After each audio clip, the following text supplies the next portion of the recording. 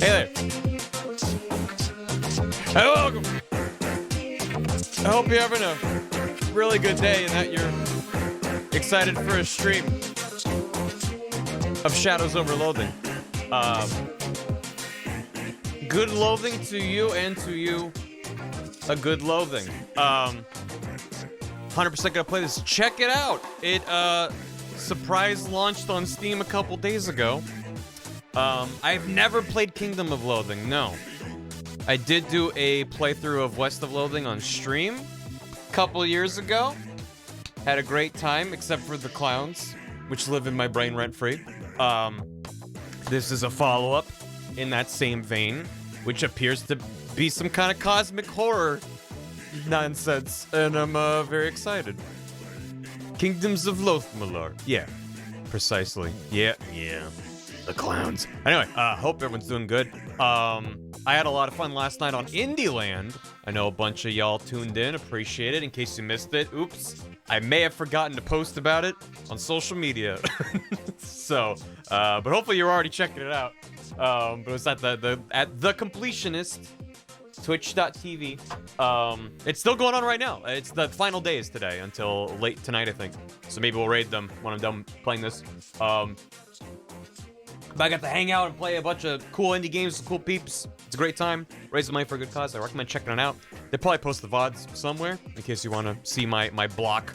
I started at playing a little gator game, which is exceptional. And I was around for Renane and Ravita.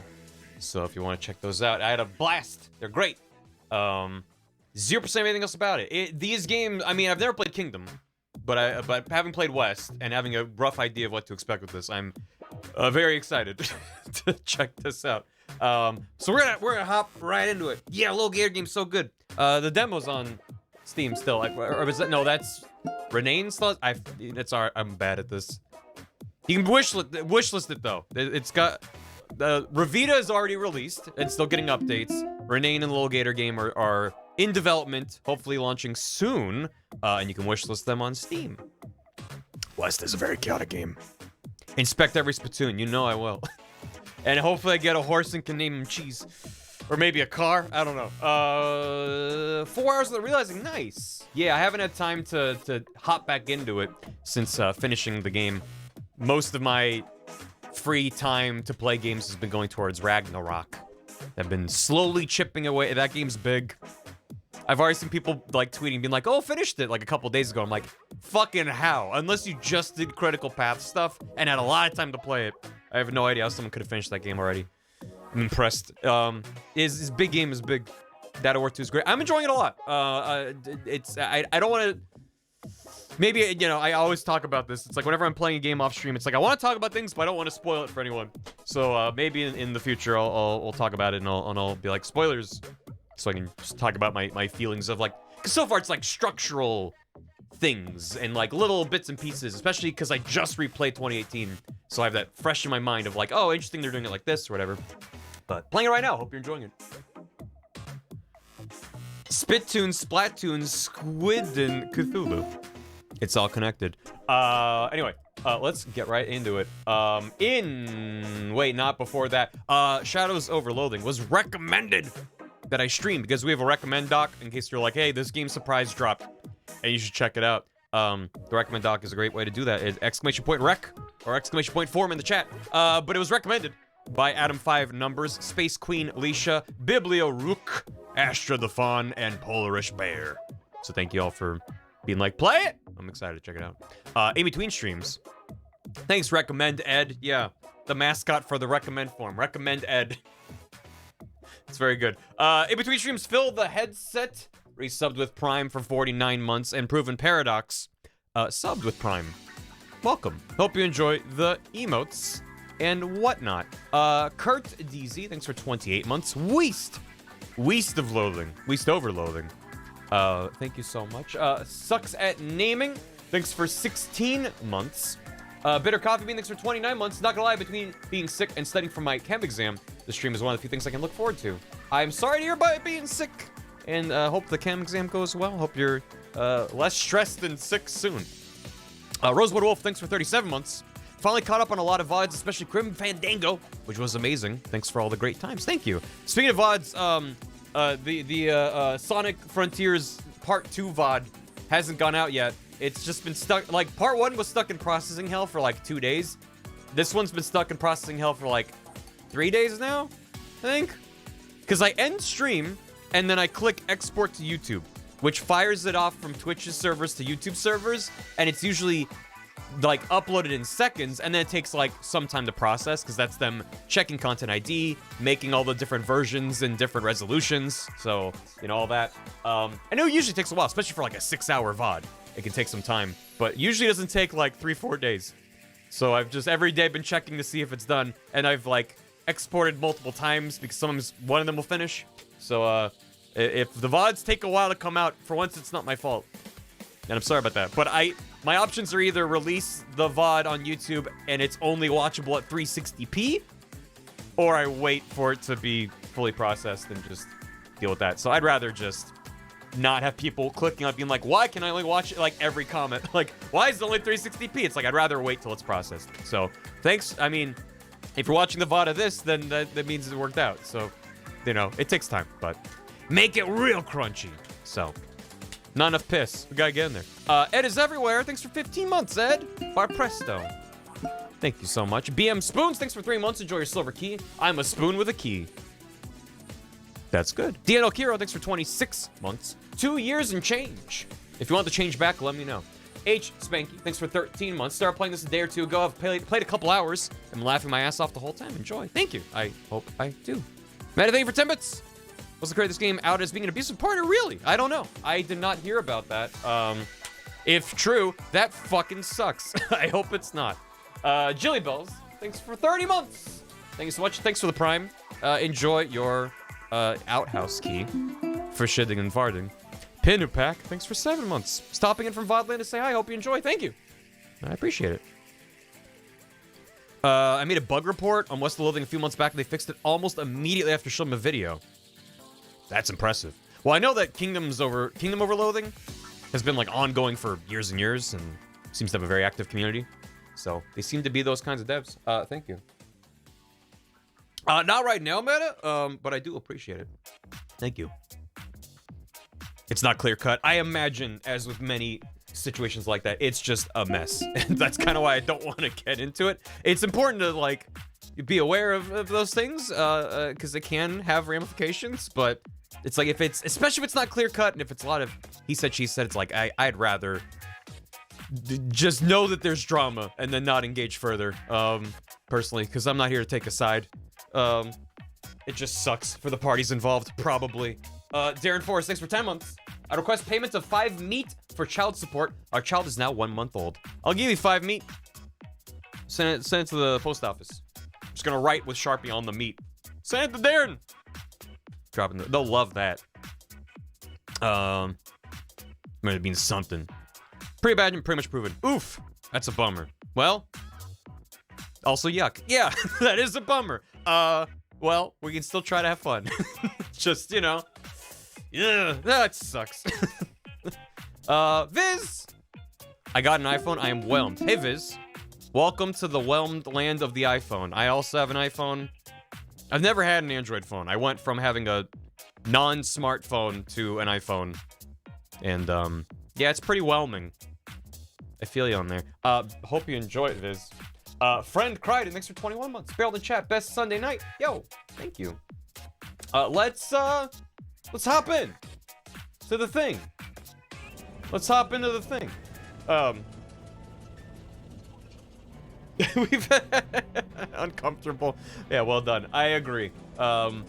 With some things, you know, whatever. I don't want to get into it. It just sucks. But, you know, let's look at smiley little stick figures and have a good time. Until the nightmare fuel and clowns dip a toe in. New Loathing game came out. It came out like 2 days ago or something. It literally seems to have surprise dropped. So I don't know. The menu cursor gets drawn over the cards as they pass by. Oh, so it does. Wow, 0 out of 10. I get it. Yeah, they must just be rendering the cursor on top of everything else. I mean, to be fair, you probably want to know what you're selecting. But anyway.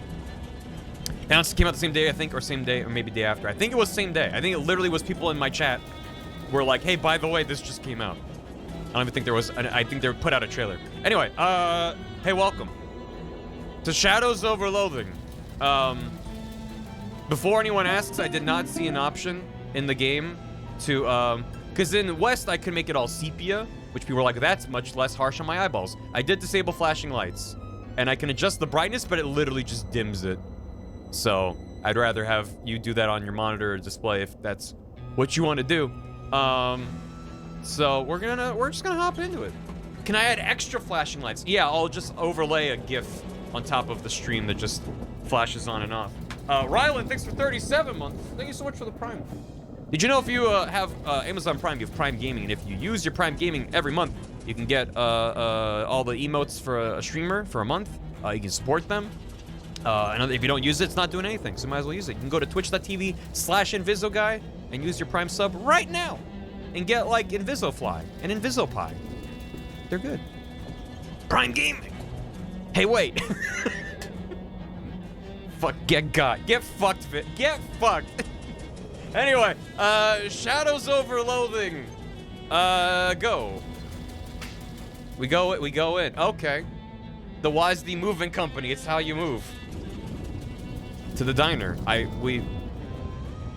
have a newspaper on my face. We're off to a good start, though.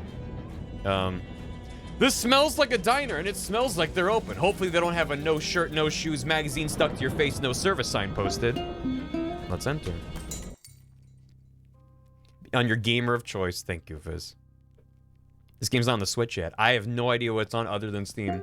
The Nightingale welcomes all travelers. Pie! Try coffee. You'll like it eventually. It's true. Kurzek! Hello! Oh! I gotta find where the raiders are. Are they over here? Oh, whoa. Hey, welcome. Oh! The Dutzek. Look at the jives. How you doing? Was Kurzek Dootin'? Yo. I feel called out. Good. Kurzek gave up on Hollow Knight and then tooted her way to victory in Trombone Champ. Let's go! Reigning Doot champion Kurzek. That's awesome. I hope you give Hollow Knight another go. That game's hard, but it's very good. Thank you for the raid. We literally just started Shadows Over Loathing, which just came out a couple days ago. And we came in out of the storm with a magazine plastered to our face. You shouldn't bother anybody till you get this magazine off your face. We have 0 meat! This sucks. None meat. Oh. You can minimize your inventory, but you have to know your current meat amount at all times. Inventory options. Yeah. We have Byron the Sparrow. When you were 4 years old, Byron flew in your bedroom window and refused to leave. He's been with you as a familiar ever since. Each round of combat increases your muscle, mysticality, and moxie by 1. I don't have a hat, or a ring, or pants, or anything. Oh. Well, we have more options here. We have HDR rendering on. Should we turn it off? Oh, that is drastically different. We should leave that on. Pacifist mode grays out dialogue options that would result in combat. Invert Y-axis, down is up and up is down. Woo! This option is haunted.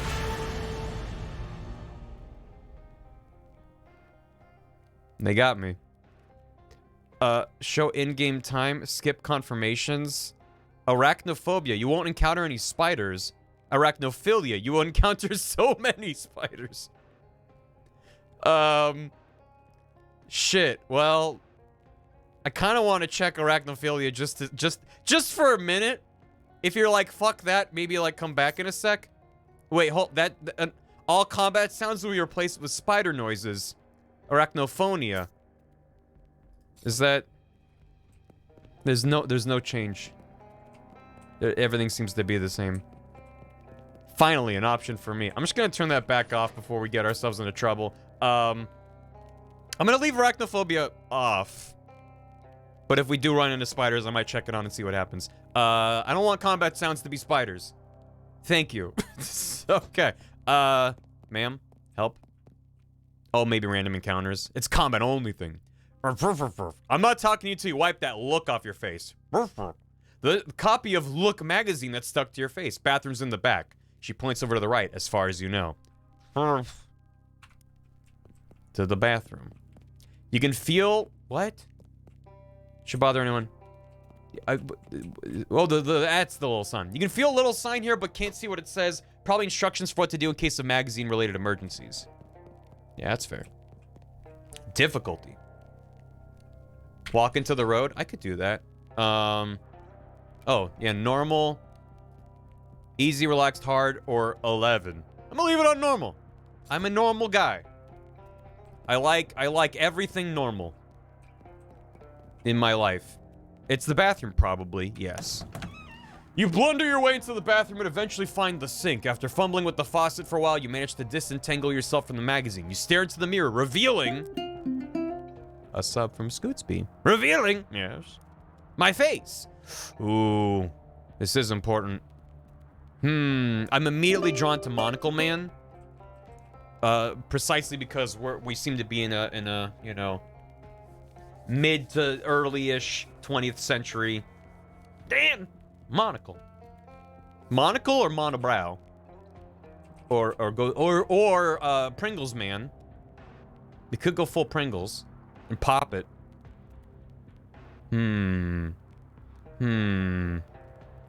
Must be the Monopoly guy. Yeah, kind of want to be. I do like Pringles Man. Yeah. Yeah, Monopoly Man feels like he would be competent. And that's not how I like to roleplay in video games. So now I'm kind of leaning towards Mustache Man, who seems oblivious to the world around him. Go full bar thunk. Yeah, we could pull it. Yeah, fuck it. Which face be me? Monocle. Mustache. And then I'll put in the default very top left corner. Default smile. Or it's more of a line mouth. Yeah, there you go. That's supposed to have in the movie Atlantis? Oh shit, yeah. Yeah. It took me a sec. Monopoly Man doesn't have a monocle. You let me live in my Mandela effect world, Killy. Don't you dare. Don't you dare. I know, but I don't like to think about it. You lie. Killy does not lie. The Monopoly Man does not have a monocle, never has. Plays Walter White. Yeah, right? We could do that. Monopoly Man, show me the man. The Monopoly Man does not have a mustache. He never did. He doesn't have one. He doesn't have a... Yeah, this is fake. This is what he actually looks like. So... It sucks. It sucks real bad. And I don't like to think about it. Where'd the game go? There it is. How's the poll doing? It's still going. While that is going off. Forte 27. Thanks for 14 months. Am I doing it right? Doing it right. Everybody will be subscribing with Amazon Prime. And then getting emotes for a month. Everybody will be dancing. Feeling alright. Even though I don't have a dancing emote. Spearmister, thanks for 15 months. Use Prime Gaming like this. Yeah, that works too. Thank you. Welcome back. Such a good jam, right? Kurzak, thanks again for the raid. Ed is everywhere. Gifted a sub to Kurzak for 6 months. Welcome back. Enjoy your golden key. Thank you, Ed. Scootsby, 46 months. That's so many months, it feels like an overworked divorcee number of months. Oh no. Dave, thanks for 100 bits. Been playing this for the past day or so far, and I'm loving it. Here's hoping you commit to finishing it on stream. Here, we'll see. And thanks for 40 months. And also the Prime. I love that panda bear. If you do it right. Looks like it's going to Mustache Man with 55% and 69 votes. 70 votes. Whoever that was, thank you, but also how dare you. Mustache Man, that's me. That's what I look like. There you are. Leave the bathroom. Boom. Yeah. I feel like I belong in this world with this mustache. I immediately know who this man is. That was you, Shiv. Wow, Shiv. Wow. A couple of young women are chatting breezily over coffee. Hey, Mac, what town is this? Poughkeepsie. Are you two traveling? Yeah, Ocean City's turned into a real sawmill, so we boosted our Jelly Beans breezer for a weekend whirl to the hot potato. Oh, Bushwa, you make it sound like we went south with it. I flew him a kite. Everything's Jake. Geez, I'm pretty sure I'm only 3 or 4 years older than you two, but I barely understand what you're saying. What are you, a canceled stamp? Go put some pepper in your shoes. Yeah, I'll try that. Ooh, they got one of these new meat-operated multi-selection phonographs, or jukeboxes as the kids call them. Neat. There's something in the coin return. You gain 1 meat. Nice. We're on our way. A couple of older folks are having an animated discussion. Well, one of them is. Herford, the way these young women act these days with their short hair and their sassy talk and their dresses that don't even cover their ankles? It's scandalous. And those dances they do, flailing around like I don't know what. I'd have thought Prohibition would have put the kibosh on that sort of tomfoolery, but no, sir. Can't imagine dancing a waltz to the music they're playing nowadays, though. And that's the problem right there. This newfangled jazz music with all the drums and clarinets and such. What kind of word is that anyway? Jazz. I think our cups got switched. You're supposed to be drinking decaf. Good day, sir. How much did I play West of Loathing? I played the whole game on stream. The sign says meat only, no credit. Damn. Good thing I got a meat. This case contains 3 pies, which is exactly 3 pies more than you can afford. Damn. Oh, wait. That looks much better. I'm Ethel. Ethel? I'm Clinton, I'm Irving, I'm Alvin. Enter a different first name. Him, horse, him, Nate. I can't. No, I don't want to go with Barrel. I don't know about Barrel. Blargus. Barnabas. Barrington. Barrington's got something. Those are different name options. That's kind of cool. Barragus Bingus. Bingus? Barngus? Bubbus? Bargus? What Barngus? Bingus bogus?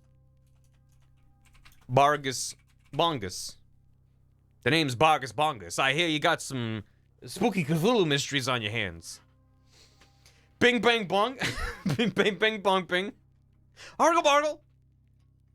Bargus bongus is good? How do you feel about Bargus bongus? 2 first names? Yeah. Listen. You choose your last name after. First name Bargus, last name Bongus? Or Borgus? Borgle? Bingus bongus. Bingus bongus.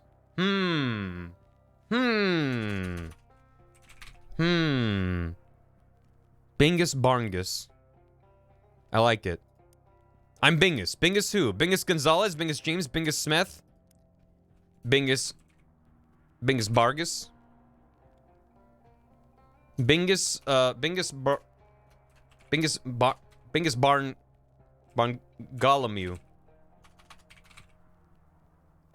Bingus Barngus? Bingus Bargus. I like Bingus Bargus. Or Bargus or Barngus? With an N. Bingus Bargus. Bingus Barngus. With an N. Yeah, Barngus. Or Bingus Bungus. Bingus McBongus. Bingus Barngus. It's done. Pleased to meet you, Bingus Barngus. What can I get you? Can I get a cup of coffee? You sure can. Best cup of coffee in the state, if I may say so myself. That'll be 1 meat. To go, please. Ethel pours you a steaming hot cup of fresh black Java. I got diner coffee. Spending me. Anything else, hun? Does the bus to Ocean City pick up, yeah? Sure does. Should be here any minute. Good thing, too. I hear we're in for rain tonight. What takes you to Ocean City? My uncle lives there. I got a letter from him. He wants me to help him with something. That's a reason, hun, but it's somebody else's reason. What's your reason? Ethel locks eyes with you. I just really want to help. I got in some trouble back home. I'm searching for something, seeking my fortune. Mind your own business, Ethel. I got in some trouble back home. Really? You look like such a sweetheart. What'd you do? I beat up a phone booth. I shot a parking meter. I started a fire in a mailbox. I was mistaken. There was no trouble. Beat up a phone booth. I got a perk checkered past. And the police are actually bothering to come after you for that? No, I'm just embarrassed about it. Aw. Smile sheepishly and walk away. Yeah. C for character sheet. Yeah, I got a strong back, quick wit, fashion sense, and good eyesight. None of these things are me. IRL. Basic humanity and checkered past. +1 to melee weapon attacks. Look out, phone booths. Here comes Bingus Barngus. Basic humanity. You are a minimum viable person. God damn. You occupy space and are capable of moving through it and perceiving things. Holy shit. It's like my horoscope. How did they know? That's the wrong... They do sure have tab and shift tab as next and previous. But shift tab opens the Steam overlay by default, which doesn't show up on stream, but not a lot of games use that as a shortcut. I could just tab. It's fine. Okay. Get rid of that. You there. This man is concentrating very hard on his coffee. Hey there, is there something particularly interesting about that coffee? It's my first one. Of the day? No. It's my first coffee ever. What do you think? I think it's a bad beverage. It's bitter and it makes my stomach hurt. Well, it's not for everybody, I suppose. Yeah, I think I'll have another one after this, though, and then maybe every morning for the rest of my life. Well, enjoy. It said the bus will be here any minute. Go ahead and wait for it. Nice. Do it, Jaeger Mage. Hope you enjoy.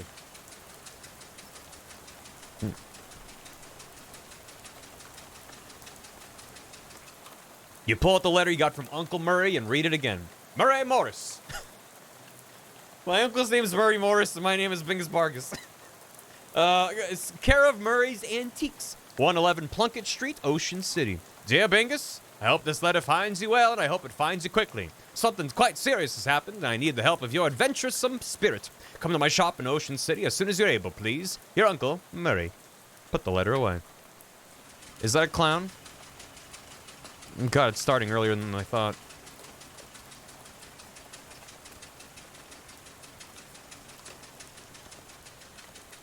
Boy, sure are a lot of woods out here in the middle of the woods. You're just about to go mad from the monotony of this ride when the bus suddenly judders to a stop. You look out of the window expecting to see the sights and sounds of Ocean City, but instead you see an endless expanse of extremely wet trees. Yeah. W. Willis and Co. bus lines take a joyride.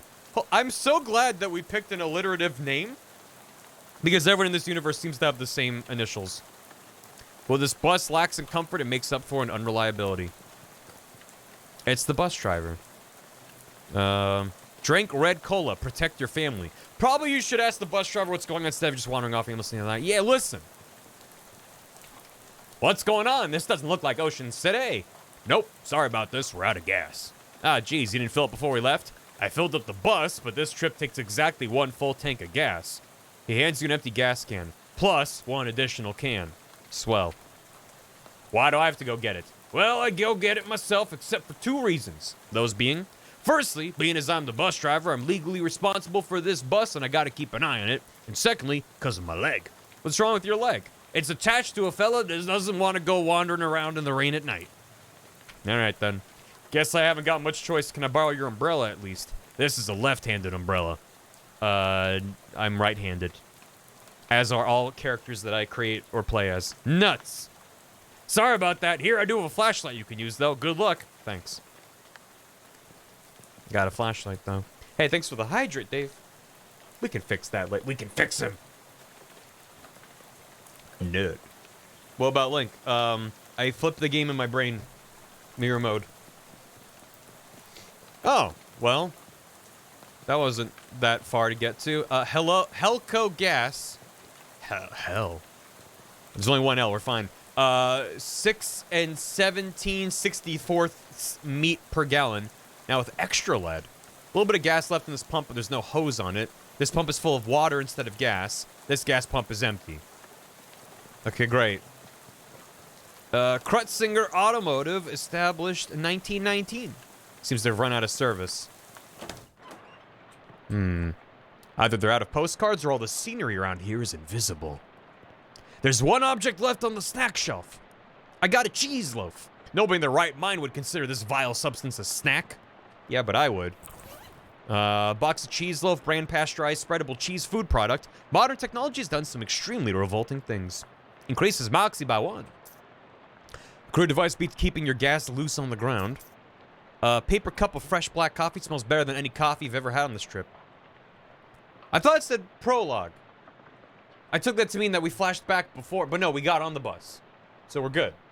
Never mind. I was like, how do I have the diner coffee? That hasn't happened yet. I confused myself. Everything you own is in this trunk, including your portable carpet steamer. Unpack. You shouldn't unpack your bag at a dirty gas station. Okay. Fair enough. It's weird the cash register is pointed towards the front of the store. I got 7 meat. Some loose change. Spark plugs. Use them. An old baseball bat leaning against the wall. Grab it. I got a bat. Empty oil cans. A whole pyramid of them. The sign says employees only. Are you an employee? No. Since this place is out of business, it probably wouldn't hurt anything for you to go back there, I guess. Thank you. The game appreciated my honesty. Forsaken Sunday. Welcome back. A desk presumably optimized for doing gasoline-related business. 4 of the drawers contain nothing but old receipts and pencil stubs. The 5th one is locked. If a broken radio can still be considered nice, this is a pretty nice radio. Nice. No. It's against... Stop. You have violated the law. Would you like to unpack your bag? Yes, please. Game. No. Is stupid walking in the options menu? Not that I've seen. That is a bummer. This shelf smells like axle grease and old paint, probably because that's what's on it. This shelf is laden with miscellaneous electrical widgets and doodads. You don't have any use for any of them, though. The shelf is full of old personnel files. Each object to examine on this shelf is dirtier, more boring than the one you looked at before. Huh. There's another door here. The garage. Some kind of weird machine. I don't have enough mysticality to figure it out. This is control for the car lift thing. Stand clear of lift before operating. Steve? You really want to know the story behind this sign. It's a big tool chest, but all the good tools have already been stolen. A fuse box. As advertised, this is a box containing one fuse. However, the fuse is broken, which is probably not intended. You should keep an eye out for a replacement. Must be one around here somewhere, right? That old flivver looks promising as a source of gas, but you can't reach it while it's up on the lift. Hit the button. Nothing happens. Must not have power. Nah. Anybody got any fuses? I got bad vibes on Steve. I don't know. Oh, wait. Huh? Look for a fuse. You dig through the boxes and find a single unblown fuse. Nice. Slap that in a fuse box. Replace it. Done. You did what you needed to do here. There's no sense in subjecting yourself to further electrocution risk. Fair enough. Yeah. Yeah. Oh, yeah. The car's missing its gas tank, but there is a big glass of gasoline in the cup holder. Pour it into your can. I got 1/3 of a full gas can. Now where am I?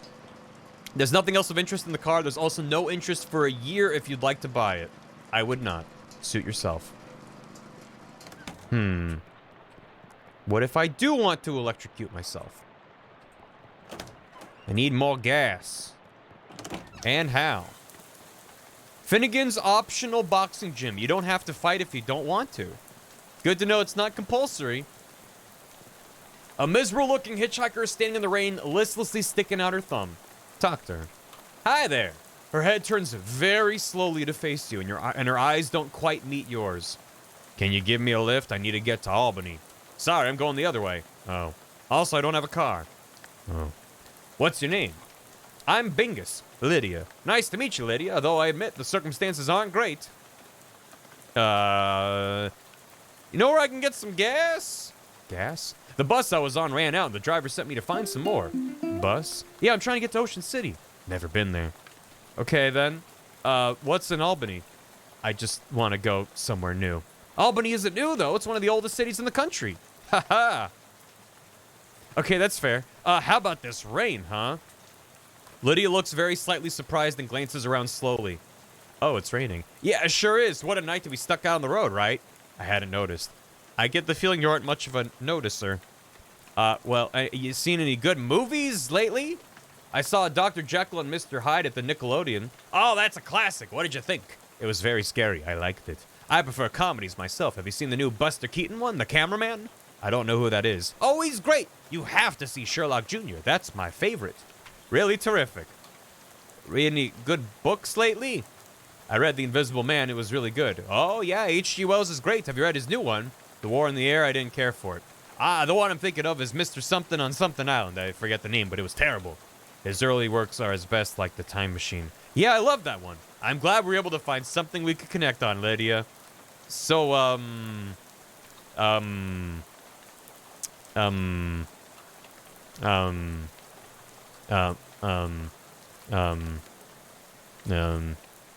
okay, bye. This field is extremely corny. Hey, I ain't want to be unfriendly, but this is a private residence that y'all just barged into. Oh, geez, sorry. Everything's so desolate outside, I guess I just assumed this place was abandoned. Well, come morning, you'll be right, so you might as well get in out of the rain for a spell. Wait, this place is going to be abandoned in the morning? Thanks. My name's Bingus Barngus. Howdy, Bingus. I'm Elias. Elias Chekhov. Make yourself at home. He does have a gun. Chekhov does have a gun. Bears. These boxes are labeled bears. Are these boxes really full of bears? Nah, those boxes are all canned pears. I had a little fun writing the labels is all. You want a can? I got one left that didn't fit. I got Bibson's extra sweet pears. Gee, thanks. What about this? Gears. What's with these boxes of gears? My daughter Simone left these behind when she went off to school. Figured I should keep them for her. That makes sense. These boxes are labeled tears. Tears or tears? Don't be ridiculous. You can't put neither one of them in boxes. That don't make any kind of sense. He's looking around and mumbling to himself as he checks off his mental to-do list. So, you're moving out? Yep. Finished packing, so now I'm just waiting for the movers to come and take the last load of stuff. Yeah, movers coming in the middle of the night? Nah, in the morning. But I went and packed my teddy bear and forgot which box he's in. Can't sleep. I see. Why are you leaving? Well, my daughter went off to college, so there's nothing keeping me here. I never particularly cared for farming anyhow. Just kind of fell into it, you know? So I reckon I'd take the opportunity to retire and travel a bit. See what kind of trouble I can get up to, hit. Nice. So what's your story? What are you doing on a night like this? I got a letter. From my Uncle Murray. It sounded urgent, so I hopped a bus to Ocean City. I ain't sure how to tell you this, but you got a ways to go yet. Yeah, the bus ran out of gas, so the driver sent me to scavenge for some more. I gotcha. Well, I think there's an old gas can in the barn out back. You're welcome to it. Hey, thanks. I gotta warn you, though. You have to fight my daughter for it. What? Well, technically, I should say my daughter's monster. What? It's a thing my daughter Simone built. What? See, my kid's a real technical whiz. She built an autonomous robo-traption to help with plowing and harvesting and the like. Worked real nice, too. Wow. Problem is, after she left, it blew the what's-it tube and got violent. Pretty good with machinery when it comes to these newfangled electrics. I might as well be a dog trying to read Play-Doh, so I locked it in the barn. I see. You're welcome to try your hand against it if you've a mind to, but please be careful. It's got a lot of sharp bits on it. Here's the key. I got Chekhov's barn key. Hey, thanks. There's a weird device on top of this box.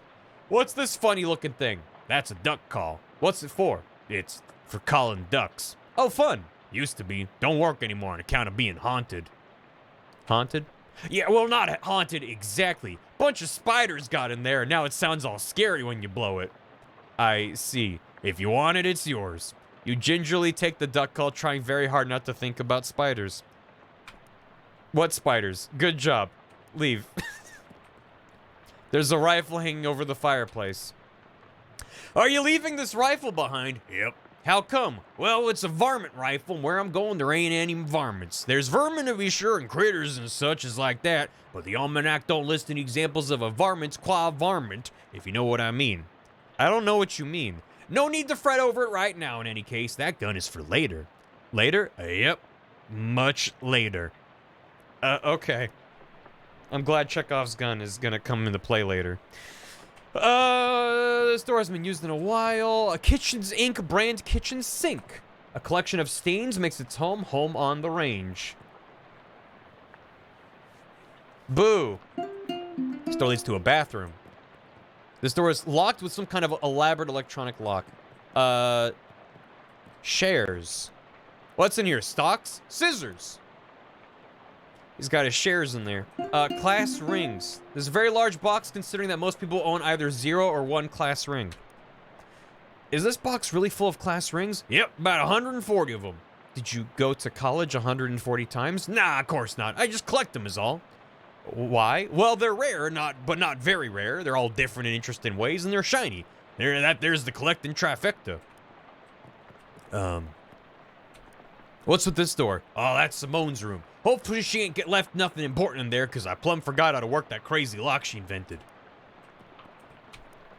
Can I use your bathroom? Sure, how'd you know that door's the bathroom, though? I've always had a knack for knowing which doors lead to bathrooms, is all. Well, good for you, I guess.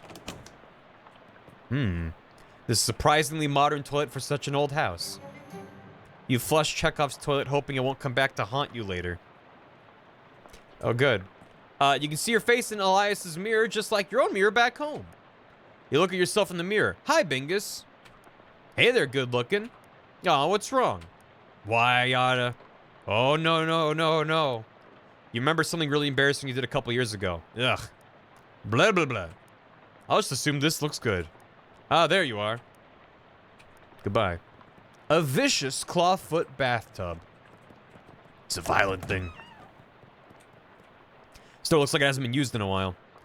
Where's it lead? Spare bedroom. Ain't been used in forever. I don't even bother opening the door since that dust devil got in there. Feel free to help yourself, though I doubt you'll find much use. A dust devil? Yeah, those critters are a real nuisance around here. They're attracted to beds they ain't been cleaned under properly, and since I lost my broom back in 26, it's been a real, what'd someone call it? A nutrient-rich environment. Ornery little beasts, real territorial. I'll be careful. A tasteful arrangement of dried fronds. A shelf full of pulp westerns. Betrayal at Six Gun Arroyo. Gunfight at Owl Mine. The ambush at Horse Thief Trail. Fist fight at Six Gun Mountain. This looks like it's worth a read. The Handgun's Tale. Huh? Unlike most old westerns, this one's written from the perspective of a gun. Unlocks advanced trick shooting techniques. Story's pretty boring, but it contains some very technically complex descriptions of advanced shooting techniques. Put it away for now. I need to upgrade my mysticality. Dusty old nightstand. 10 meat in there! Should we fight the Dust Devil? There's a loose floorboard here.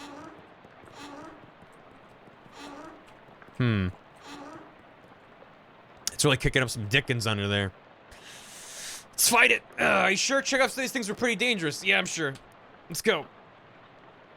Oh, I've been stabbed. Oh, I'm bleeding. Oh, boy. Oh, wow. Hey. How you doing? Byron the Sparrow wakes up. He's got 10 HP. He hits me for 4 hot damage. Hot damage? That just seems to be damage. Hit the Dust Devil with a baseball bat for 2 damage. Decrease their muscle, mysticality, and moxie. Use the once per fight. Throw a rock. 2 physical damage. Surrender. Play the duck call. -1 to all stats. And bop him. You bow. And I've been stabbed again. I seem to be dying. And I'm dead. Hold on. Byron flew away. He should have listened to Chekhov. Yeah. I still have Byron, right? Yeah, he's fine. He's okay. Well, that went great. There's nothing on the clothesline except a pair of socks and an old gun. You take the gun and leave the socks. They don't look safe. Socks just keep getting wetter. That scarecrow's a bit more intimidating than usual. The crows around here must be real aggressive.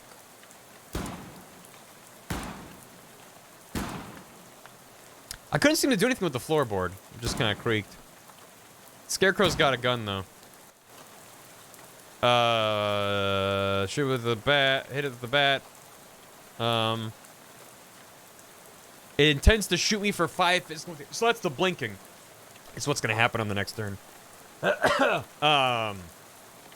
Haunting Quack. -1 to stats, and then bop him. Yeah, bam. Oh, yeah. Oh, he's real goopy. Ow. Okay. Throw the Scarecrow. You just go the cost and action point is not end your turn. Throw him a rock at him. Hot, cold, stink, spooky, and sleaze. The 5 elements. And then hit him. Yeah, I got him. Now it's just a regular Scarecrow with a gun. Excellent. We did it. This thing's crow-menacing days are over. It's an old tractor. There's an old rag shoved in where the gas cap used to be. You pull the rag out and sniff the tank. Smells like there's a little gas left in there. Nice. We got 2/3 a full can of gas. The tractor's the right most interesting thing in this part of the county. Fair. Oh, bless me. All right, let's fight this automaton. What's in the barn, right? You have to be impenetrably dense to wander into these woods. That's me. The barn doors are locked. You heave the doors open and leave the key in the lock in case Elias wants to lock up again later. Go on in. This is a nice barrel, but it'd be nicer if it had anything in it. You'd have a recurring nightmare about searching for something in one of these. Based on the arrangement of objects around it, you conclude that this is a machine for turning hay bales into loose hay. Oh god, a baleful pile of hay.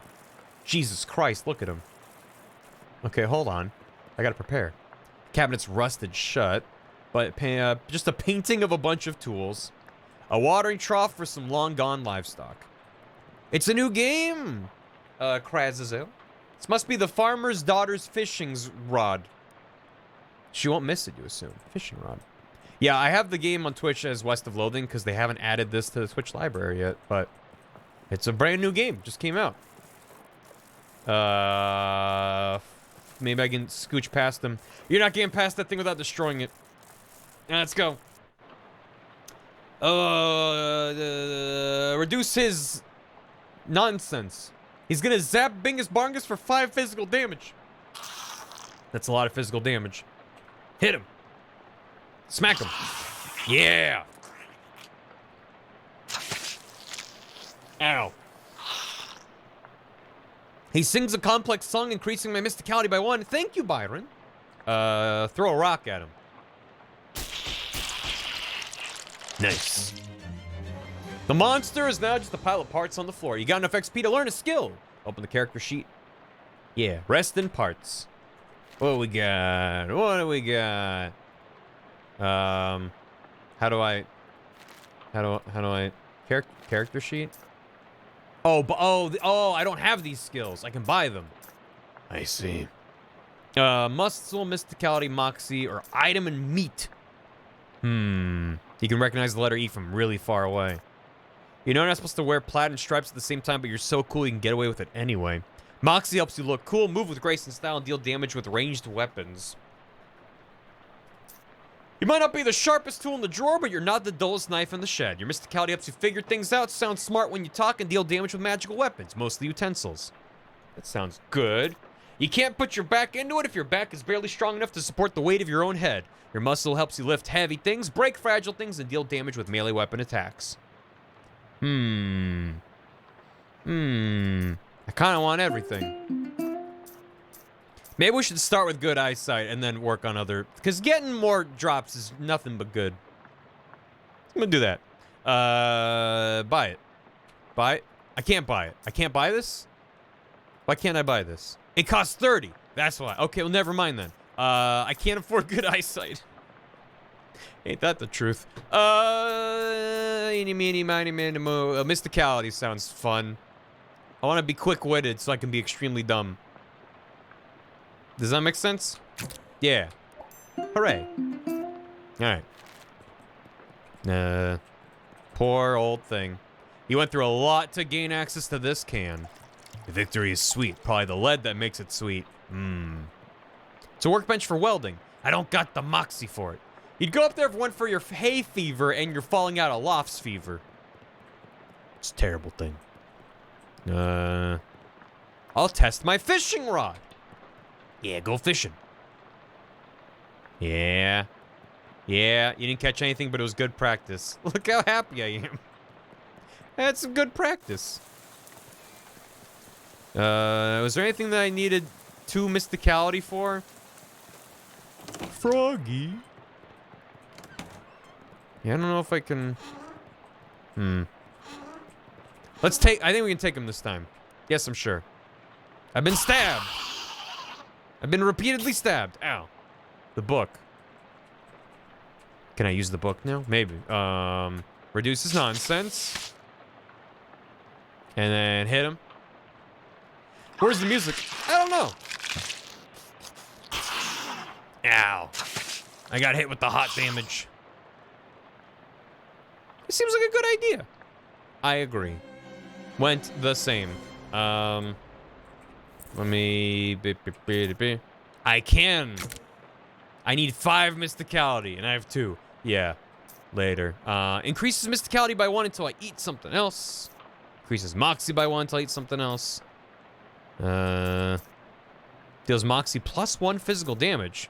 Muscle plus 1 physical damage. This doesn't matter right now. But later it might. Alright. What can I do for you? I had to beat up your scarecrow, sorry. Well, I was leaving it behind anyhow, but why'd you go and do a thing like that for? It shot at me with a gun. Oh, alright, yeah, that's perfectly reasonable then. I'll take care, Elias.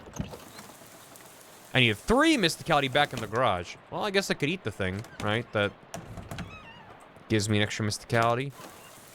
What was it? That needs 3 muscle.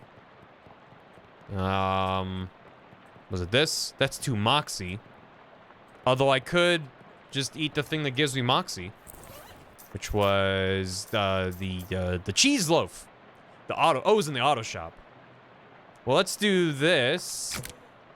Cursed by an absence of crackers, you eat the cheese loaf with your bare hands. In the end, you are unclean both inside and out. I gain improved loathing. Blar. Search it. Mostly tools you don't understand, but you do find some gloves. I got welding gloves. They're equipped. Plus 1 hot armor. Pair of thick gloves designed to protect your hands from errant sparks caused by your negligence and lack of welding skills. Sweet. No crackers. Nope. Bye, Elias. This turtle's stuck on its back. Why aren't you helping it? I am helping it. There you go, buddy. That's gonna come into play much later.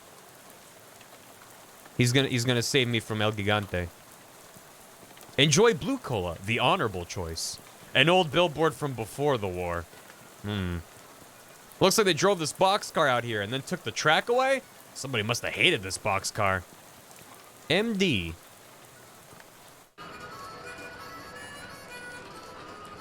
An open fire in an enclosed space. Classic. There's something in here.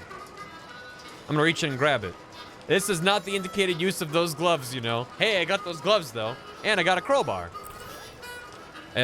Deals muscle and physical damage. Which is then the same as the bat I have. This is a tool for prying things open, like the door to a saloon for ravens, or a crate containing a tiny tavern for magpies, or the boarded up window of a speakeasy for jackdaws. You get it.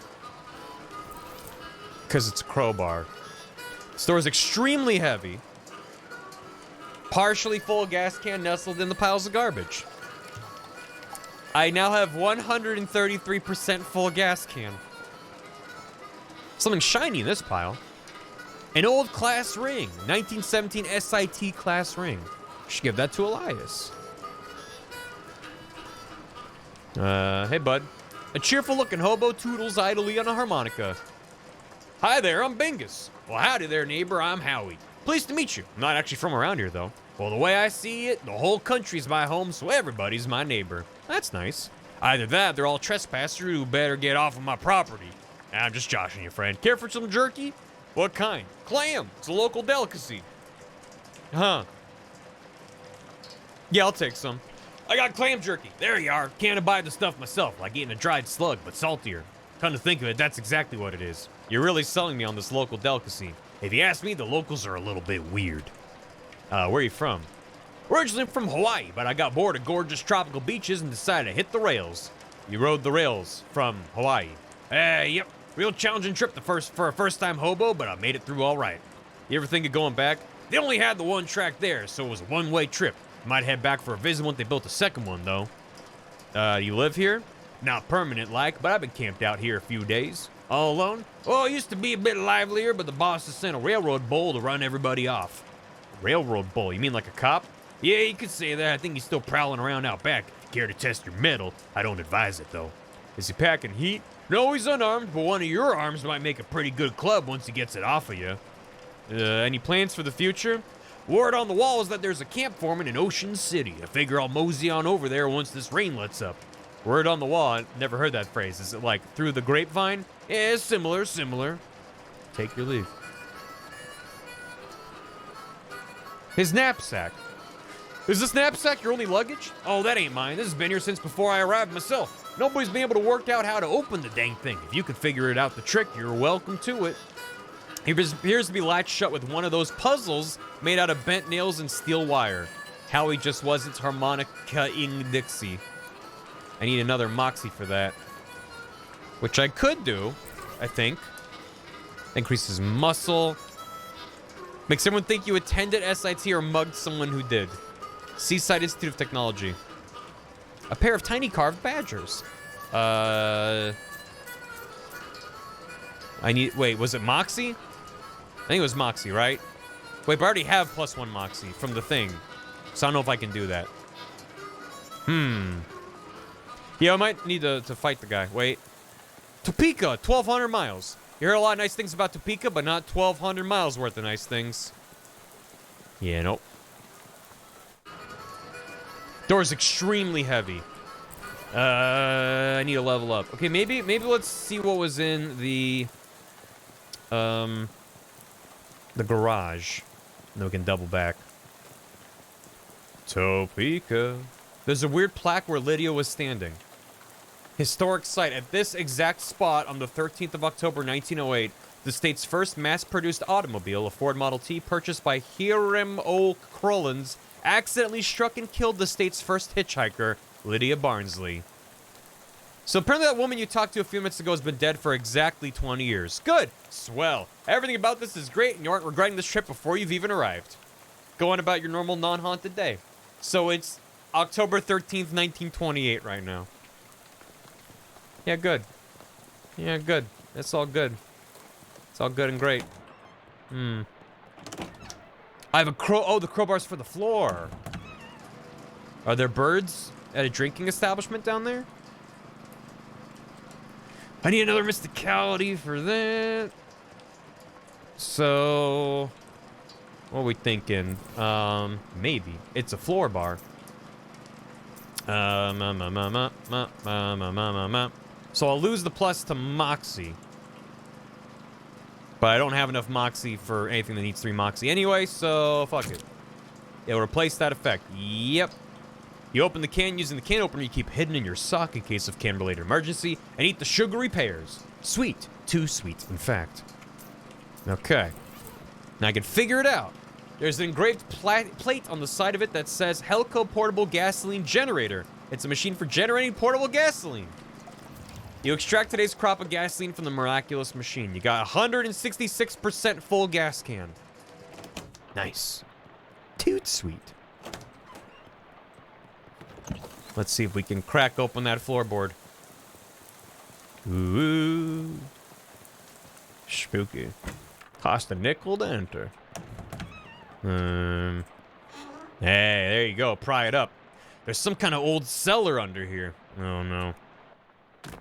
Oh, we found some spiders. They're dancing. Okay, now what happens if I turn on arachnophobia? I guess they're not spiders. A barrel of decades-old bacon grease. Very nasty. Dip your baseball bat in it. You thoroughly grease up the baseball bat. Now every ball you hit with it will be foul. It deals sleaze damage now. All these jars of food are revolting, but on the bright side, all but 3 of them are broken. Are you sure? They're really gross. Yes, I'm sure. It's your funeral if you eat them, I mean. Jar of gross old vegetables. You don't know what went into this jar, but you know that the only thing that's ever going to come out of it is a congealed mass of foul goo. Foul goo. Reduce an enemy's muscle mysticality moxie by 3 when you chuck it at them. That's pretty strong. I'm not gonna drink it. You could probably make a crude ladder out of these bits of wood. There we go. Rickety and unsafe, just the way you like it. Oh, the spiders are mushroom men now. You can't tell if these mushrooms are fighting or flirting. But then if I turn this back, is that now they're spiders again. You can't tell if these spiders are fighting or flirting. I kind of like them being cute. Like this just seems to be an improvement.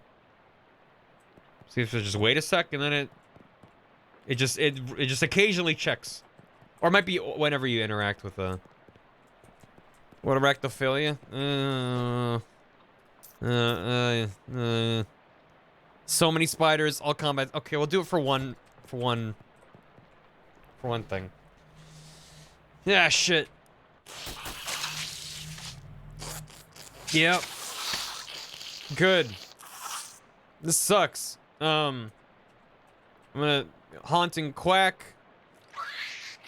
-1 the stats and bop them. You bam. Ugh.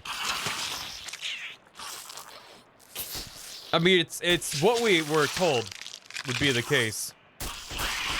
It doesn't work in the prologue, but the sounds are working. Arachnophonia. Hey, I died. Yeah, apparently somewhere south of 2 spiders worth of fighting you. Yeah, okay. Let's turn that off. Now I want to fight the mushroom men. Show me the mushroom men. They still make spider noises. So that's your indication that they were meant to be spiders. That is a lot of poison.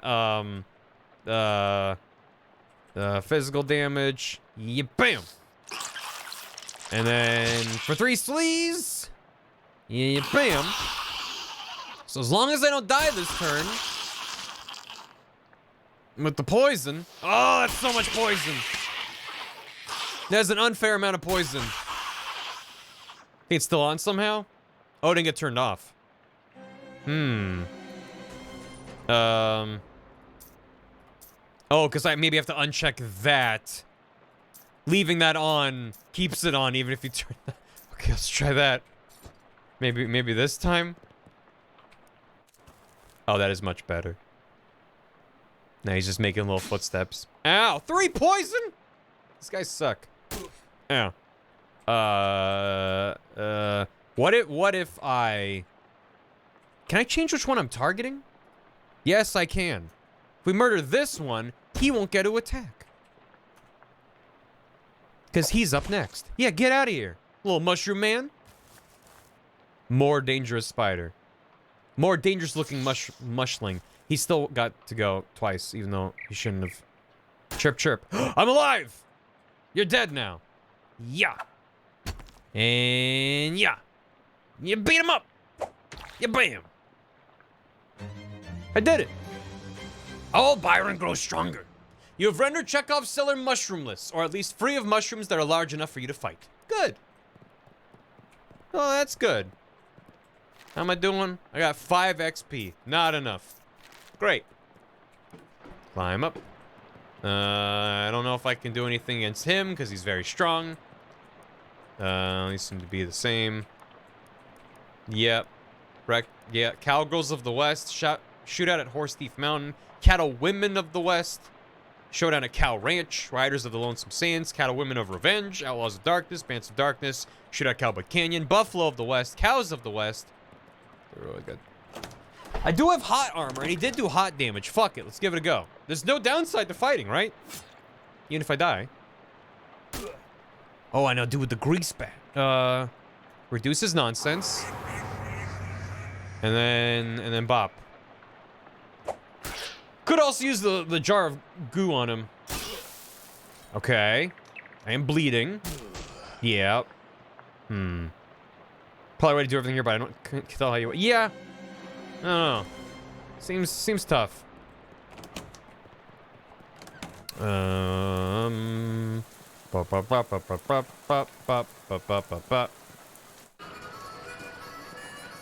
need 2 muscle. And, oh wait, I wanted to see if I could give the ring to Elias. Yeah, polar bears, thank you. Hey, Elias. I found this old class ring. Hey, a 17 SIT ring. I've got one of these in faux emerald, but not a faux sapphire one like this. These are the ones that they gave to the junior varsity pig skinners. Had a little enchantment on them so the kids wouldn't get quite so many concussions. Probably worn off by now. Is it worth anything? Nah, not to a jeweler or a pawnbroker or anything like that. 8-karat gold and the stone's made of glass. Collector'd give you 30 meat for it. Such as myself, if you're interested in selling it. You can just have it. Well, thank you. That's right, generous. He admires it a bit more and slips into the pocket of his overalls. Don't mention it. We did it good. I don't need the meat. We're in the prologue. You gotta do things in a specific order. That's kind of what it seems like. So do I have a thing that have more muscle? Let's drink the coffee. Good grief, this coffee smells good. You can't bring yourself to drink it because you might really need some coffee later. Never mind. Hot armor. Increase muscle by 1. Clam jerky time. Yeah. You gnaw on the jerky till the gnawing is done. The swallowing, too. Door is extremely heavy. We did it. Oh. He sure is a bull. Somebody's placed a sheet of filthy linoleum on the ground here in an effort to lend legitimacy to this outdoor kitchen. The stew in this pot is beyond help, but you could probably salvage the ladle. This isn't a ladle, it's a spatula. No wonder the stew's so messed up. I got a grimy spatula. Deals mysticality plus 2 physical damage. It's not too bad. They'll just do more damage than my muscle. Well, yeah, because they'll do 4. Give me that spatula. It's one of these newfangled indoor-outdoor refrigerators. Somebody left a perfectly good mason jar full of gasoline in here. I now have a 200% full gas can. You were hoping for an outdoor dining room, but there's just woods in that direction. There's a carving on the trunk of this tree. It says, how he loves playing the harmonica. Aww. He loves it. It's that railroad bull Howie told you about, although railroad minotaur would probably be more accurate. Let's take him by the horns. Halt, trespasser. He's gonna do 3 physical damage. Not unless I can slow him down. Yeah. Hit him for 3. Oh, he's gonna gore me for 4 damage. Yowza. Hit him for 3. Yeah. With the spatula. Whenever you see an icon buff in a text box. Gotcha. Him with the rock. And then him with the spatula. Yeah. I telekinetically swatted him with the spatula. You beat the Minotaur. 1911 Ford milk crate for wheels. That model never really seemed to take off. Oh, it has a gas can on it. I have a 233% full gas can. One thing in that direction is trees, and they're not interesting trees. I can upgrade now. Upgrade what? Oh, I have 15. Do I want muscle or moxie? If I did things in a different order, I could have gotten the moxie that I needed for a thing. Right? It has a very full gas can. Or should I get some muscle? I think I should go for the moxie. Oh, I am slightly clammier. Save it up. Wait, well, yeah, honestly, that does kind of make sense to wait till I need to use it. Howdy, Howie. Well, I dealt with that railroad bull for you. You did? Well, now that's a real service to the hobo community. I ain't got anything to offer you as a reward, but I surely won't forget this. No problem, Howie. Take your leave. See you later. Oh, wait, I need Moxie for that. And I only have the 1 Moxie. Yeah.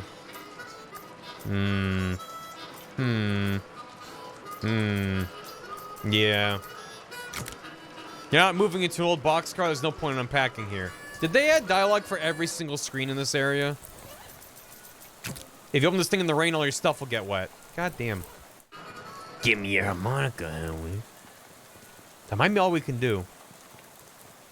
So I think I might get back to the bus.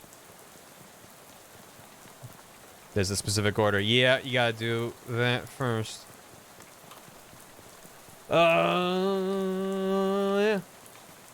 Oh, the turtle. This turtle seems to be heading to Ocean City too. At this rate, it might beat you there. What do I want to name the turtle? Cheese. Him turtle, him named Cheese.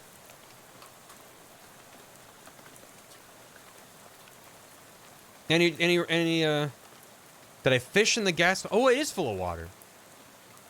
Turt Cobain. Him turtle, him named Cheese. Cheese the turtle. A turtle's like a slow bandage. Each round of combat, Cheese heals a random wounded ally by his mysticality. Oh. Increase your muscle mysticality moxie. I'm gonna equip Cheese. I want him to hang out with me. Pump is full of water instead of gas. Can I fish in it? I sure can. Thank you. You should have known there weren't any fish in there. You can see the entire thing from here. Well, great. I'm so glad I took the time to go fishing. He's more than a bandage. He's my friend. You wouldn't make a dog walk 6 miles in this rain no matter how bad it wanted to. Ocean City, 6 miles. It's the bus driver. Any luck with the gas? You showed the driver your gas can. His gas can. Well, this can actually doesn't usually hold that much gas. Not sure how you did that. Whatever. You ready to hit the road? Let's get out of here. With that, we're on our way. All aboard. You climb back on the bus and return to your seat, and soon you're dozing off to the sound of rain spattering on the window beside you. Unfortunately, it's barely an approximation of sleep. The sort of sleep that you slip into so gradually you don't even know you're asleep until something wakes you up. Plunkett Street! And you realize that your meandering thoughts of the past few minutes have been utterly strange, shadowy tendrils of whispering ideas. Hey kid, this is your stop, right? That are now totally forgotten. Yeah. What? All ashore what's going ashore. Thanks for traveling Willis Busco. Goodbye. Ooh. Murray's Antiques and Eye Emojis. Cola Wars Surplus. The Army Surplus store is closed for the night. They had Cola Wars. I get it now. Sale, going out of business. Going seems inaccurate. Keep out. Probably nothing you want here anyway. This hobo seems wholly unperturbed by the rain. Nice weather we're having? He smiles and looks up and lets the rain splash on his face for a while. Suits me just fine, I guess. A wise man once said the rain falls on poor men and rich men alike. Was that before umbrellas were invented, or... My name's Gus, by the way. Hi, I'm Bingus. Pleased to meet you, Bingus. Say you wouldn't have a couple of meat to spare, would you? Yeah, I got some meat. Thank you very much, Bingus. Old Gus won't forget your kindness, you bet. Take her easy, Gus. I flip him some meat. Nothing in that direction except the road you arrived on, and walking all the way back there probably isn't a good use of your time right now. Here. Got some meat right here for you. It's a bus stop. Ba-da-da. It's a trash can full of trash. You find a discarded bottle of cologne. This bottle of cologne was inexpensive to begin with, and throwing it away didn't make it any more valuable. Increases stench armor by 1 till you use another potion. No, the door says please for lease. I think the store sells broken glass and drafts. Condemned. This building looks perfectly solid. Maybe it's just the people renting it that were condemned. The trash's reach has exceeded its can's grasp. Given the current conditions, dark and stormy, you probably shouldn't wander into any alleys. Some ne'er-do-wells deliberately vandalized this streetlight. Ocean City, watchful eye. The door of the newspaper office is locked and the windows are boarded up. Looks like print really is dead. You'd thought it had at least 7 or 8 more decades left. Secure Burris, building and loan. It's late, the bank is closed. They got 3 dogs on the handle.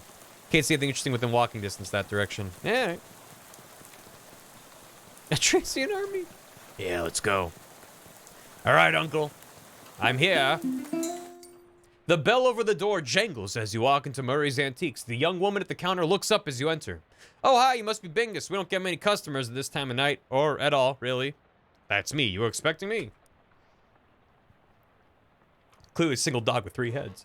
Yeah, Murray didn't say much about you, but he gave me that letter to mail. My name's Jessica. Oh, geez, you're soaking wet. Come on in and I'll get you a towel.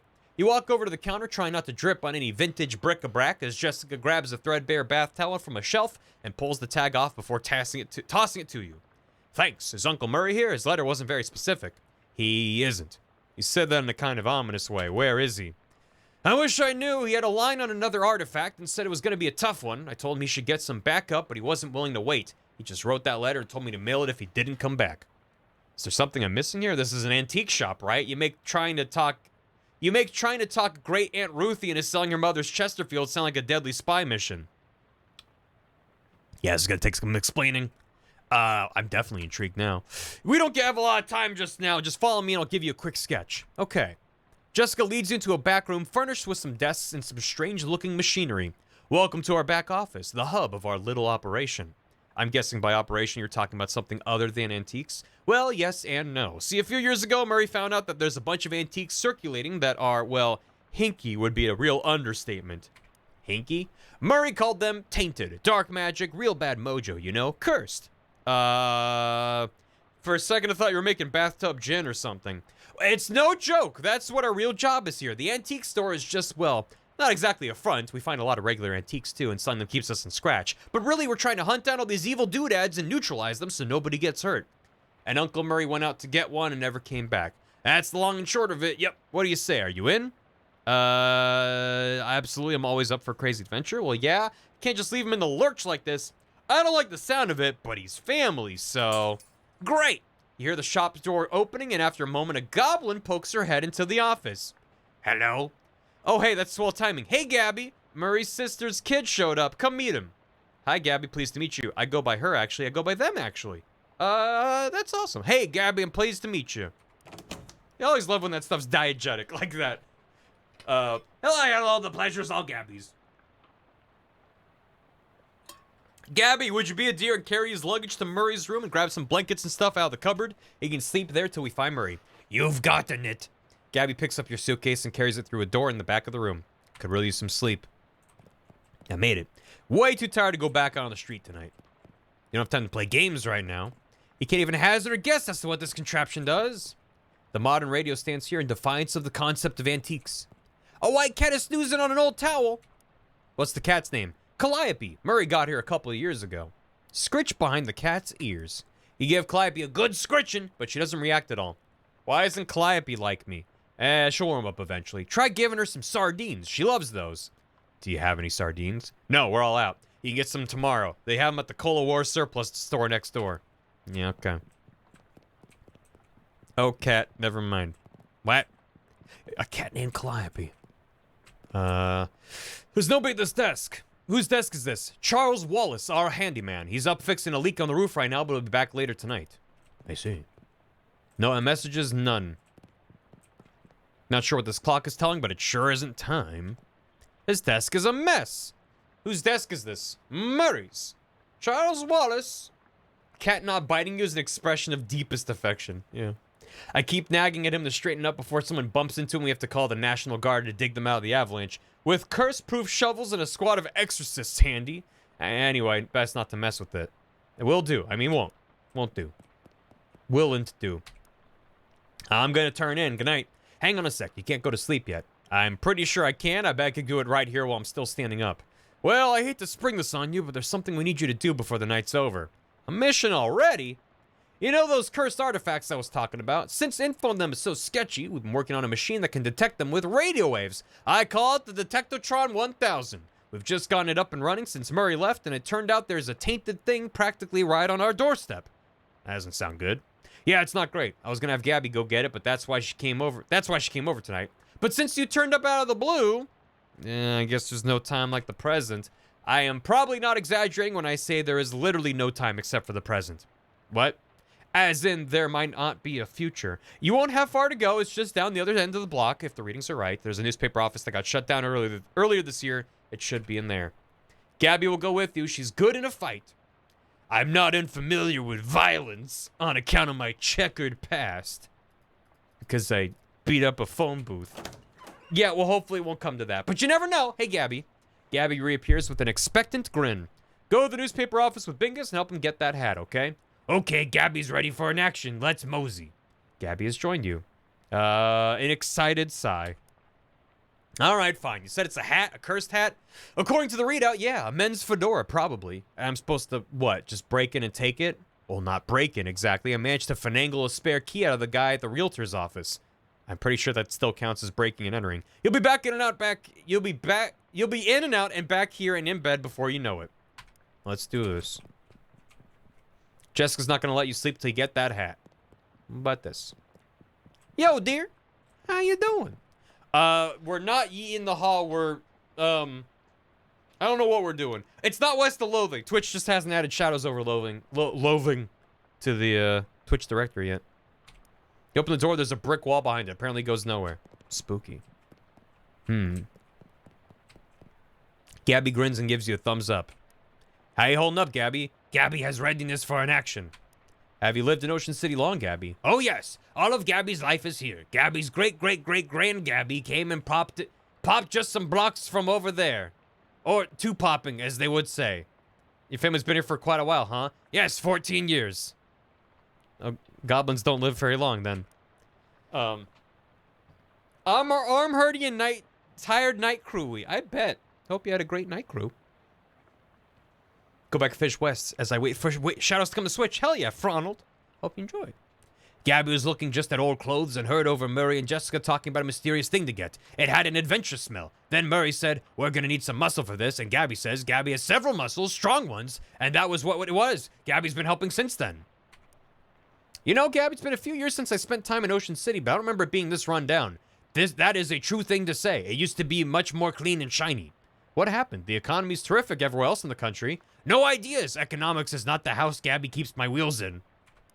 So you're a flapper, right? Haha, yes. Gabby flaps all of the time. Gabby's parent flap too, and Grand Gabby. But it's only been the style for 7 or 8 years. Oh, right. Goblins, well, you don't live very long, huh? Depends on how you look at it. Parents Gabby popped a year and a half ago, but this Gabby basically is that Gabby, and previous ones too. It's okay. Don't worry too hard for us to get it. Us goblins think human baby making is super crazy. You're a real firecracker in a fist fight, huh, Gabby? Gabby likes fighting and dancing, the best two things. Gabby invented fight dancing once, but this world was unready for it. Maybe 50 years later. Have you lived in Ocean City long, Gabby? Oh, yes. All of Gabby's life is here. Gabby's great-great-great-grand Gabby came and popped just some blocks from over there. We are now repeating. Okay. Let's go. Let's venture out. They just molt. Yeah, they seem to. This is the one. Let's bust in here and find a weird cursed hat. You give the key to Gabby for safekeeping. Coffee. There's a little bit of very, very old coffee left in this percolator. Pouring yourself this cup of coffee is the first step on a short, nasty journey. I got some nasty old coffee. Increases max AP by 1. Crumpled up pink slip on this desk. Carver, I can't believe I have to tell you this, but it is against company policy for an employee to steal the printing press. You're fired. You are so fired, I need a new phrase to describe it. I'm giving you the axe, and if I see your face in here again, I will both give you the axe and set you on fire. Grover Burgess, Editor-in-Chief. P.S. How'd you even lift it? You must have had, what, 5 accomplices? Unbelievable. You make a mental note to never pick a fight with this Carver person. You see a thin 3-ring binder on this desk. I got a pneumatic tube system operation manual. Looks like they eyed some state-of-the-art delivery infrastructure. A big, heavy water cooler. This desk has met a violent end. Nothing but a pile of homemade toothpicks. This one is slightly ajar. Nasty old leftovers. You don't know what went into this bag, but you know that the only thing that's ever going to come out of it is a congealed mass of foul goo. My favorite genre of item. Oh, it's a lot of newspapers. From the beginning. Without anything specific you want to look up, this seems like a waste of time. Alright. Well. Oh. Yeah. Oh. Oh no, we can look up the date of the first Model T and the Lydia. You'll find something interesting. What class am I? I don't think I'm far enough to have a class. Tragic accident certain to have no consequences. Tragedy occurred yesterday evening when Hiram O. Krullins, owner of the first mass-produced commercial automobile registered in the States, accidentally struck and killed the state's first hitchhiker, i.e. a person standing on the side of the road attempting to solicit transportation from passing motorists. Fortunately for Mr. Krullins, the notion that vengeful spirits of the dead might haunt the places of their demises in murderous, phantasmagoric rage has been rejected by modern science as rather unlikely, wouldn't you say? No, we're fine. Good. Glad it worked out. Yo, good night, Duke. Have a good one. A half-finished document in the typewriter. Government corruption at all-time high. The government has once again slashed funding to city services and social programs, citing waste, without offering any supporting figures or explaining where the funds have been reallocated to. Additionally, anonymous sources report it cuts off abruptly, maybe as a result of the pink slip next to the typewriter. Curtis, if I've told you once, I've told you 100 times, not enough people buy the paper anymore to keep the lights on in this joint. Electricity is expensive because it's a very recent innovation. As such, fully half of your salary is paid by government subsidies. This is to say that the hand that feeds you is the hand you keep biting. We go way back, buddy, but you give me no choice. Clean out your desk and scram. Grover Burgess, Editor-in-Chief. Damn. You see the corner of a note sticking from under the desk blotter. Tucker, I got you that bottle you wanted. I stuck it under the water cooler where Burgess can't find it and rat us out to the Prohees Beck. Under the water cooler, eh? Surely it's not still there, but it couldn't hurt to check. Where's that water cooler? Where's that water? There it is. It's got something to hide. A trap door. Can I fish in the water cooler? Oh my god, maybe. Handwritten note on this desk. Robson, first Hinden, then Carver, who's next? Venables says if Burgess comes for him, he's got to karate chop his desk in half. P.S. What's a karate? His name is Curtis. I really did a good job naming myself. I guess this was him. Looks like Venable made good on his threat. Good. He did some karate. Whoever worked at this desk forgot their cufflinks. I got reporter's cufflinks. Dr. Fat Caddy? Yo. How you doing? That is still quite an emote. Jeez, the rainbow. It's good. Prohibition story, super interesting. +1 mysticality. Accessory. Bam. But what did that replace? My gloves. +1 hot armor or +1 mysticality. Probably keep the hot armor until I need more mysticality for a thing. The left one is engraved, always check. The right one says your sources. Really makes you think. Nothing left here. Hendon, I'm not paying you to publish cockamamie stories, conspiracy theories. In fact, I'm not paying you at all anymore. Clean out your desk and hit the road. P.S. Do you like the word cockamamie that I used up there? It's a slang term I coined. It means ridiculous or implausible. I think it's really gonna catch on. Yeah, that Burgess was onto something. The letter reads, Reginald, I think Burgess is onto us. We've gotten careless. In fact, maybe I shouldn't be typing this out as a letter instead of just talking to you in person. Why am I doing this? Meet me under the water cooler this afternoon. Ah, crap. Here comes Burgess with a pink slip. Sincerely, it doesn't say who it's from. The writer must have gotten fired before they could type their name. Under the water cooler. Hey, it's one of those new Arcane Press newsfeed things. High tech. Today's winning racehorses. Gristler's mother, too much corn, and howitzer jacket. Prohibition agents confiscate 40 barrels of wine, 10 cheese wheels, some nice fresh honeycomb also seized. Charles Lindbergh cooks stew. Onlookers report it smells like it might be beef, or maybe lamb. Second edition of Principia Mathematica published. We still cannot understand a word of this, says local children. Today's list of banned dances, the chutney slider, the dirty dirty blitz, and the upside down tango. Severe storm causes trolley disaster, prevents 5 other trolley disasters. Babe Ruth gets haircut. Barber says you'd think he could have left a better tip. Jack Dempsey removes teeth to improve boxing skill. Says Dempsey in an interview. Parisian bards declare independence. Claim debauched tavern as a sovereign city-state. Okay, let's go underneath. Yeah, I gotta check it out. Oh, we got some fishmen down here. Ladder back up. An underground press. Literally, there's still a newspaper left in it. I got an underground newspaper. It was printed in a secret underground newspaper office. It's more of a manifesto, specifically calling out the government's suppression of the local newspaper and the importance of a free press. There's also an amusing but puzzling cartoon about a dog arresting a mouse for throwing a brick at a cat's head, which the cat didn't seem to mind. Interesting. It's a calendar from 11 years ago. There's a huge black skull scrawled on July 22nd, 1917.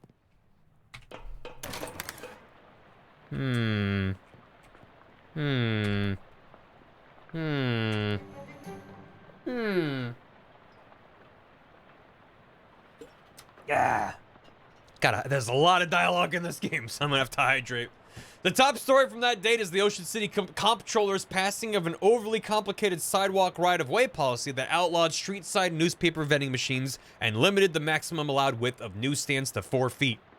The story continues to say that watchful eye management raised concerns about loss of revenue, and the comptroller made a vague promise to divert city funds to make up for any future shortfall. Looks like it worked out great for everybody. Yeah, good. To know what you can do is help me figure out the side quest. Hey, you're welcome. Thank you for the hydrates, Henry. Not that I've seen, Tulip. Hey, thank you for the hydrate light. Yeah, West of Loathing had a sepia mode that was a little bit less harsh contrast-wise, but I could not find one in this game. Excuse me. It's the control panel for the pneumatic tube system. It's a green button, a red button, a big lever, and now with a bunch of letters on it, a series of color lights. They're all currently off. Consult the manual. I can adjust the brightness, which just dims the image, but I feel like changing the tone of the white kind of helps better than just dimming everything, but... this is a sequel. I should probably have a move on command, because Twitch hasn't... the database that Twitch uses for their directory hasn't added this game yet, because it was surprise released a couple days ago, and it takes a little bit to update it. Yeah. Maybe I should,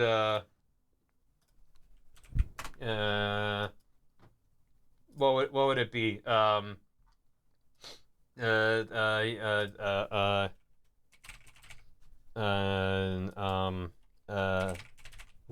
if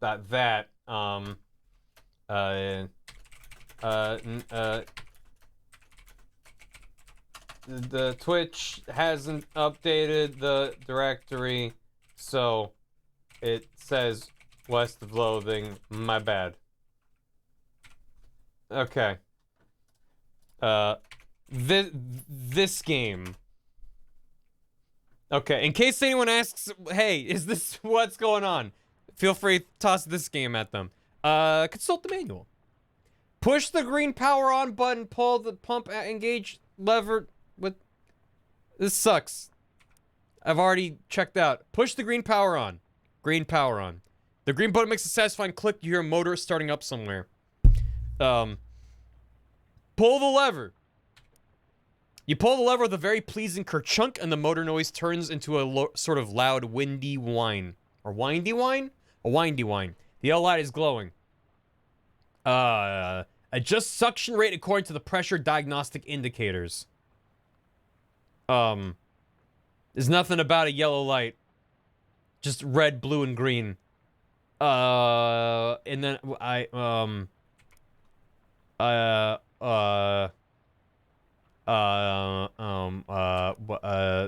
green button? Nothing happens. Red button. Machine shuts down. Wrong lever? Was that the wrong lever? Green button.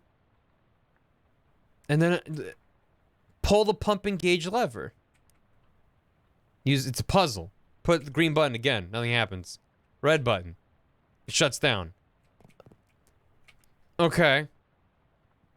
Green button. Pull the lever. A yellow light is glowing.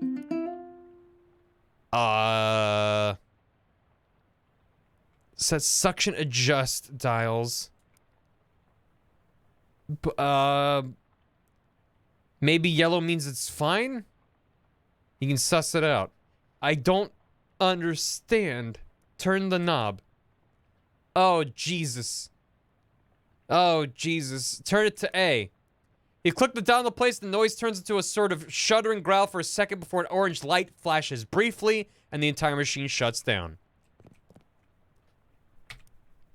Ba-da-da-da-doo. Boo-doo-doo-doo-doo. Boo-doo-doo-doo-doo. B. Orange light. Okay, great. Turn to C. Let's turn to C. Green button. Lever. Knob. C.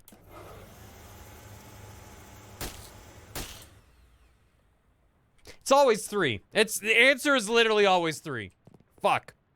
Someone's gonna get some very strange mail, and how? What were these things doing anyway, and what were they doing down here? Were they trying to start an underwater newspaper? That wouldn't work. The ink would smear. Sheesh. Very old manhole cover. This must be the hat Jessica wanted you to recover. Hold on. An ominous, vaguely person-shaped stain on the ground. I don't like that. It was a color wheel. Oh. Yeah, that would take me quite a while to figure out. Take it. Terribly cursed fedora. I can equip it? It doesn't look cursed, but has a palpable aura of menace about it. Let's put it on.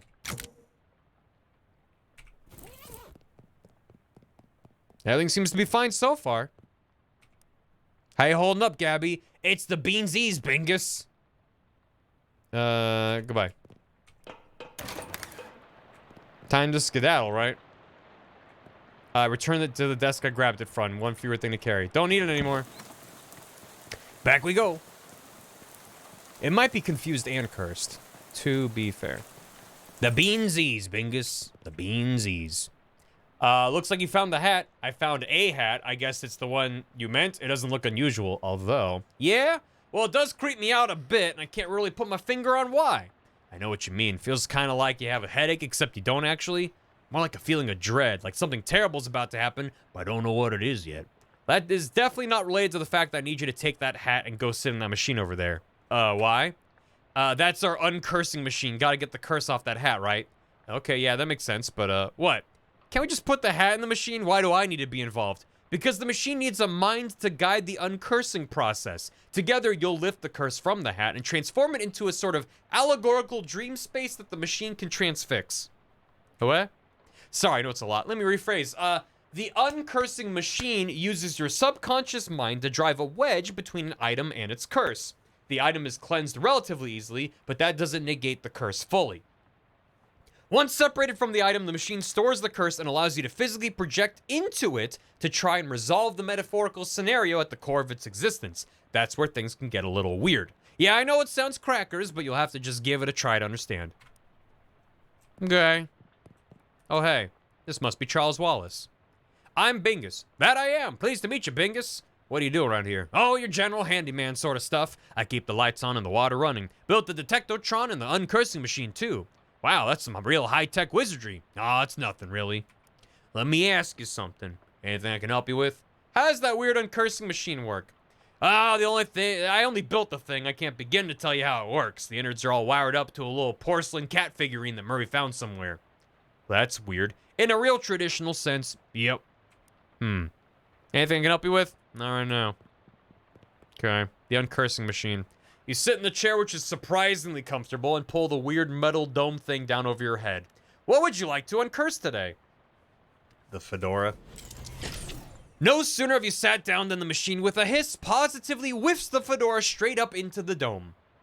The hat rattles around in there angrily like a snake in a cement mixer, and after a good loud minute, flops limp and wet into your lap. Whatever ominous energy once possessed the terribly cursed hat is gone. It is now simply a terrible hat. But the curse itself still lives, transfixed as a dreamlike construct within the machine. Now, how do I get rid of that curse? See, curses are like energy, Bingus. They can't be created or destroyed, only changed. Can't remember who said that. Isaac Newman? Newton, yeah. That machine knows how to take a curse from one object and put it on itself, but as for how you change a curse, well, I don't know. That's some higher consciousness spiritualist stuff. Don't know much about it. I'm more of a Newton sort of guy. Fedora's curse bounces around the innards of this machine, daring you to come project your consciousness inside it. I guess so, Smash. Well, it's 1928, so yeah. I'll do that. What? A portal to another world is open, but the work here is not yet done. Okay. Fedoral Reserve. I heard thy death call, creature. Rest now. I will find in thy murderer. A tree felled before its time, a ground stained with sin. Yes! It's in Arcadia ego. Even in Arcadia, there is death. Yes. Even in paradise, there is a killer. Yeah.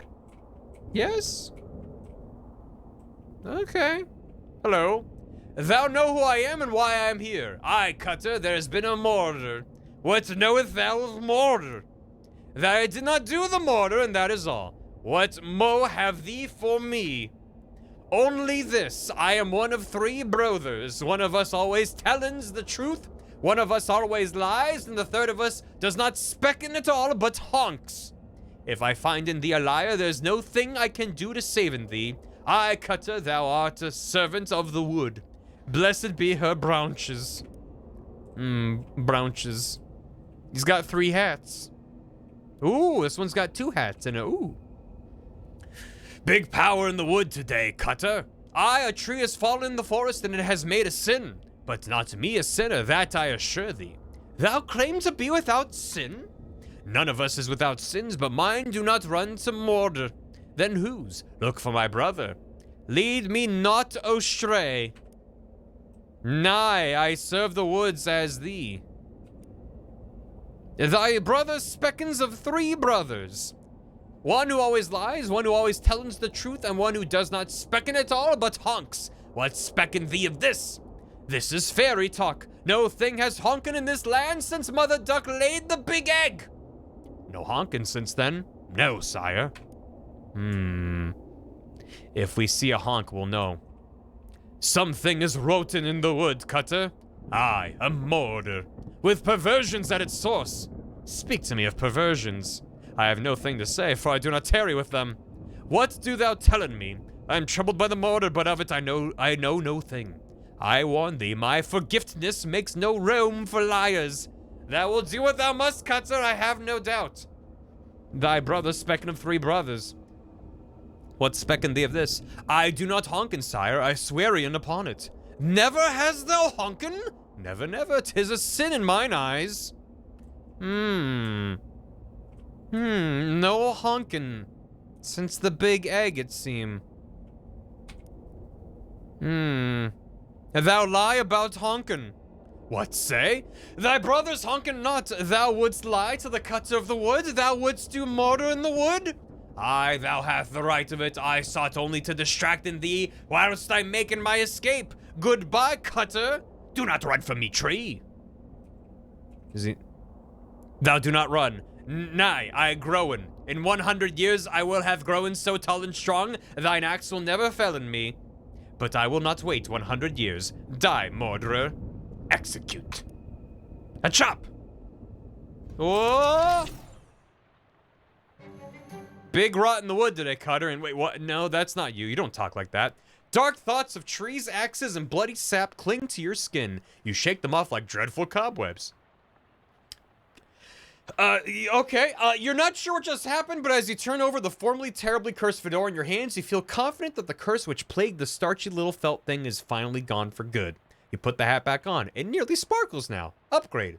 Now all you've got to reckon with is whether you're the kind of guy who goes around wearing a fedora. You'll do. I love it. Yeah. Nice hat. Yeah, what about the cat? She's still sleeping on her towel. Hover over the icons or not? Oh, during the... Got it. I'll do it next time. This hat is clean, both spiritually and laundrily. +1 muscle and +5 to max HP. That's a good hat. Nothing for now. How'd it go? It worked, I guess? Great, what was it like? I had some kind of crazy dream. There was a woodcutter that was me, I guess, and these talking trees, and one of them had sinned. You know what? Never mind. Some kind of crazy dream is plenty for me. Okay, good. How you going, Gabby? All as keen as a peach. Alright, time to sleep. My room is huge. A simple writing desk with no chair or pens or paper or anything. Finally, time to get unpacked and get some sleep. Open that. It's a shelf for knickknacks and tchotchkes. There's an old rag doll on the top shelf. Must have been left by the previous tenant. Lots of empty space in here. Should try to acquire a bunch of random crap to clutter it up with. Yeah. A television set. You heard of these. Unfortunately, no shows have been invented yet. Damn. Maybe later. It just immediately tells you the info without going to the menu, so it's not too important. Got it. No worries then. You're dead tired, but you shouldn't sleep in these wet clothes. Go and pack your trunk before you go to sleep. Finally. Oh, what the heck? My trunk exploded. You stamp out the flames, but it's a total loss. Everything you own reduced to ash. Everything, except, bizarrely, the stamp from Murray's letter. It looks like a dog. The stamp from the letter Murray wrote you was the only survivor of your luggage inferno. It's got a picture of a cute dog on it. Weirdly, it isn't even charred.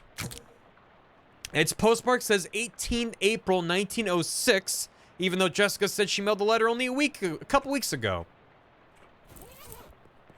You're so tired you can't even work the doorknob. I want to go back to the newspaper. Fine. You're very ready for this day to be over. To sleep, then. That was a fancy transition. Oh, no. There's a lot of pens and paper floating down the abyss. These dorm beds are so uncomfortable. It's a poster of my favorite literary ghost, Jacob Marley. Lots of people in this hallway, it seems. Hello. Hello. How's it going? Do you know which locker is mine? I can't remember which locker is mine. Sorry, I don't know. It's alright, I'll figure it out eventually. Nice faces you've got there. Do you know which locker is mine? I can't remember which locker. Okay. I guess their face is changing. 6 lockers. Number 3, please. It contains a tiny shrine to Babe Ruth. Number 1. A thriving colony of ants. Second one. Full of peanut butter. Fourth one. It's empty. Fifth one. Cookbooks, but they're all in French. Sixth one. It opens onto the vast, uncaring emptiness of space. You slam it shut quickly so as to not suffocate. Seventh. There isn't a 7th one. I said check the 7th one. I said there are only 6 lockers. Check the 7th locker now. Okay, geez. You look at the 7th locker. It's filled with old school papers. Look at the papers. They've all got your name on them. They're your papers. Read one. How I Spent My Summer by Bingus Bongus, age 6. This summer I visited my Uncle Murray. Uncle Murray's funny. He knows magic. I had a fun time with Uncle Murray. The end. Look under the papers.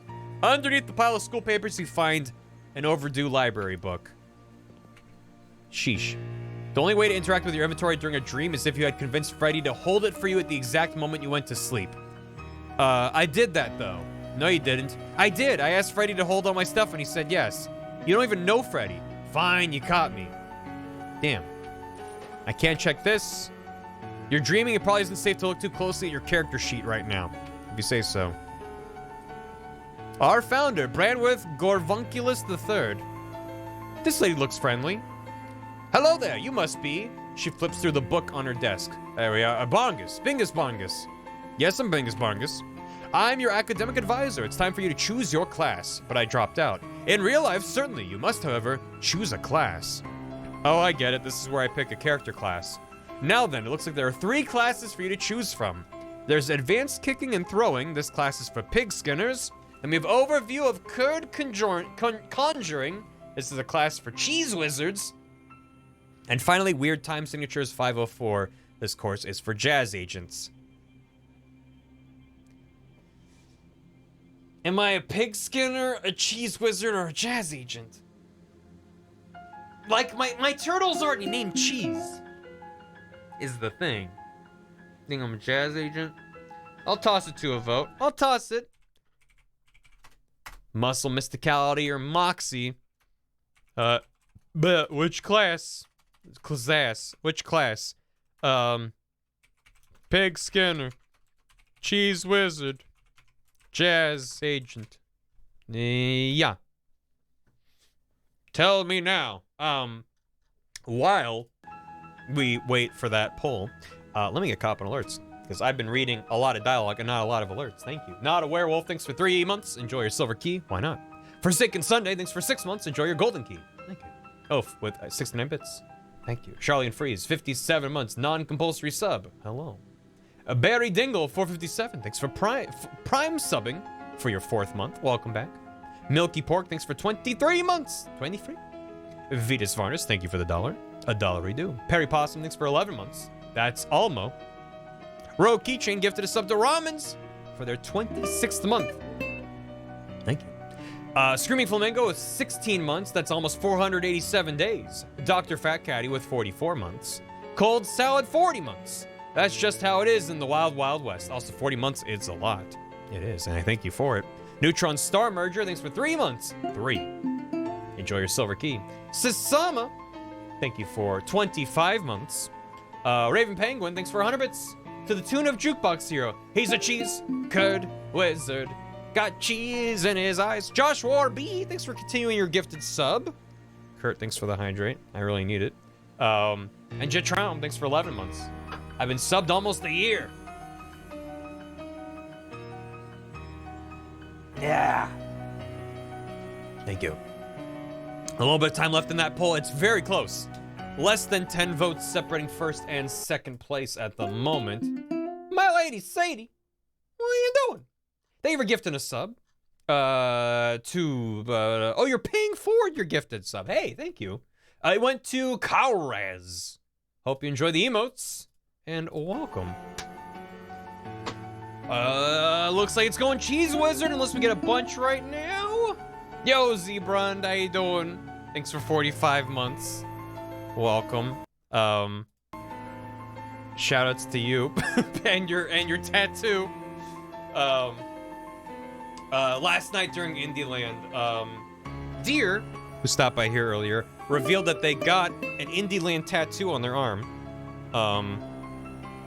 There's a hype train? Oh, there's a hype train. Oh my. Yeah, I only see the poll. I'm gonna be a cheese wizard. A jazzy boy. Yeah, but I want to be a cheese wizard, so I'm glad that chat picked that. For the cheese! Thanks for the bits. Yeah, so, Deer got a tattoo of the Indieland logo. And it's amazing. And then we were talking on stage about, how Deer got a fake Barnaby tattoo, but intends to get a real Barnaby tattoo. And I was like, yeah, one of my viewers actually has a Barnaby tattoo. And then Zebrund popped up in the Indieland chat like, hello.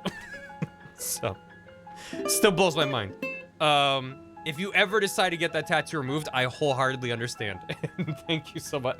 I mean, it's like, it's not the same thing as like Gerard, who started a charity at a charity stream that's so near and dear to his heart and have people getting that as a tattoo. But it's still humbling and mind-blowing that someone would do that. Yeah, just add more bees. Never. No, so those are real tattoos.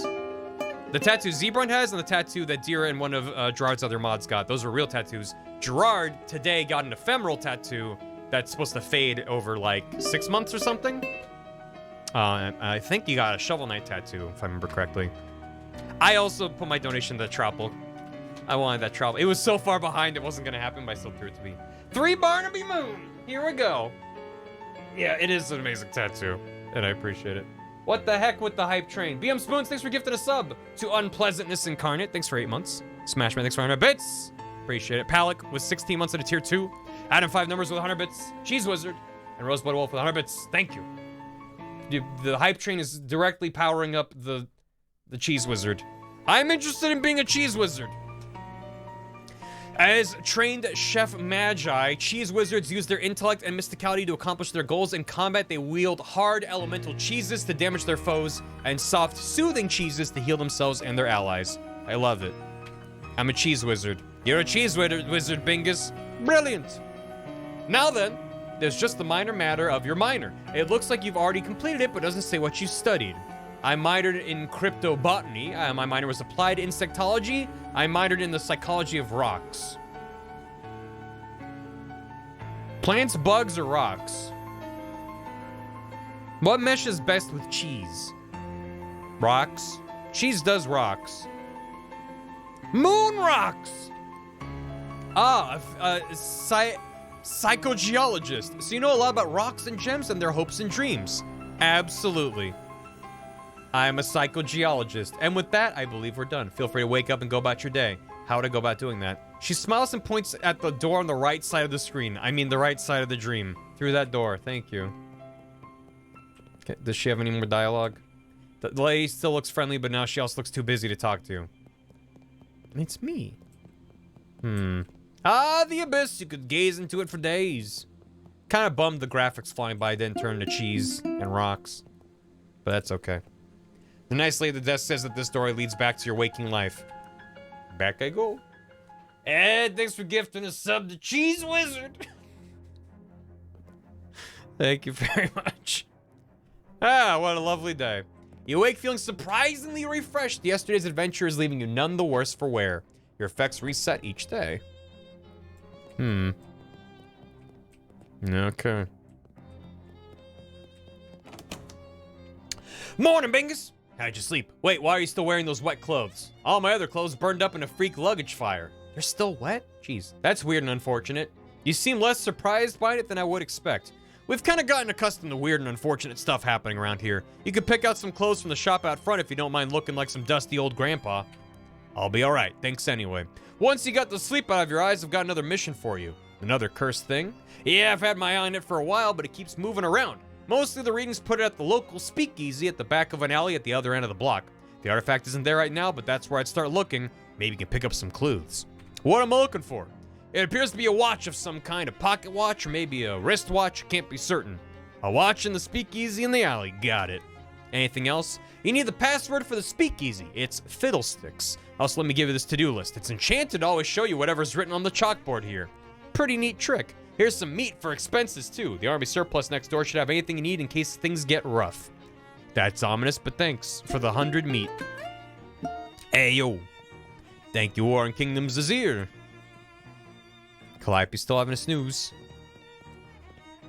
The door to nowhere. Where the heck did the second baby come from? Time to dual wield, I guess. Everyone watching is cute. Enjoy your day.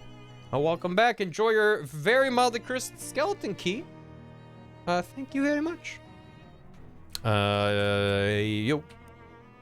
Hey, good to see you up. We had quite a morning already. See that bookshelf over there? Just bought it. It's a real rare find, Bingus. Came from a 17th century cargo ship, the Mustflower. It's quite a provenance for a bookshelf. Yeah, it was the ship's wheel. Captain brought the Mustflower out of dock, couldn't steer, drove into a starfish, whole thing sank instantly. Anything I can help you with? No, I'm good. Take a look at the recent bookcase acquisition. Charles just can't resist the antique bookshelf man and his amazing deals. I can't believe I slept through the antique bookshelf man. All the books are in Latin. Never learned Latin myself, so who knows if it's the history of the Roman Empire we got there or pornography. Could be both. You know, any Latin, Bingus? Oui. That's Latin for little, right? So you know a little Latin. Check the books. You select a random book from the Latin language collection. Lorem Ipsum Dolor Sit Amet appears to be about graphic design in the Holy Roman Empire. Ah, yeah, Lorem Ipsum, my beloved. Hard to imagine that knowledge becoming relevant to your quest, but hey, Now you know where to find it. What's this? I got cheeses I have smelt. How'd that slip in there? Better take it. Clearly too modern to have any resale value in an antique store anyway. Magna.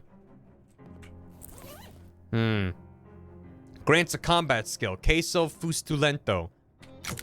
You read the author's account of the world's worst smelling cheeses. Inspires you to defeat a great stench. There's an epilogue, but due to misprint, it's in a really, really small typeface. You could read it, but it's gonna take some effort. If you do, Queso Fustulento will deal 2 additional stench. I need 100 XP to squint at it. How many do I have?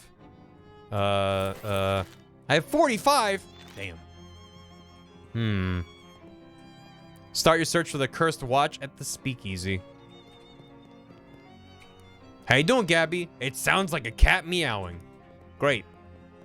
Happy to hear it. Anybody want to play chess?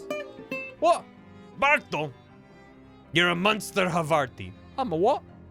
They have 500 bits. It's a lot of bits. And Whale Stealer. 29 months. Welcome back. Thank you very much. Not me, I never learned. Jessica? Sure. You sit down and Jessica sits opposite to you. You play white this time. What's your first move? The Ghost Knight trick requires 2 spooky armor. I will, withdraw a bishop. Jessica suppresses a laugh. Well darn. Jessica moves a pawn. How do you respond? Fianchetto a queen. Jessica chuckles. Jessica moves a king. What's your move? Advance a bishop. Checkmate. Well played, Jessica. I never had the option to move a pawn. Chapter 1! Welcome to Ocean City. Keeping the top right tab open. I mean, I know what the shortcuts are. Is there something else you recommend keeping it open for?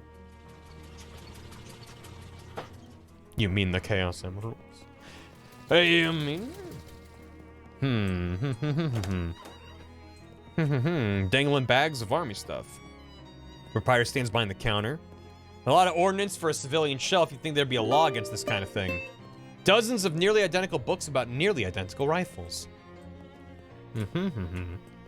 Hey, Jay. Thanks for 100 bits. Speaking of tattoos, I'm planning a Mother Series tattoo and fully intend Buzz to be Barnaby because I knew about Earthbound from your streams and that's my favorite game. First of all, doing a series of Mother tattoos sounds amazing. Second of all, the idea of making an incredibly tiny Barnaby for the Buzz is amazing, and I wholeheartedly endorse that idea. As much as it, again, pains me to have the idea of anyone having Barnaby embedded into their flesh. But, I support your right to do so, and that is amazing. And please let me, whether or not it's a Barnaby, I would love to see it, if you, get that tattoo and have anything you want to share. Hey there. Hello, fellow war enthusiast. I'm Herschel Wood. I wouldn't say I'm an enthusiast. Ambivalent. Yeah, sure, war is okay. Heck yeah, war. Barnaby has existed longer than Zune. And that guy got a Zune tat. Don't do that to me. Fuck yeah, war. Herschel's expression doesn't change. Can I interest you in any fine historical memorabilia? The dubious grenades. They're probably fine. Why doesn't the box say fine grenades then?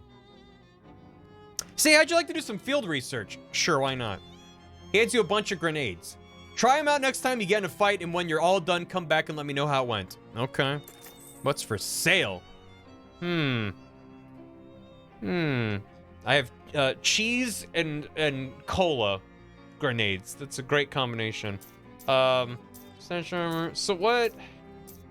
what should I be getting here? Grants a combat skill. Parmesan missile? Yo, that sounds good. Government-issued sardines make the cat like us. Jar of gross old vegetables. I have those already. Bugles do go well with cheese. Surplus grenades. A trench spork. They didn't deserve a decent spoon or a decent fork. It's fucked up. It's fucked up. This is a true story. I mean, the thing is, I can't exactly buy the Parmesan missile and the sardines, and then I'll be broke. So, I think that's what we're doing. I think that's what we're doing. Shit. Alright. I could sell something, but I don't know what I should sell, so... Oh yeah, I want to look that up. That's right. Where's my manual? Read. You read the book and learn an efficient, battle-tested method for hurting people with cheese. There's some notes scrawled in the margin by some former owner. They're messy, but you could read them and put some effort in. I need 100 XP for that, too. Yo, Delta, welcome back. I don't know when you left, so I don't know what you missed. I can eat the sardines. No.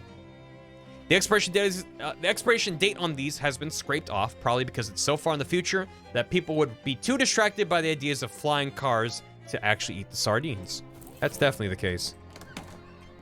To the cat, to the cat, to the cat, cat. To the kitty, kitty, cat. To the kitty, kitty, cat. Get the cat the sardines. Feed her the government issued sardines, yeah.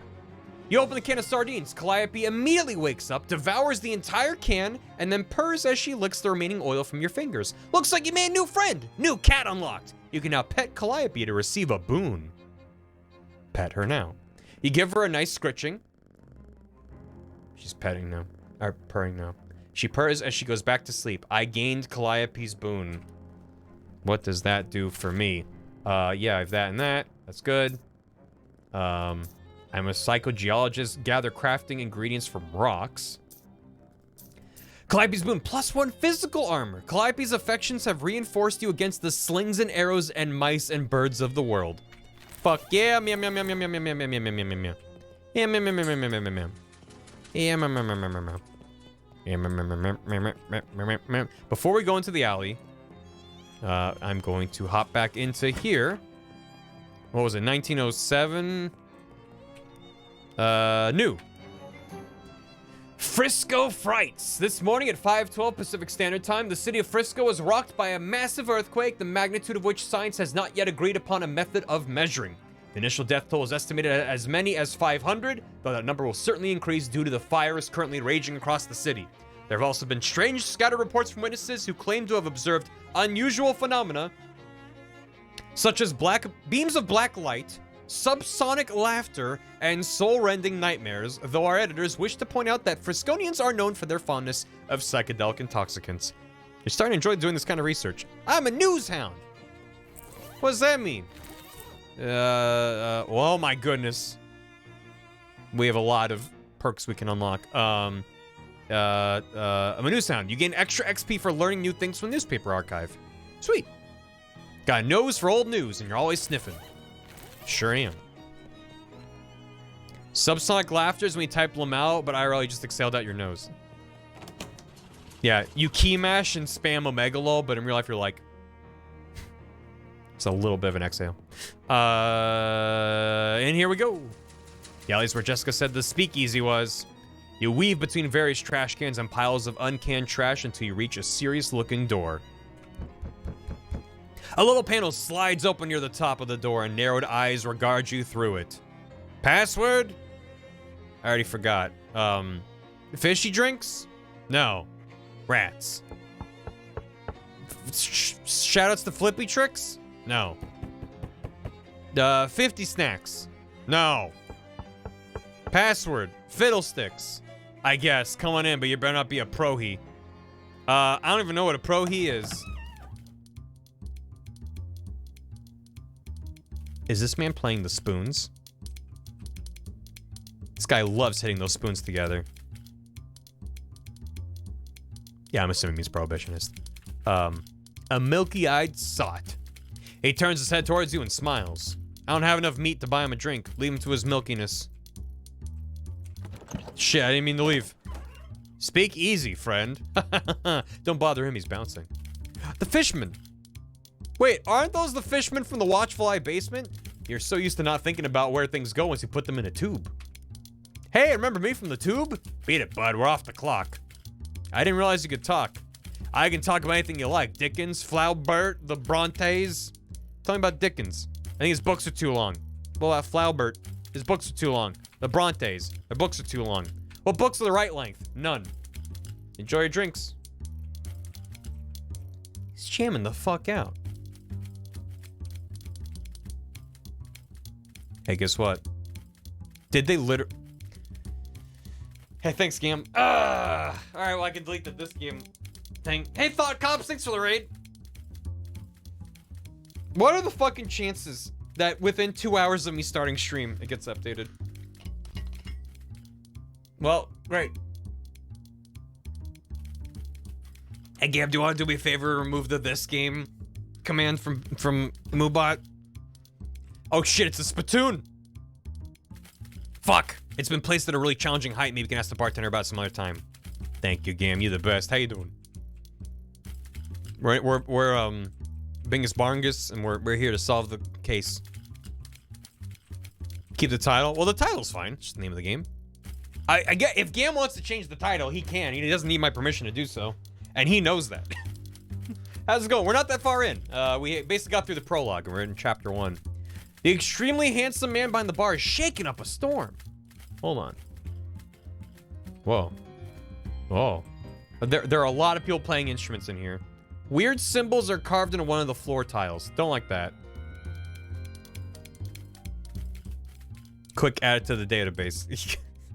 This guy doesn't care about anything except the bass line. This lady seems to be dancing to a different song than the other people.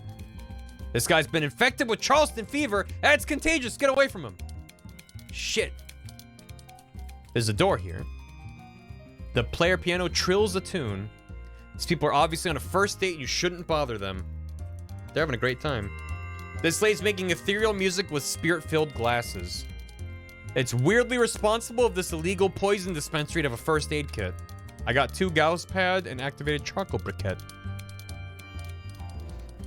Oh yeah, if you haven't played West of Loathing, which is their previous game, it's a good time. He looks up as you approach, but doesn't stop shaking. Hello. Hello, baby. Welcome to Oliver's place. My name's Bingus. Whatever you say, baby. Are you Oliver? Oh, heck no. I'm Fancy Dan the Cocktail Man. Pleased to meet you, Dan. Hey, do you happen to know what time it is? Perhaps you have a watch on you. Sorry, baby. The only one around here who carries a pocket watch is the owner, Oliver Gluck, and he left about an hour ago to pick up our latest shipment of hooch. From who? From hooch. From whom, baby? Before I was Fancy Dan the Cocktail Man, I was Fancy Dan the English teacher. From whom? From the mob guys we always get it from. Where's the handoff? The old refrigerator factory. How do I get there? He grabs a cocktail napkin and hands it to you. Thanks. Wrong napkin. Here. He takes the napkin back and grabs a different one with a couple of icons scrawled on it. Take the napkin. Mapkin? Control-Alt-Ego. Nice. Ocean City napkin map. He points at one of the icons on it. We're here behind Murray's store on Plunkett Street, so if you go out of the alley and head straight for the edge of the napkin, you can't miss the factory. You now have a map. Thanks, Dan. Don't mention it, baby. You want a drink for the road? First one's on the house. Sure. What do you have to drink around here? Beer? I'll have a beer then. Keep things simple. Bottoms up. You drink the beer, you've had better beer, but you've definitely had worse beer. I got a beer buzz. What do you have to drink around here? I'm good. Map. It is on a napkin. Oh, shit. Nice. Okay. Alright. Hey, Dan. Thanks for the map, Dan. I have 50 XP. It's tempting to get a bunch of skills, but I want to save up to get my fucking fancy skills out of my knowledge books. I don't know if that's the best use of my brain, but, you know. Why not? It's barred shut. Alright. I can't ask about the spittoon. Your spittoon is kind of inconvenient. Nah, baby, that spittoon isn't for spitting in. That's gone out of style now that mass-produced cigarettes are readily available anyway. Now that's a bona fide historical artifact. What, really? That's right, it belonged to a famous adventurer from Frisco, just before the turn of the century. Really, who? Nobody's exactly sure. A lot of people think it belonged to Mumpler Fumperdink. It's a strong theory because if there's one thing we know about that cat, it's that he loved spittoons. But other people say it belonged to a fellow by the last name of Thurnleon. And a whole lot of other people claim it belonged to a whole lot of other people. But there's one thing we know for sure about this spittoon. Whoever it was, they didn't use it for spitting into. They wore it as a hat. What? Ew, gross. Hey, alright. They sure got into some weird stuff back then. Yeah, no kidding. That was Mark's character name? Excellent. And what other Northern Lion got into? Can mess around some parks to see what they do with that. Yes! People will be mentioning that. That's very good. Alright. Should we skedaddle? Wait, the bank. Somebody scratched some weird symbols on the sidewalk here. Yeah, that's what I did in my playthrough too. And they made those spittoons nightmarish in the flavor text. It was the opposite of flavor text, really. In the daylight, it's clear this bank has been closed for some time. The door of the bank is fastened with 3 locks. That is the maximum possible level of security. What about 4 locks? In 1928, 4-lock systems are still dismissed as unachievable liberal fantasy. Look under the welcome mat. Not a bad idea, but if you're gonna lift the welcome mat, you need to know what you're looking for. A key. Do I? How much stuff can be under a welcome mat?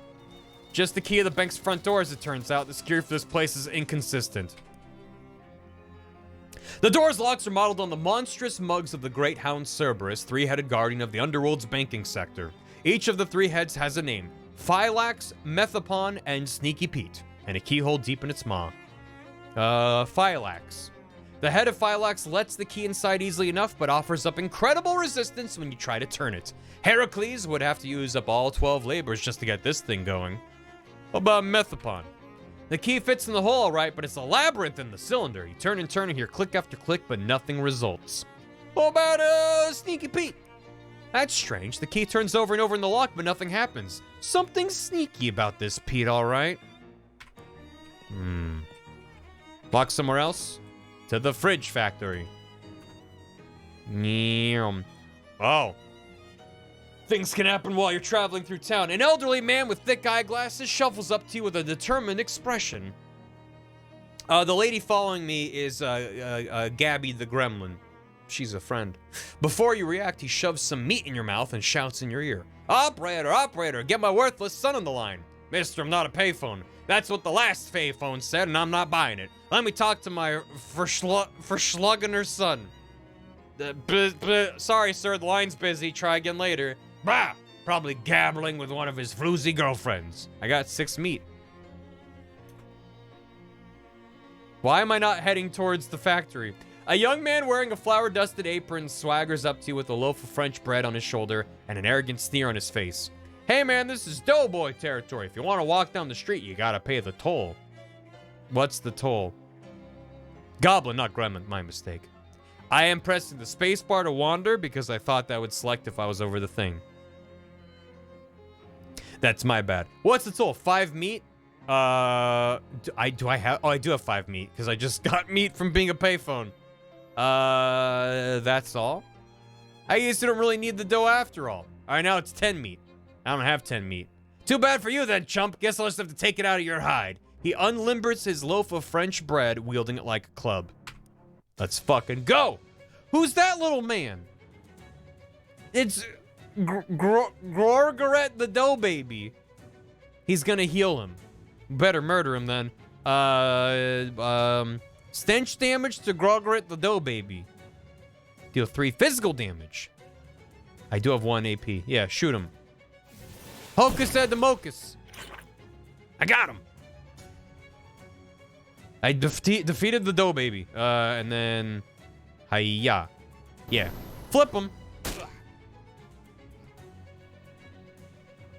Why are you hitting my turtle? Why would you do that? It's Flap Slap. Oh, that was a good slap. It's fucked up, man. 4 physical damage. He's got 6 HP left. So first, let's give him some queso fustilento. He's a stinky man, and then we bop him. That's what you get for touching my turtle. Him named Cheese. I got a clammy dough glob. Has always puzzled you that bread is so pleasant, given how unpleasant its ingredients are when you mix them together. And a Doughboy loaf. Deals a muscle plus 2 physical damage. Whee! Okay. To the fridge factory. For real this time. Okay, that time I just clicked on it. A hobo nods pleasantly as you pass and tips his battered hat to you. Howdy, feller. My name's Shecky Nichols. I ain't been able to find any work in town. Any chance you could spare 7 meat so as I can buy some caviar? I'd be real grateful. Caviar? Not just, say, a sandwich? Well, aim high to figure. I don't know what I call 7 meat caviar, but it isn't aiming high. Here you go. Thanks a heap, fella. You're a real good egg. No problem. Take care now.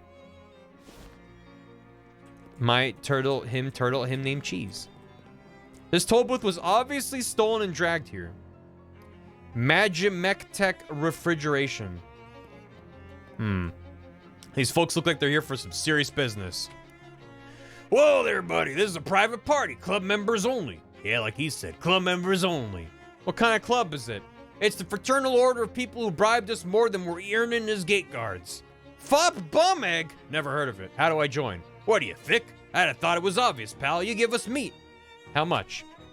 500. Yeah, 500 meat. Clancy, I told you to knock off on that repeating business. How am I supposed to come up with that kind of meat? Hey, you can try panhandling with the other bums over in Goldthwaite Park. Where's that? North and west of here. Can't miss it. Yeah, you can't miss it. For the love of Mike Clancy, dry up. All right, let's go to Goldthwaite Park. Him turtle, him name. We gotta bring it back. The music's different. Jazz agent's got some jazz. That's sweet. Two goblins wearing shorts with suspenders and carrying, you know, those things, those marching band things. They're like an upright harp, except instead of strings, they have metal xylophone bars. Those things. Anyway, these goblins are carrying those and they interrupt you. Hi, hello. What's up? You are intruding on the territory of the Glockensen. Am I? I don't know what a Glocken is. We are Glockens, we both. We are the toughest all street gangs in Ocean City. What think you about it? I guess you look pretty tough. That's true, we do it. Your xylophones are pretty cool, too. What? Xylophones? These are glockenspiels that we have. I'm turning them slightly German, and that's not intentional. But it's hard to say glockenspiel in a goblin accent without sounding a little bit German. Oh, glockens, I get it now. I am so outraged over you, I think we shall a mugging do. I'm fighting them. Oh, God. Gottfried the Pounder and Gustav the Chimer is going to play a pleasant chord buffing them. And he's gonna hit Gabby with 6 damage. Let's get the buffer first. Let's make him Stinky. And the V. And now we murder him. Bam. Ba. How dare you? How dare you do that? Cheese is gonna heal a randomly wounded ally. Alright, so you don't have to heal yourself. Cheese is on the case. Flap, slap, Gottfried. They do seem a bit German now that I even look at them with the suspenders and the Glockenspiel. I'm liking the stench damage. Oh, it's bup. No!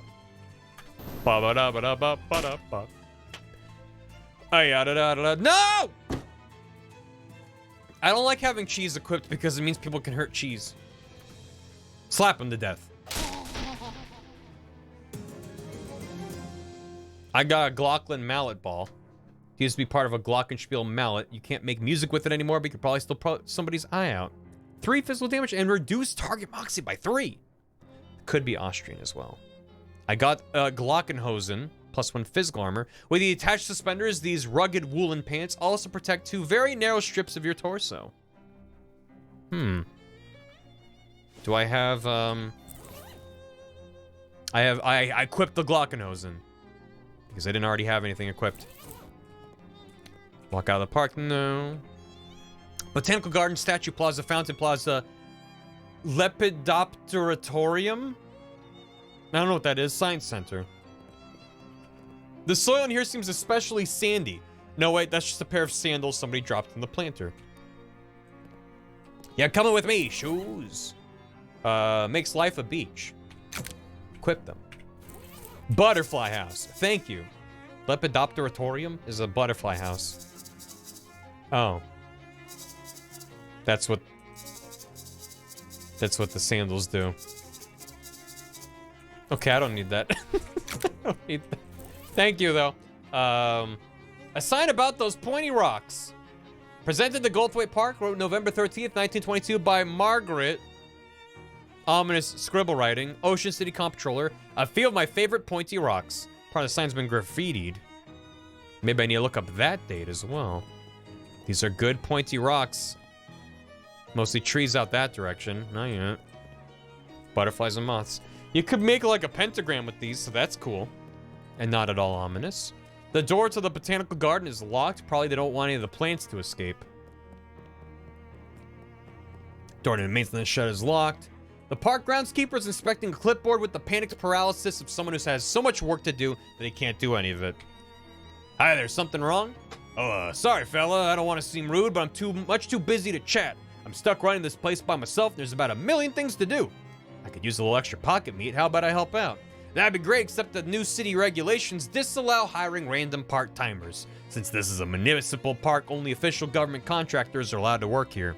There's a law against side quests? Why?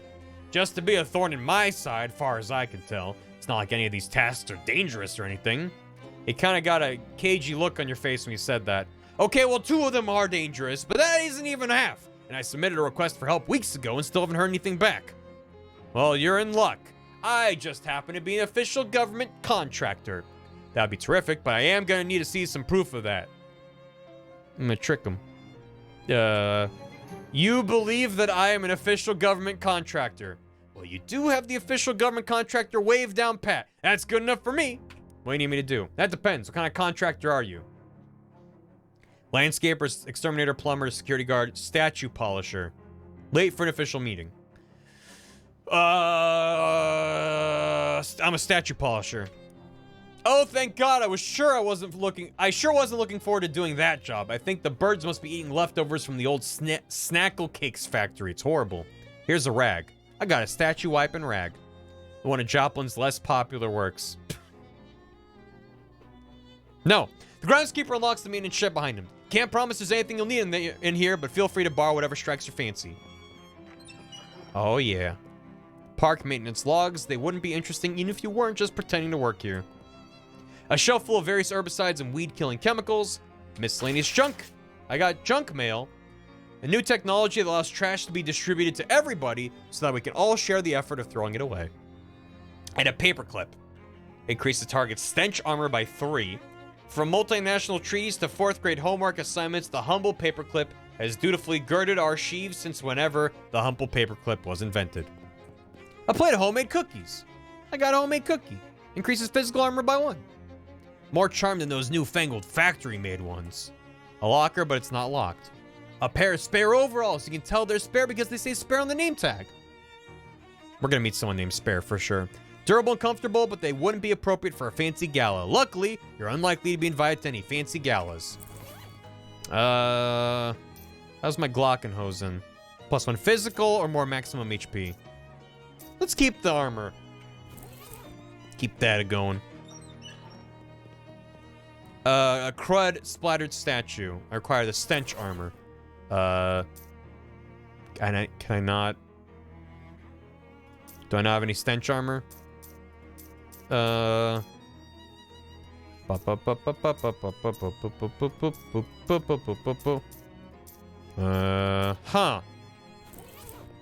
I guess I can't wipe it clean with my quest item? What's that about? Hustle and bustle that away. I can filter armors with R? Yeah, but it's not an... boop. Never mind. Overall, it's stench armor? It's... Where would it say stench armor? It'd be elemental. Stench? I have cheap clone. So I can apply that. Let's run around here first.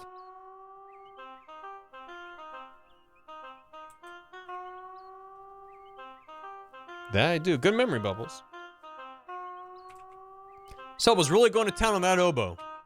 Hey, mister, can you spare a little meat? You can have 10 meat. His eyes brighten. Thanks again, my man. Now he's got some meat-powered oboeing. There's a little sign, not pictured, that says, please don't throw meat in the fountain, it gets real gross. It says no fishing. Since there's no water in the fountain, you assume it means no fishing for compliments. Good advice. Maintenance hatch is locked. Door of this building is locked. Oh, Gabby's on the move. You found it! The world's least remarkable rock! Reassure it. You teach the rock to love itself for who it is.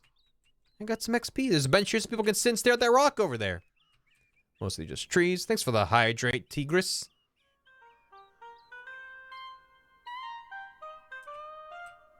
The Science Center. Jesus. Gizmos. And gadgets. This exhibit would be more educational if any of the gizmos were labeled. You can do it, Rock.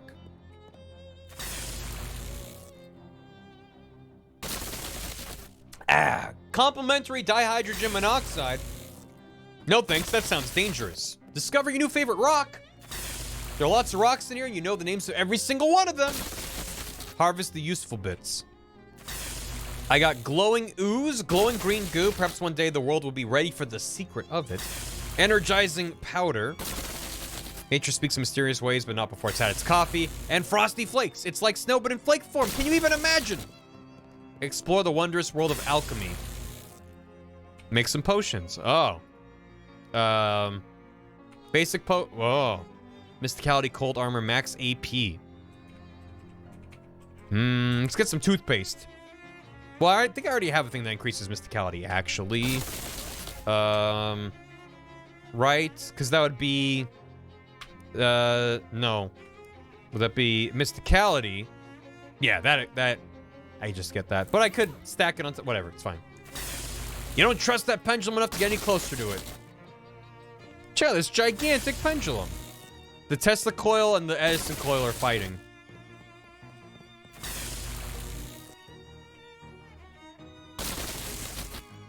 You can just stand there and it's fine. Remember equivalent exchange. It's good. Everything's fine. I guess I'll just increase my stench. Make me stinky. Cheap cologne. Yuck. Alright. Now you can get a good look at it. It's a statue of Corinthia Beschenbossel. Mayor of Ocean City is credited with putting Ocean City on the map by suggesting maybe we should build a dock or something so boats can park here. Good work. It's a statue of a Cola Wars soldier. War always doesn't change. May the forces of the Red continue to dominate and refresh forevermore. Dedicated in 1919 by the National Cola Association. A filth-bedecked statue. It's a granite sculpture of an owl skeleton. The statue, hand-chiseled from photo reference and enchanted to drive away mice, was gifted to Ocean City in 1902 by Hobart Buppert. The soldier of a new generation. Here's to all those brave boys in blue who took the ultimate challenge. Dedicated in 1919 by the Ocean City VCW. The ultimate challenge. It's a statue of Daniel Ocean. Daniel Ocean founded Ocean City in 1770 and on his deathbed in 1804 requested that visitors to this monument only view the statue from the left as he felt that was his better side. Oh shit, I can jump? Since when can I jump? I can only jump in place. Well, that seems useful. I got those nasty statues clean. Thanks for that amazing opportunity. No need to thank me. I was happy to provide an opportunity to a working stiff. Here's your official city payment. 75 meat. I'm a landscaper. Perfect. Our carnivorous plant exhibition in the Botanical Gardens has gone out of control. When you say out of control, as in, this is less a job for pruning shears and more for a baseball bat with nails in it. It's right up my alley. On account of my checkered past. Let's fucking go. Meat used to mean food. In Old English, it was spelled M-E-T-E. Fruits and vegetables were called green meat. What we call meat was called flesh meat, hence why fleshmonger means butcher. Dairy was white meat. The more you know. Arachnophilia should work in battle now if you want to check it out. I mean, I don't. But I will. You went to the Botanical Garden to find it overrun by dangerous-looking weeds. Yikes. Northern palm tree, do not punch. Don't tell me what to do. Punch it. Ouch. Plain sword leaf. There's a really sharp stalk of it that you could probably take if you were careful. But I need some more moxie for it. I don't have the moxie for it. I only have 75 XP. Not in the settings, no. But maybe unlockable elsewhere.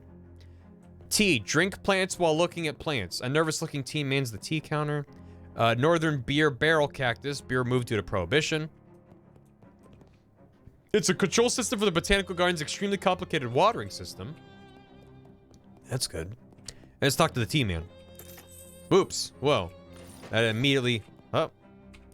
Oh, okay. It just does drop you in. This tea is so thick, it's almost a porridge. Increases muscle by 1. Increases moxie, increases mysticality. Triple mint. None of the 3 are mints if you've even heard of. This botanical garden is really good. Weak mushroom tea. It's actually doubly weak because the mushrooms were weak and they also didn't steep them for long enough. You see. Wow. Were there herbicides in the maintenance shed? Were they? Oh. Shit. But I'm not a crypto botanist. I do have 2 mysticality. Yeah, equip. Alright. Grab some ED404. Nice. Potent weed decide. And then, instead of those, put the welding gloves back on for that hot armor. Hot armor. It's a lot early on, but I want a hundo. I needs it to make my cheeses more potent. Although I should probably be just leveling up stuff. Those plants do not look like they belong here. We're fighting them. Cool. So there just are random spiders. Wow, there he goes. So it's a friendly spider though. So arachnophilia does give you friendly spiders as well as evil spiders. So it seems to kind of balance out. Do I need to equip the weed? Oh, I thought it was an item. Ah, shit. Can I bail? I'm gonna bail. I give up. I gain covered with scabs. I have +3 maximum HP. What? I'm better off having bailed? You've got enough XP to buy a skill, make your character more powerful. Check it out. No. Dang it. Hold on. Wait. Okay, I'm turning that off and that off. Turning phobia back on.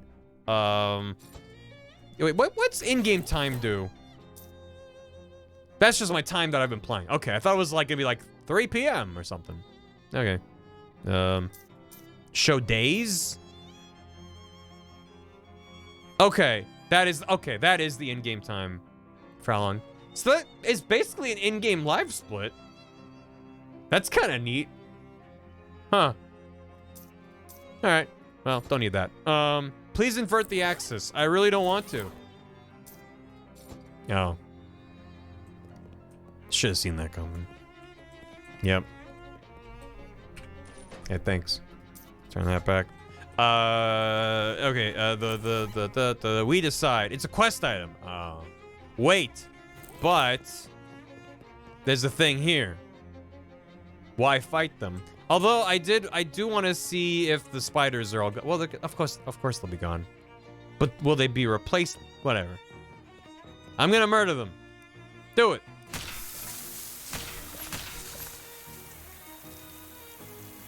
Great.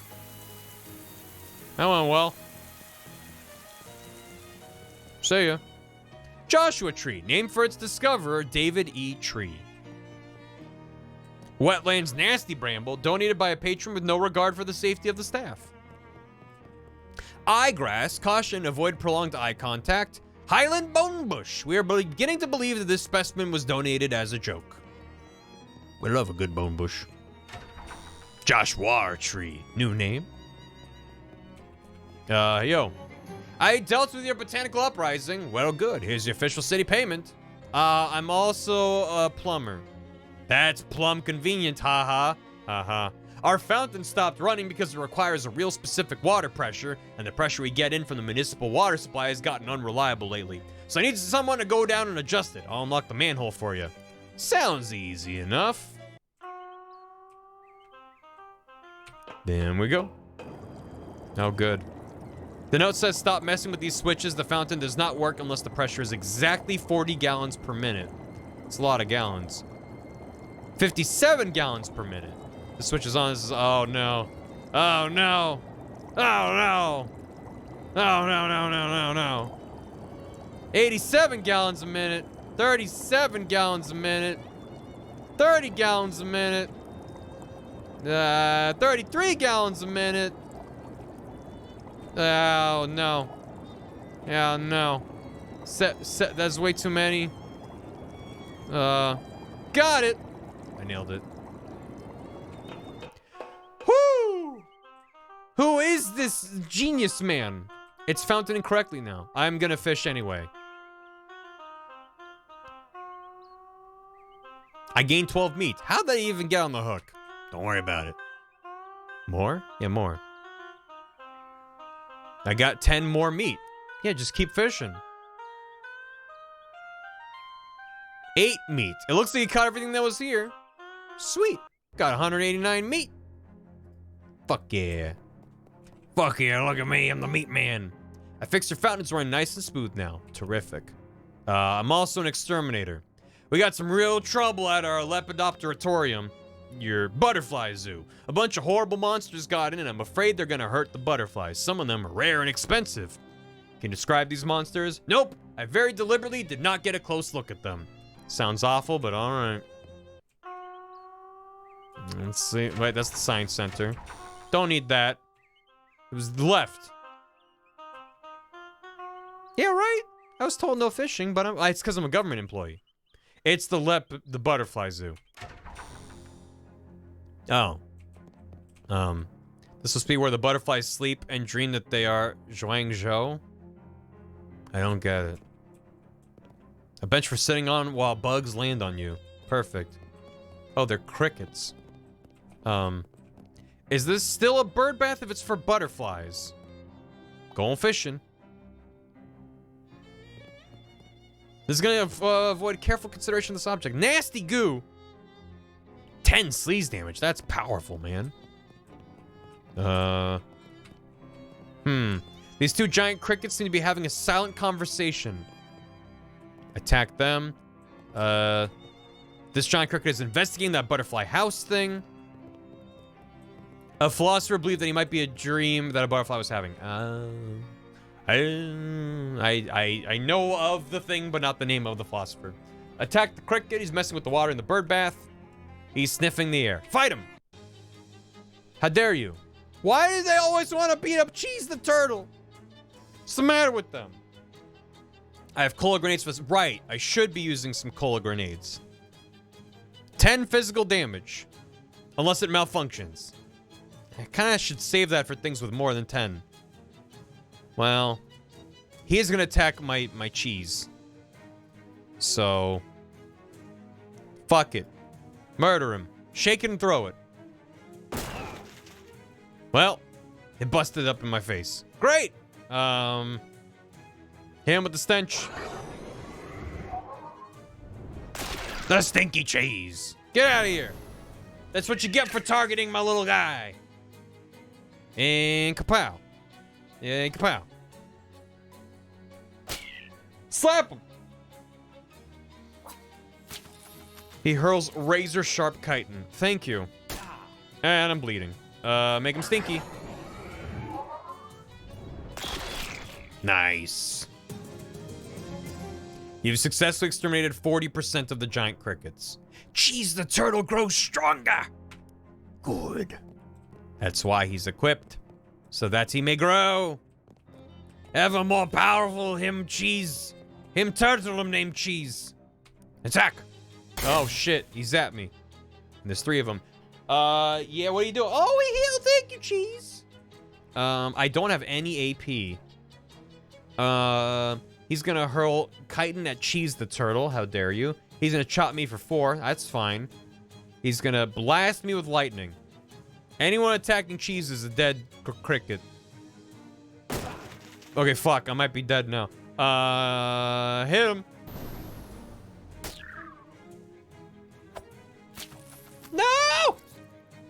Heal me, please. Thank you. Ow. Ow. No, Cheese! Attack order is top to bottom, left to right. Oh.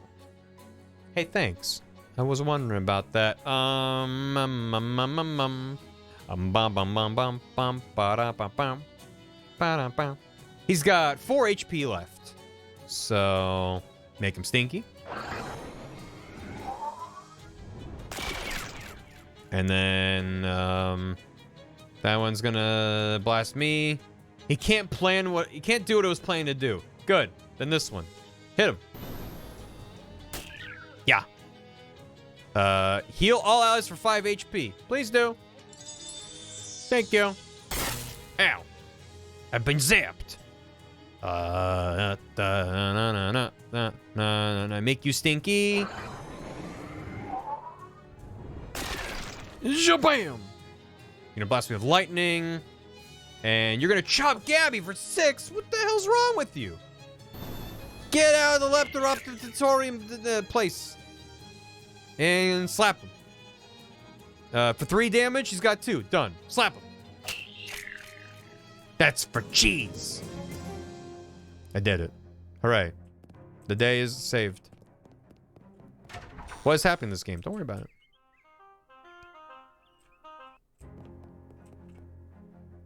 He's inspecting the clipboard. Yep. I got rid of the gross monsters in the Lepidodontium or whatever. Did you know they're actually giant? I don't want to know what they were. Thanks. I like to sleep at night. Here's your official city payment. Thanks. I'm also a security guard. That's awfully humble for a police officer. But, I mean, since the municipal police force was entirely replaced with contractors, you might as well call yourself a cop, right? All the rest of them do. But anyway, that's neither here nor there. There's a hobo that's been hanging out by the park fountain. I'd like you to move him along. Is he causing trouble? No, not as such. Everyone likes him, but busking in the park is against city ordinance, and rules are rules, you know. All right. How you doing? Hey there. I need you to leave the park. You what? Yeah, sorry, but the caretaker says you gotta go. There's a city ordinance against busking here, it says. Funny how that only starts getting enforced after I stopped giving that bozo a cut. Of course, you and I both know only the police can actually run me out of here, and you ain't no flatfoot. This is true. I can make it worth your while. Ah, shucks, friend. I suppose I owe you a favor anyhow, so don't worry about it. I can find somewhere else to honk this horn. Thanks. Problem solved. I did it. Did you beat him up? What? No. Are you sure you're a cop? Ah, just joking. Here's your official city payment. Oh. Okay. Thanks for all the help. Goldthwaite Park's looking ship-shape thanks to you. Here, take this for your trouble. It's been in the lost and found for years. If whoever lost it was gonna find it, they'd have found it by now. A white hot ring. This will make you like King Midas, except with fire instead of gold. When you apply on fire, apply 1 extra. Yeah, okay. Neat. I got 414 meat, which is not the 500 that I needed. So... how would that? You hear the ringing of cathedral bells and turn to see their source. Unsurprisingly, it is a cathedral, unless you're just naturally surprised by cathedrals. They're so big and pointy, could be hiding around any corner. St. Polycarp's Cathedral. Let's check it out.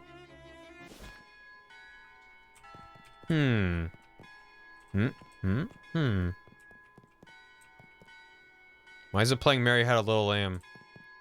Someone's carved some strange symbols on this plinth.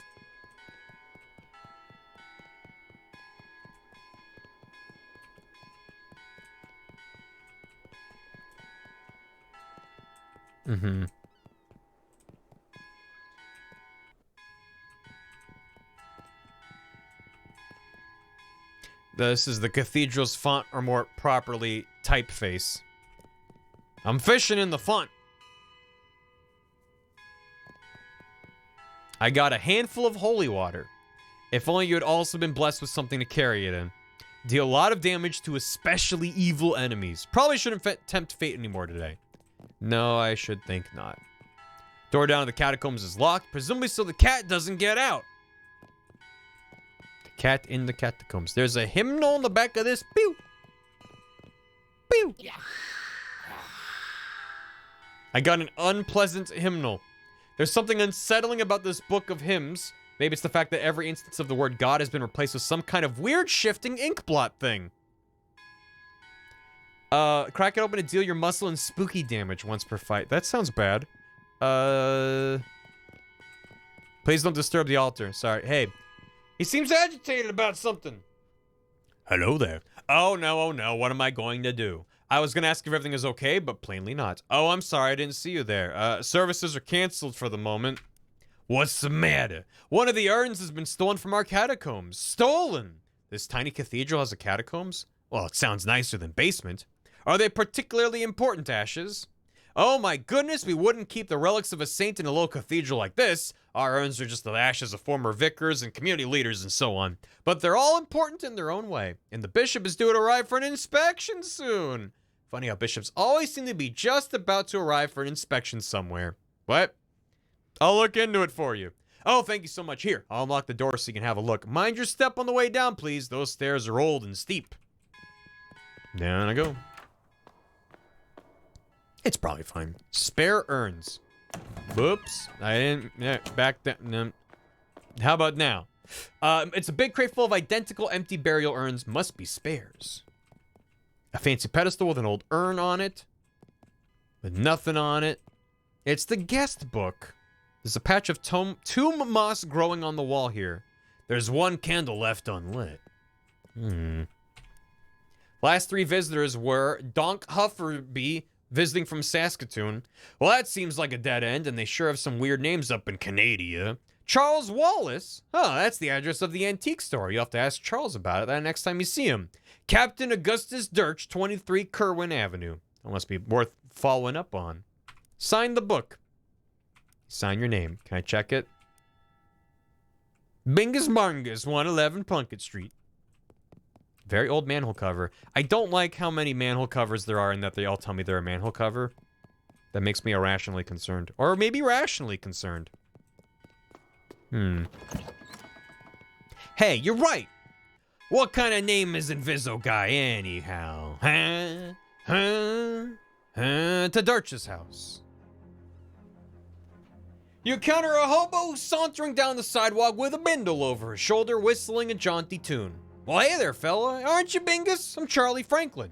Hi, how'd you know my name? Oh, we hobos are a tight-knit little community. When someone's been helping us out, word gets around. That's nice. A little creepy, but nice on balance. Why don't you come visit our camp? We'd be glad to have you. Where is it? You just head down 12th Street to see the lot where the old hardware store used to be, and then you take a... You know what? This will be simpler if I just mark it on your map for you. Yes, please. He takes out a pencil stub and marks a cluster of little boxes on your map. Come on by any old time. Sure. Adieu. Captain Dirch's house. A lot of symbols. This rock is steaming. Comfort it. You reassure the rock that everything is going to be okay, and it sloughs off some of its rage. I got some phlogistic resin. Of all the debunked theories of how fire works, this one is the one we've all agreed to pretend is true. Yeah. Why'd all the rocks in his yard have creepy glyphs painted on them? Weird. This rock has a date painted on it. 11/10/82. I probably shouldn't just barge in. Yeah, why was it? I'm selling these fine leather jackets. Don't want any, buzz off. I'm the milkman. Got your milk. I ain't drink that fat water. Get lost. I'm from the Municipal Census Bureau. There's nobody but me and these 4 urns. Urns? 5 urns. Go away. Congratulations, you won a sweepstakes. Fat chance never won nothing, didn't... Hello? Didn't enter no sweepstakes, no how, scram.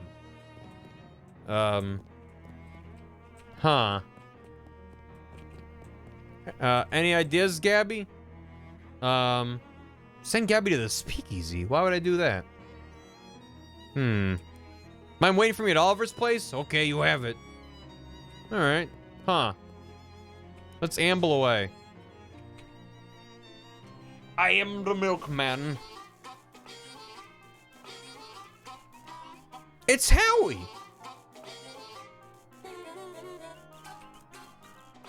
Hey there, Howie, how's it going? Well, hey, if it isn't Bingus, nice to see you again. Looks like that rumor you heard about a hobo camp turned out to be on the level. Oh, sure, the old hobo code is pretty trustworthy as a general rule. You're pretty good on that harmonica, Howie. Thanks, you want to know my secret? Sure. Have only one hobby and all the time in the world to practice it. Haha. Oh, Howie. This is as cozy and inviting as it's possible for a barrel of burning garbage to be. That's nice. I got warm hands. There's now 0 risk of your knuckles seizing up due to the cold. It's that oboe hobo. I just got it while he was playing the oboe.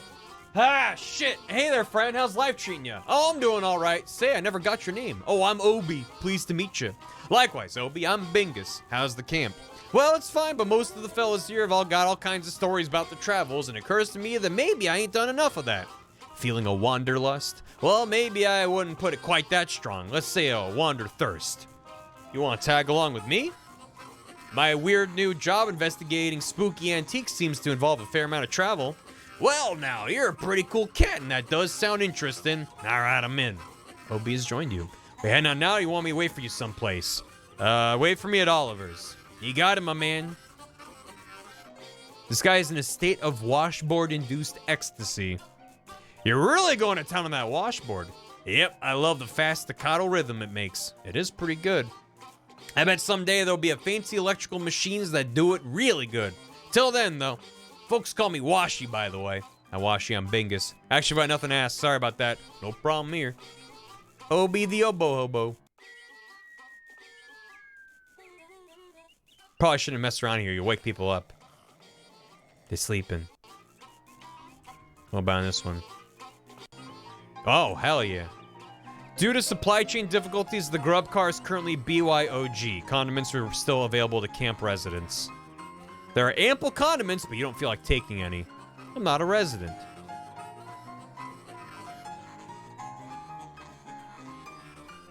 This guy's really jazzing up the place.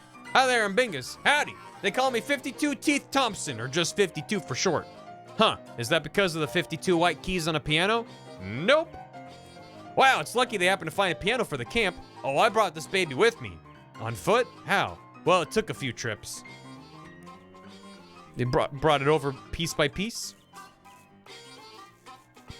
Oh, cryptography. It's Gus, the guy we met in the rain when we arrived at Plunkett Street. Hello, Gus. Well, hello there. Bingus, I believe it was. That's right. Always a pleasure to have another run-in with a friendly acquaintance. Nice the rain cleared up. It is nice. I do enjoy the rain, but I also enjoy dry clothing. You're the kind of guy that's comfortable in any sort of weather, eh? Yes, I do my best. Can't stop a rain cloud by crying, after all. And in fact, when you get right down to it, pretty much anything that happens to a person can be considered weather of a sort. That's real philosophical. Old Gus says if you can find the pleasure in any circumstance, then you'll never be a sufferer of misfortune. Misfortune. Gosh. Smart man. There's a hobo lady you haven't met yet. Hello there. Well, hello there, dearie. I don't believe we've been introduced. I'm Veronica. I'm Bingus. Can I offer you a cup of tea? It's homegrown, so to speak.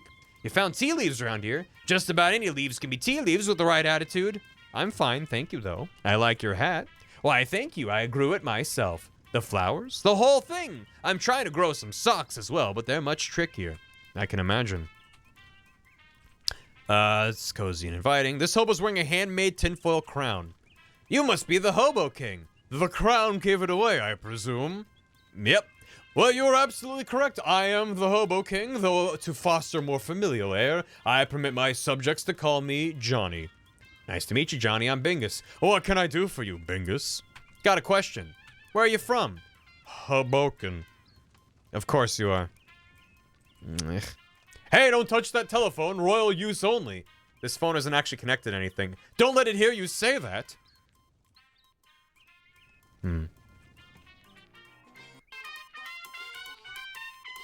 Yeah, I haven't seen one of these in ages. Whatever it is. The one thing these notebooks have in common is that you do not understand any of them. A bewildering array of partially redacted nonsense. You don't even understand the titles of these books, much less their contents. There's music coming out of it. You can't begin to fathom what this contraption's for. Desktop radio. A ratty old shoebox is slouching in the corner. More symbols. A hobo is flipping through a worn book, occasionally stopping to check the strange machine next to him and pencil some notes in the margins. You gotta do a shrimp check. Oh, hello! You must be new here. I don't think I've seen you around before. My name's Bingus. Pleased to meet you. I am Letters McCabe. Is there anything I can assist you with? Why do they call you Letters? I'm an expert in microcryptography, aka hobo code. Are you familiar with it? What's that? Todd. Thank you for the barrel. And 47 months. How you doing, Todd? Hope you're good. Hobo code is a system of pictographic elements that can be written unobtrusively on walls, or carved in the fence posts, etc. that are traditionally used by hobos to leave messages for other hobos, to mark a house where the occupants are charitable, for instance, or to warn of a vicious guard dog, that sort of thing. I'm working on expanding the system for more general communications purposes. That's interesting. Anything I can assist you with? What's that book you're reading? This is a hobo code manual. I can teach you the basics if you'd like. That sounds useful. You spend 10 minutes or so going over the basics of hobo code with letters. Teaches you some of the most common glyphs.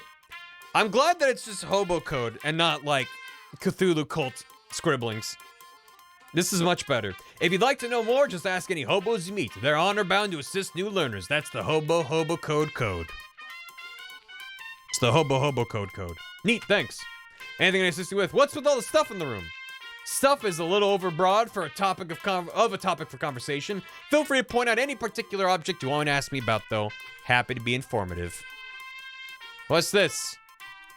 What's the deal with this? It's a ham radio. What's it for? Listening to stuff about ham. What's in the old shoebox? Old shoes. You're welcome to them. You try to pick up the box and you can barely lift it. What kind of shoes are these? Hand-me-down boots. They've been passed from hobo to hobo for generations. Probably about 50 pounds of metal reinforcements on them by now. They weigh your feet down. That's gotta come into play at some point, right? What's this machine you're working on? This is an old naval radio encryptionograph from the Cola Wars. Trying to modify it to work with hobo code. What kind of stuff you got going on? We are playing Shadows over Loathing, and I am reading a lot. Whenever I stream a game like this, I become acutely aware of what it does to a human being to talk nonstop for hours on end. Because even in a normal stream, I usually am not talking literally nonstop. Thanks for the hydrates. I'll refill my water in a minute. Because I've tapped it out. Thank you. It was designed to handle a pictographic writing system, that's for certain. But if I get to work, it should be very secure. What's this contraption? That's just a radio. All right. Garbage day. Where are all these books? Yeah, the telegraph to the beat is good. Should have some Gatorade. I mostly just drink water. Excuse me. Manuals for various types of codes and ciphers. Visionnaire, Beaufort, treatises on several variations of columnar transposition. The classic Mormon jigsaw, German mix-up code, and so on. There's a few books on old pictographic languages in there, too. Fascinating stuff. Well, it's all Greek to me. Say letters, what's with this poster? Those are some general-purpose hobo code glyphs I'm working on. There's a bunch of them that are blacked out, though. Yes, well, they're still experimental, so I decided it would be wisest to take some precautions. Hi, Triakis. Welcome. Got a lot of notebooks here, letters. All my notes on the hobo code, more notes on codes and languages in general, as well as my studies on radio telemetry, telegraphy, and telephony. I think my aunt's recipe book is in there somewhere, too. Did you write all these in code? I can't make out a single word. No, it's just my handwriting. What's this thing? That's a teletype machine that we salvaged when they shut down one of the local post office branches for cutbacks. We've patched into the local telegraph network so we can communicate with some of the other hobo communities. Here's some heavy-duty equipment. Between this and the naval cipher thing, this is heavy-duty. I'm not at liberty to discuss it in detail, you understand, but secure lines of communication are going to be quite important if Johnny's plans are going to come to fruition. Well, now I'm intrigued. Sorry, you'll have to talk to him about it yourself. Alright, Johnny. Hello, Johnny. Can you teach me some hobo code? Yes, according to the hobo code, I am of course obliged to assist. But first, let me test you. Convince me of your worthiness and I will grant you a boon. Yeah, I'll get back to you on that. Letter said you're working on some kind of secret plan? Is Gatorade better for voice stuff? Yeah, I think like a warm tea with honey is recommended for soothing the throat. The Adventure Zone. The Kingdom of Loathing. Nice.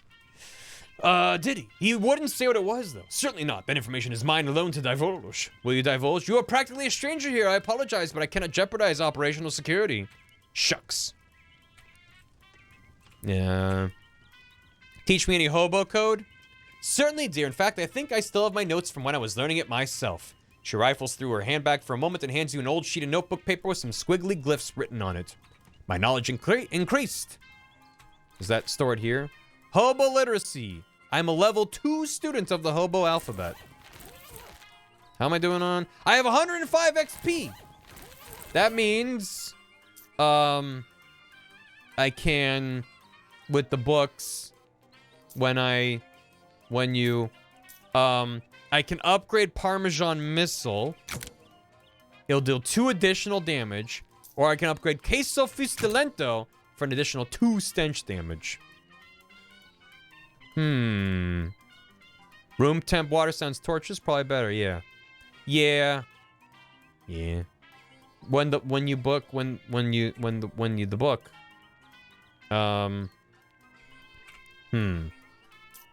Overdue library book. I didn't check this. You checked this book out 13 years ago and I've spent the last 12 and 50 weeks feeling slightly guilty about not returning it. You didn't feel like reading it when you were in grade school and you don't feel like reading it now. Well, that's fair. Yeah, a lot of stink does sound good. Upgrade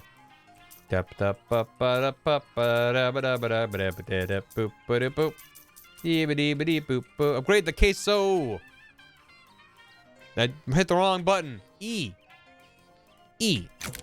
Squinted the queso. You spend 100 XP. You read the epilogue and you're glad you did. It describes even stinkier cheeses than the main book. You wrinkle your nose so hard at the thought of them that your nose knocks the book into a nearby sewer grate. Very stinky. Fuck yeah. Now I'm ready for anything. Hobo code. Yo, thank you. Ah, you're a student of letters and of letters. I'll be glad to help. He searches his pockets for a dry piece of paper but can't find any, so he scratches some glyphs into the dirt with a stick. Thanks. Meh. The square brackets are the category change shortcuts. Yeah, that's what I've been hitting. Yeah, have you seen my mouse moving? I mean, maybe you did. No worries, thank you. I don't have a nose. Sure I do, it's right there. You teach me any hobo code? Oh, letters teaching you lingo, eh? Well, sure. I still owe you one for dealing with that railroad bull now that I think of it. Hunker down here and I'll show you what I know. Thanks. Got your nose. Fuck. Thanks, Fizz. Hobo code. Sure thing, this one here means arpeggio. These 2 pointy ones are crescendo and decrescendo. This one here's a treble clef. That's gonna come in handy for sure. Knowing the musical hobo code. Hobo code. Sure, I know the word washboard and some words that kind of describe the sound a washboard makes, but they ain't as useful as actual words. It teaches you anyway. Nice. How am I doing on... I'm level 6 hobo student. Alright, this is where they're sleeping. Don't want to wake them up. Alright. No. Let's head back real quick to Plunkett Street. Hands in the air, bucko. You're on Tin Lizzie's turf, and this is a stick-up. You turn to see a woman in oil-stained coveralls pointing a gun-like tool in your direction. What? Is that a caulking gun? Stick-up isn't usually such a literal phrase. Actually, it's a grease gun, so I guess it's more like a slick-up. Haha. Gross. Everybody's a critic. Give me your wallet. I'm fighting you. Oh, well, I have a tentacle buddy that emerged from the ground. But it's probably fine. Bagarth the Whirling Wrench. Uh-huh. And Zinc Lily the Greaser's gonna shoot Bingus Bongus. How about we do 7 stench damage? Yapow! Become smelly! And with the spatula, kabam! Thank you for the hydrate. That rock is very Brenus shaped. If that's what your Brenus looks like, I am impressed. Oh, it's flopping! Good work. You won, keeping both your pride and your wallet intact and grease-free. Got some XP and some meat. Whee! Yeah, don't worry about it. I have 10 XP, and everything costs much more than that. So, won't worry about that just yet. Hey, buddy, what do you know about the church? I saw your name in the visitor's book at St. Polycarp's. Oh, sure, I do a little whittling to pass the time now and again. Sometimes I go to St. Polycarp's to look at their gargoyles. Here, have one. He tosses you a little wooden gargoyle on a leather cord. Gargoyle charm. A little wooden gargoyle and a leather strap whittled by Charles Wallace. The base has the motto, "Keep on trucking," carved into it. +1 spooky armor. Thanks. Let me ask you something. Lose something? Yeah, I seem to have misplaced the church key to my drill. The chuck key to my drill. What's a chuck key, Charles? What's a chuck key? What's a chuck key, Charles? What's a chuck key, Chucky? What's a chuck key, Chucky? Charles raises an eyebrow. It's a little twisty thing for tightening the chuck on a drill. Ain't it where you lost it? It can't have gotten too far. The core on this thing got stuck in the outlet. It's not long enough for me to drill anything that isn't in this neighborhood. I'll help you look for it. Oh, that'd be great. Like I said, it's gotta be nearby. Just wander around. I'm sure it'll turn up. If you wander, well, yeah. A random encounter. Let's wander, I guess. A fast-talking salesman approaches you and starts his pitch before he can cross the street to avoid him. Say there, would you like to purchase a set of encyclopedias? No, God, no, hell no, absolutely not, no. God, no. Oh my God, it's my long-lost twin brother. I thought you might say that. Understandable, understandable, but what if I told you this was no ordinary encyclopedia? Do you think that's something you're likely to tell me? So likely as to be certain. Step a little closer, would you? Yeah, all right. He opens his trench coat to reveal a set of dog-eared paperback books. This is no collection of boring facts. This is an encyclopedia of blue humor, a multi-volume collection of the lewd and lascivious, a trove of truly tasteless treasure. It's a set of books of dirty jokes. Precisely, and it's yours for the obscenely low price of 200 meat. I want the dirty jokes. Hover over it. A set of dog-eared paperbacks filled with offensive jokes. Somebody must have carefully assembled this set out of individual volumes found in filthy public bathrooms. Grants an upgradable skill, hurt them all. Gives sleeves armor. I'm buying it. The man takes your meat, winks at you as he stuffs it into his pocket. It's a lot of winking as he stuffs 200 meat away. Surely shocking jokes complete set. He continues to stand there. Aren't we done? What are you waiting for? I want to watch you read it. Slowly back away from him. No, thank you. On your way to where you're going, you happen to notice a guy across the street. In particular, you notice that he's sitting on top of a mailbox. He notices you too and extends his hand towards you for the handshake. You call it across the traffic. Hi, you realize I'm about 30 feet away, right? Yeah, but I can't leave the mailbox. Hold on. Another sneeze. Sometimes I regret my curious nature, but I guess I'll ask anyway. Thank you, Azir. Why can't you leave the mailbox? Come on over and I'll tell you. God damn it. Fine. Holy shit, that was far away. Hey, random stranger's door. Who's there? Bingus? Bingus who? Barngus? I don't know anyone named Bingus Barngus. Who's there? Roland? Roland who? Roland Radio. I don't know anyone. Hold on. It's me, Ethel. Ugh. Speaking of arachnophobia, there's a spider dangling from a thread behind my monitor. It's not a big guy, so I'll let him go, but... I don't like seeing them. Anyway, Ethel Risk. Shit, fine. Good day. He's a friend.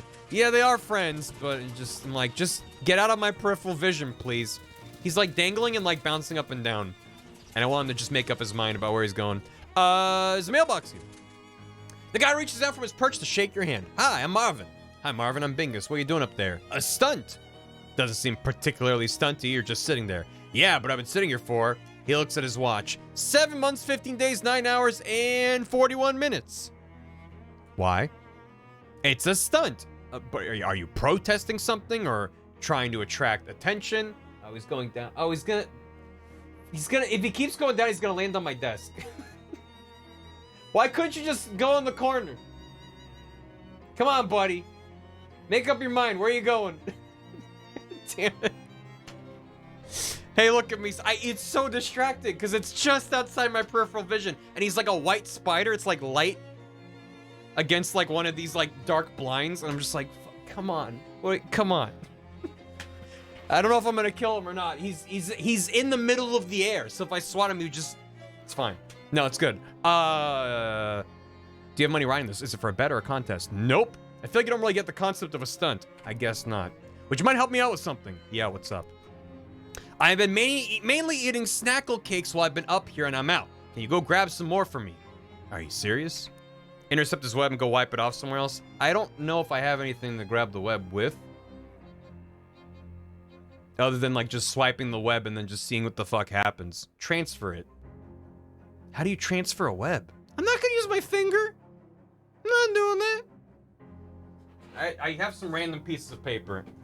So I guess I'll try to just kind of swipe him aside gently. The fucking... Oh, he did not like that. Oh, he did not like that. Come on, land on the thing. Land on the thing. He's just dangling from the paper now. This sucks. I'm gonna put him down. I put him up, but I can lift him back up. This sucks. This sucks real bad. I have a spider puppet now. Shit. Oh, I just feel bad now. I can't, how do I... I'm wiping the paper on the wall. Oh, fuck, that didn't do it. Okay, he's good, he's free. All right, he's going down the wall now. Shit. Okay, now we're fine, maybe? He's hanging on the wall. Out of sight, out of mind. All right, we're good. Yeah, he's just a tiny little guy. I'm not like worried about him biting or stinging or anything. It's just, I was like, I don't like him just dangling right above my desk. But no, that was awful. He was hanging from the paper, and then I put him down, and then unsurprisingly, when I was like, okay, I'm good, it just kept lifting him up. I was like, shit. Anyway, thanks for the energy. Time to burn it down. Yeah. Yeah. Actually, I do need to get more water. I'll do that in a moment. Snackle cakes. Are you serious? I'll admit they're an acquired taste. I guess nobody other than you wanted to acquire the taste of powdered milk mixed with sawdust with the nails still in it. Heed not the rabble who scream, here's my grandson. That is in fact not their grandson. Don't let them take my grandson. They are teenagers. Thank you, Sargo. It is. I mean, spider. Why I think I said Sargoto? I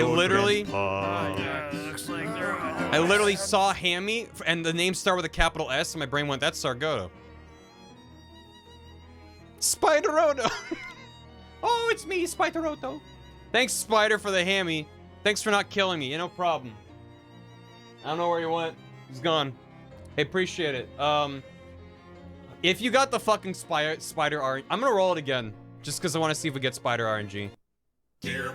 No, that ain't it. That ain't it. Shit. It fires in spurts. That's not it. He went to his little computer. It fires in spurts. Yeah. He's got a paintball, right? It fires in spurts. It fires in spurts. Here, Mr. Donkey Kong. It fires in spurts. Punch your bigger and your faster, but I'm stronger too.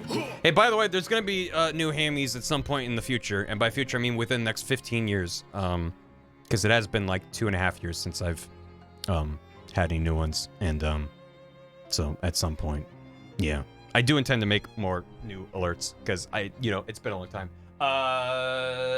Good. It should. The Spider Kong. I don't like that.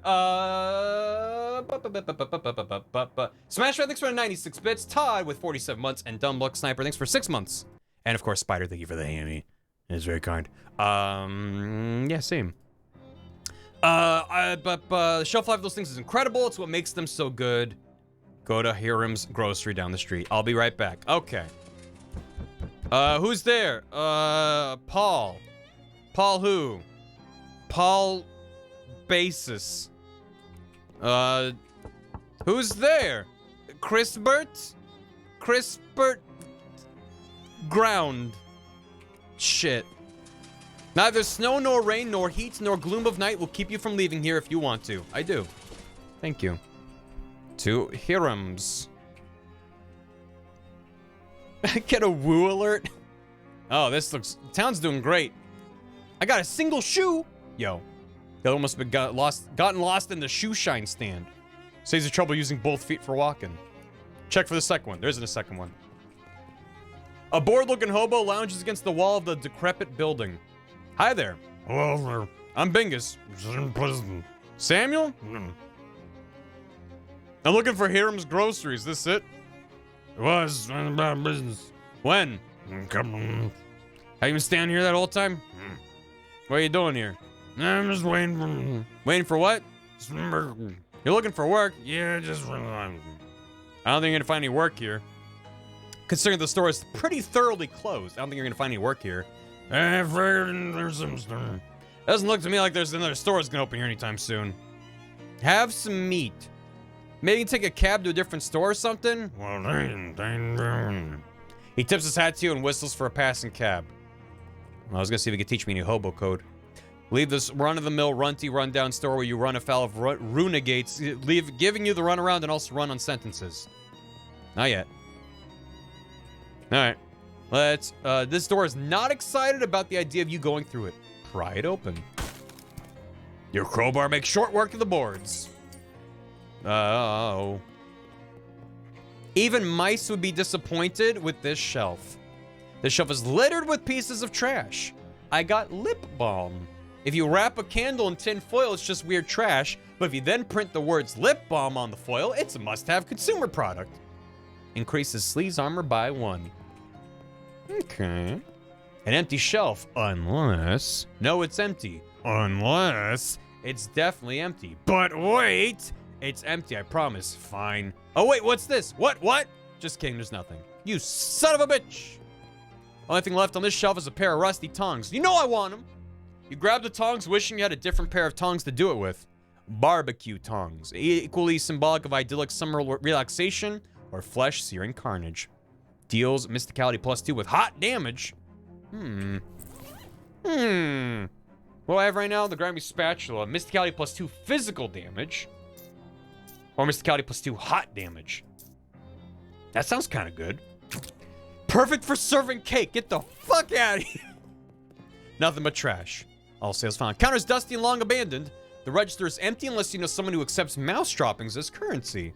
Not yet, but maybe later. You find an old invoice for a shipment from the Snackle Mills factory, which is marked as never having arrived. The factory's address is listed. Alright. Time to skedaddle. They know. They know. To Snackle Mills. As you're walking down the street, a doughboy steps into your path, menacingly slapping the end of a long French baguette into his other hand. Well, look what we have here. You don't scare me, bread boy. You're all alone, and I can take on one of you guys easy.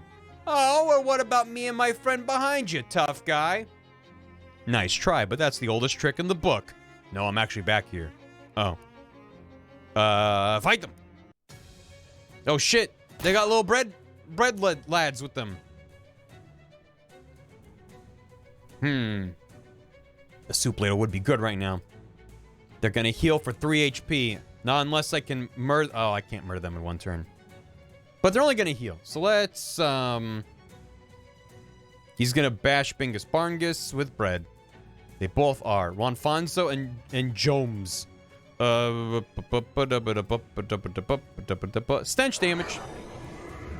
Make him stinky. They love that. And for 4 damage...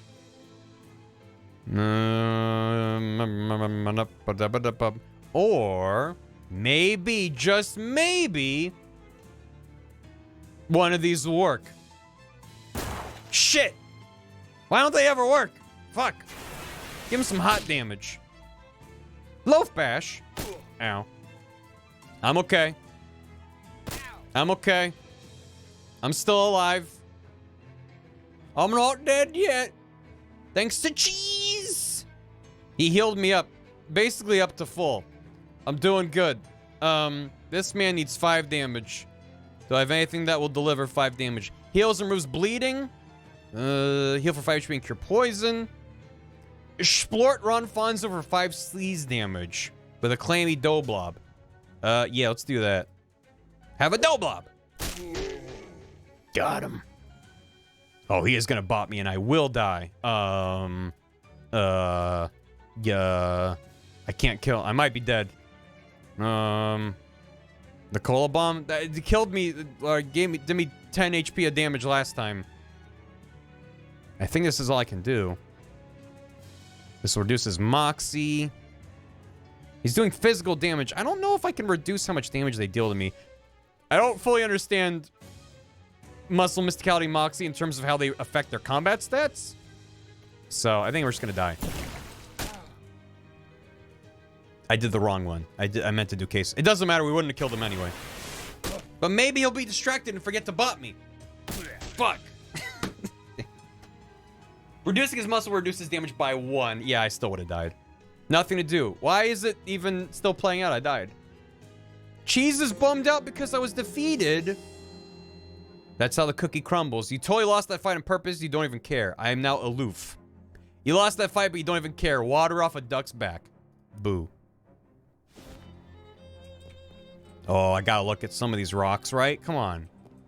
That's like my thing. This truck is laden with crates of snackle cakes, the worst snack food ever developed. I got a case of snackle cakes. You really take the cakes. Thank you. Oh, look at that. It's a Similith, a spire of petrified flour. I got powerful grit. Even though it's just an inert powder, you're still pretty sure it's gonna bully you. Well, heck. Empty vegetable oil drums. This must be the front door. Is this the front door of the factory or the back? Don't know. This crate is full of baking soda. The tarp is there to keep vinegar from getting into it. The loading dock is slightly ajar. Find somewhere else. Okay, hold on. Cactus beer. Store doesn't appear to be locked, but it sure doesn't open. It seems to be rusted shut. Let's use our Moxie to sneak through here.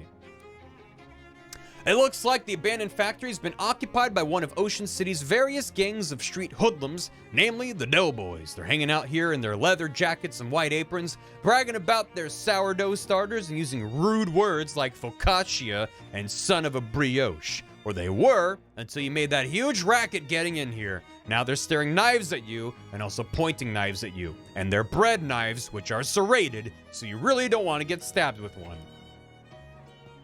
But I'm smiling. And I'm friendly. Huge amount of loose sugar. Ooh. And they really bet everything on these terrible snackle cakes. If I only have some sort of ally. Yeah, I did send all my allies to the bar and then not recover any of them.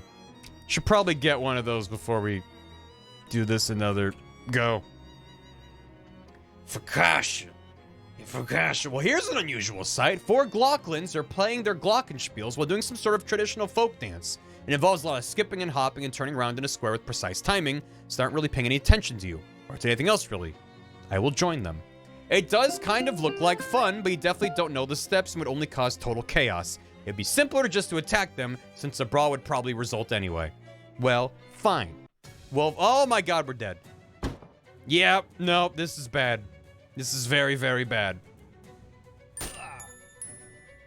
He's gonna hit me for 6. He's gonna hit me for 4. He's gonna hit me for 4. He's gonna hit me for 4. Cool. Catch you later. Have a good one. Thanks for hanging out. Maybe this time it'll work. Every single one of these has exploded on me. I don't know if I'm just immensely unlucky or if they literally just all explode on you. So, queso fustelento. It'll work eventually. I don't believe you. Hot. Ow. And I'm dead. Good fight. Good fight. Now I'm angry. You lost the fight and you're not taking it lying down. Not anymore, at least. You were lying down for a while because of the way you got knocked to the ground. Plus muscle. Yeah. Going through tensely. I mean, the text implies that they will work. There's just a chance they'll fail. Do I have to use all of them in order to... Okay. Alright. Wait, I want to go in the alleyway. Bad times. Hello. Where are my friends? There they are. Yeah, let's get Obi. This joint is a real swinging groove. Want to come with me for a while? You got it, bud. I'll meet you over by the door. All right. Now we got a party. Everything copacetic, bud? Yourself. Do you know anything about the hobo code? Sure, bud. I know a glyph or two. Nice. You from Ocean City originally? Nah, I was born in upstate New York.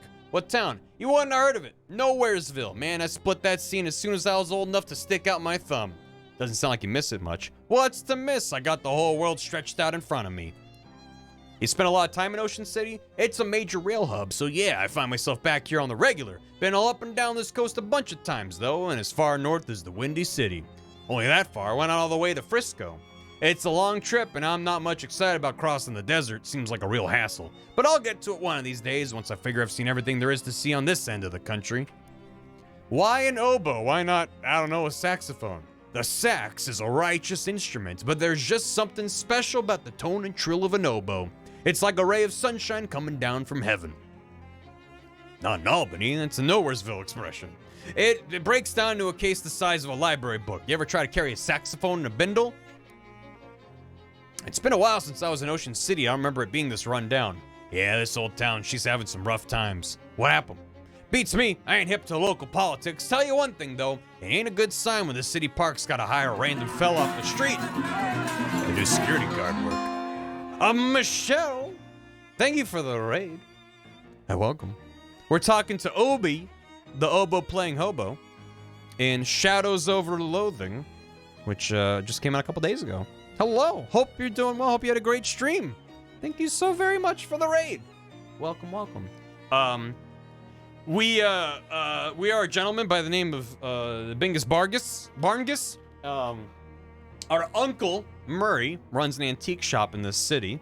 He asked us to come here. We arrived. He is missing, and it turns out he's running kind of how would you describe it? He seeks out mysterious occult objects and removes curses from them with the help of a few other people. So, yeah, they got a ghost busting scene working out of the back. Yeah, like exorcisms and the like. And it's not late 1920s. There's some mysteries afoot. Now you're caught up. Hey, welcome. Toast. My best Toast. Thanks for 3 years. Good seeing you on Indie Land. Gotta go, but excited to catch stuff out of this. Thank you so much. And Daft Boy Trunks, thanks for 50. It's far too bright in the surface world, and this fresh air is irritating my eyes. Naga Sea Witch, Warcraft 3. Thank you, Trunks. It's very kind. How's the hobo life treating you, Obi? I won't say I got no complaints, but there's never a dull moment. Why, thinking of joining up? Considering all my luggage burned up in a mysterious fire and I'm sleeping in the back room of a shady antique store, I kind of feel like I already have. Well, heck, we'll have you riding the rails in no time. Let's head back out. Let's deliver the goods to Marvin. He wanted some snacks. You round a street corner and encounter a woman in a welding mask using tightly focused magical fire to cut the fenders off a parked car. Hey, I'm pretty sure that isn't your car. There's a polite cough behind you and you turn around to see a muscular woman in oil-stained coveralls casually flipping a large wrench in one hand. Is this your car? No. Then it ain't your business neither, so maybe we should teach you a little lesson about minding your business. You just said it isn't mine. Let's fight him. Grease gun? I got greased. The wrenches. No. Don't you hit Ollie. As long as you don't hit Cheese. No, don't hit Cheese. Thank you. My turtle's name is Cheese. Zinc Tammy the Welder is going to set Bingus Barngus on fire for 5. Bronze Molly the Gracer is going to deal 6 sleaze damage. And the wrenches are just going to be wrenches. 1 to 3 physical damage. Yeah. Let's go for Bronze Molly with some of this. I'm a cheese wizard, by the way. That's the class that I picked. It's important to note. And then bop him with the tongs. No. Well, I'm going to throw the cheese because I'm a cheese wizard, but also my turtle is named Cheese. Which is an important distinction to make. He's a healer. And he's real good. Cheese the turtle. Obi the Obo Hobo will play a hot lick at Obi the Obo Hobo, dealing 3 hot damage. This is meant to be done to enemies. Oh. Yeah, no, I don't want him to do that. So he can play a hot lick, or he can slice Zinc Tammy, the welder, with the reed, dealing 1 physical damage, causing 1 bleeding. Yowza. Maybe we do some hot damage to this. Oh, yeah. It's gone. Bam. And you are healing. Thank you. I'm still on fire. That's fine. We got stench damage. Hit him with the cheese. And then the wrench will be tongued. That went well. A fromage. Oh, Zay. Oh, Zay. Concealing yourself behind a trash bin, you wait until the Tin Lizzies regain consciousness and limp away, and quietly tail them back to a back alley chop shop that presumably is their gang hideout. Back alley chop shop is fun to say. Back alley chop shop. Tin Lizzie's chop shop. And cheese grows stronger. Let's save the chop shop for later. Continue on to Marvin to give him the snacks. I found some. Here you go.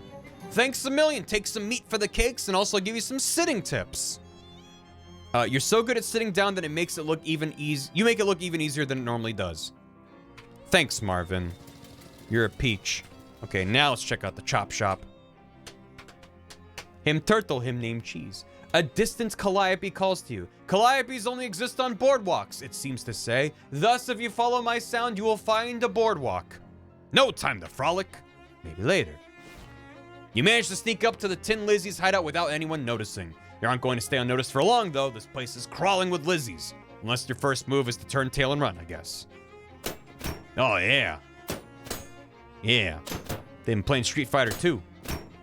This car looks terrible, but it smells great.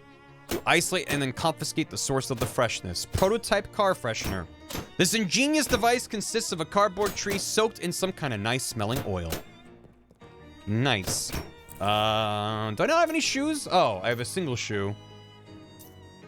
Heavy boots.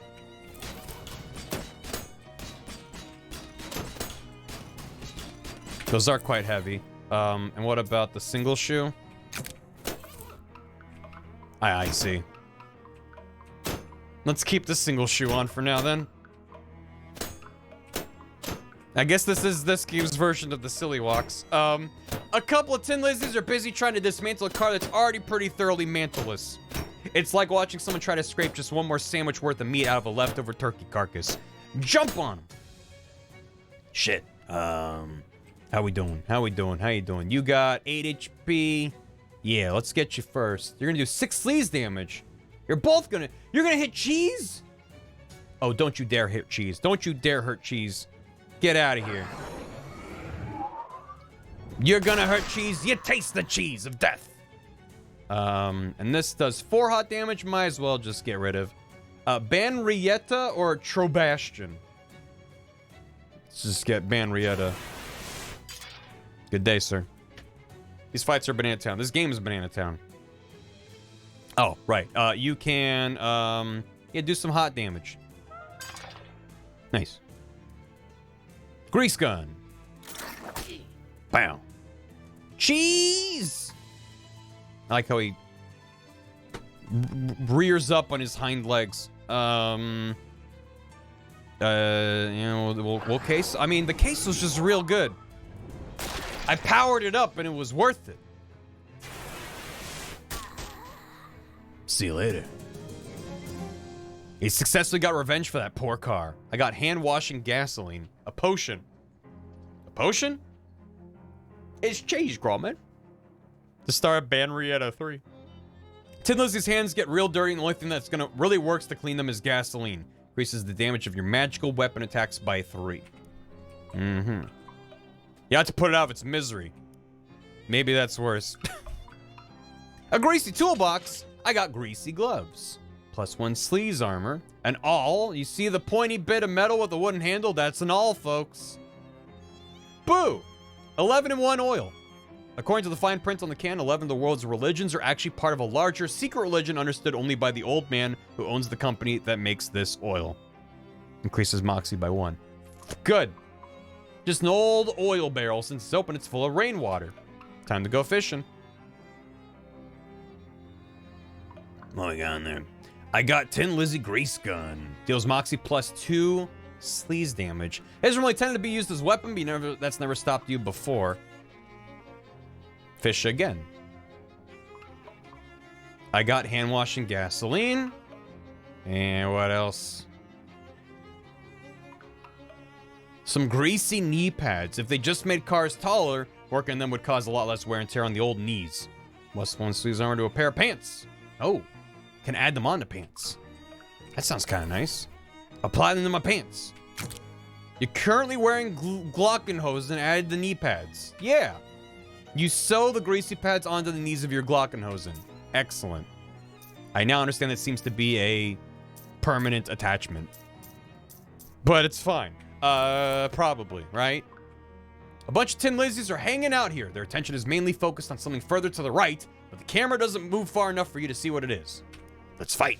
Oh god, there's 3 of them. And I'm starting on fire. Good. Great. Great. Off to a great start. No! Thank you for healing me, Cheese. Who is trying to murder Cheese? You're trying to murder Cheese? Not on my watch. How dare you? Get out of here. Get out of here. Yeah, bam! You better not. And, Wamberly of the Whirling Wrench is gone. You hear me? Gone. You can take out another wrench, probably. You're gonna set Cheese on fire for 6? I cannot abide. I cannot abide. Shit, we can't stop them. Fuck. What if I, there's nothing I can do. I'm sorry, Cheese. I'm sorry, Cheese. I let you down. Yeah, you can hit me, that's fine, but leave Cheese alone! It's messed up. Melted cheese. Cheese is weak to fire. No! I miss him every day. Ow. Oh, I might be murdered. We'll see. We'll see. It's not over yet. And now we can get rid of that with this. We just have to survive being heavily on fire. Which I don't know if that is survivable or not. They'll shoot me for 5, which won't kill me, but then the fire probably will. So... it seems not good. Can we still win? More hot damage? We have to just survive. That's fine. That's fine. Did we do it? You won! Oh, sweet. Oh, sweet. Excellent. See what all the hoopla was about. A welding bench, a welding mask. I got a welding mask. Protect your face from being burned while you're welding or kissing candles. Physical armor and hot armor. What do we got? We have the uncursed fedora right now. Oh, I got a broken coconut. I don't remember. Can't remember where you got it. Good. Plus 5 to max HP and plus muscle. Yeah, I'm gonna keep it for now. It's not the Hobo King, that's just Obi. But just Obi, I mean, dude, fucking won the fight. More like a picked apart truck. A muscular woman with flaming red hair is sitting in a throne made of welded together wrenches and glaring at you. Approach her.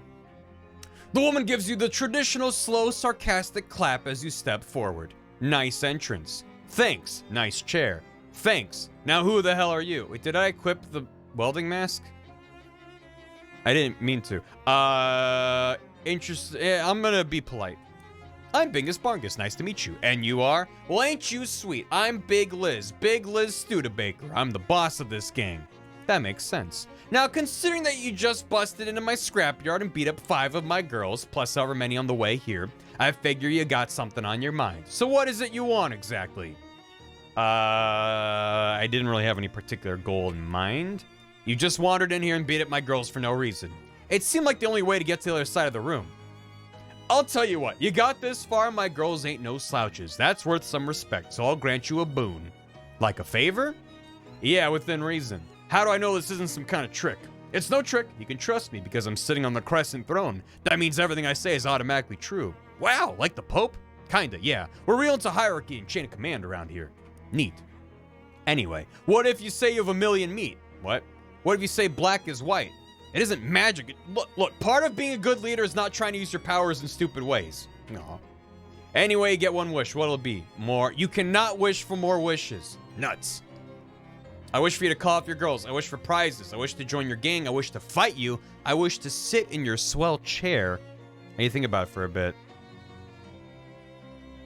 I kind of want to sit in the chair and then try to tell a lie. Why would you want for what? I mean, that's just free XP. Join. Kiss her. That's not an option. Prizes could be anything. It could even be calling off all our girls. I kind of want to see what happens with the chair. Chair. I wish to sit in your swell chair. Nope. But just for a second, only the boss of the Tin Lizzies can sit on the Crescent Throne. Sorry, kid. That stinks. Oh, I need to... Yeah, okay. I wish for prizes. That's easy enough. There's a shed over there where we can keep spare tools and parts. Help yourself. She tosses you a key. Chop Shop Shed Key. Hopefully it's easier to use than it is to say. Chop Shop Shed Key is not that hard to say. It's fun to say, actually. Hey, neat. A slight nod of recognition. Thought I'd say hi. Also, bye. I meant to keep the fedora on. Good. Sounds sure your mystic was up. Nah. Just wanted to take care of it now, because I will forget to come back. An old school blacksmith's anvil. This must be where they work on really vintage cars. Well, listen, you know, you could, anyone watching right now, you can go to Steam and look up Shadows Over Loathing, which is now available. It is $23, currently on sale for 15% off until November 18th. It is currently $19.54. $19.54. And then you can make all the better decisions because, well, yeah, I mean, also the dev may allegedly be, I haven't looked into it. So it's like, maybe you don't, I mean, whatever. But I'm saying if you buy the game, though, then you can do things differently. So, yeah, I'm wearing one shoe, so. This car has not been noticeably chopped yet. The doors are locked, dang it. I don't have a wire coat hanger. The shed door is locked. Let's go in. A shelf covered with various greasy metal objects. I got anarchist's hardware. Anarchy's pretty straightforward. Yeah, all right. Battered toolbox. I got a crowbar. All right. There's a car door leaning against the wall. Chopped off car door. Deal your physical, muscle and physical damage and reduce an opponent's mysticality by 3. Move. The poster says antifreeze is delicious, but it's poison. Workbench covered in tools. Make some stuff. Fancy combat items. Whoa. I can make a nuclear bomb, an abrasive discus, benzol bucket, ice bomb, vigor inhaler. Gain 3p and increase AP regen. These all sound kind of good. Let's make a bomb. Cool. Let's make another one. I like the sound of that. I like the sound of that inhaler. You're all out of anarchist hardware. I can't make any more fancy items. What basic? Restoring HP and cure bleeding. Use powerful grit to make that. Thank you. Welcome back. Reduce muscle by 5. Ooh. Yeah. And maybe some healing. And maybe the Molotov. Yeah, right. My inventory is gonna be a goddamn mess. Every day on the calendar just says crimes. A bunch of repair manuals for cars you've never heard of, except one of these books about weapons instead of cars. By Tig Fluxcore. Advanced weapon techniques. Weapon durability system unlocked. Turns out you're supposed to repair weapons after using them for a while. Who knew? You put that, you go to put the book away, but realize with your newfound knowledge that its spine is broken beyond repair, so you throw it away. Good. So how are our tongs doing? 9 out of 15. 11 out of 15. How do I repair? Is that, we do that here? Basic combat?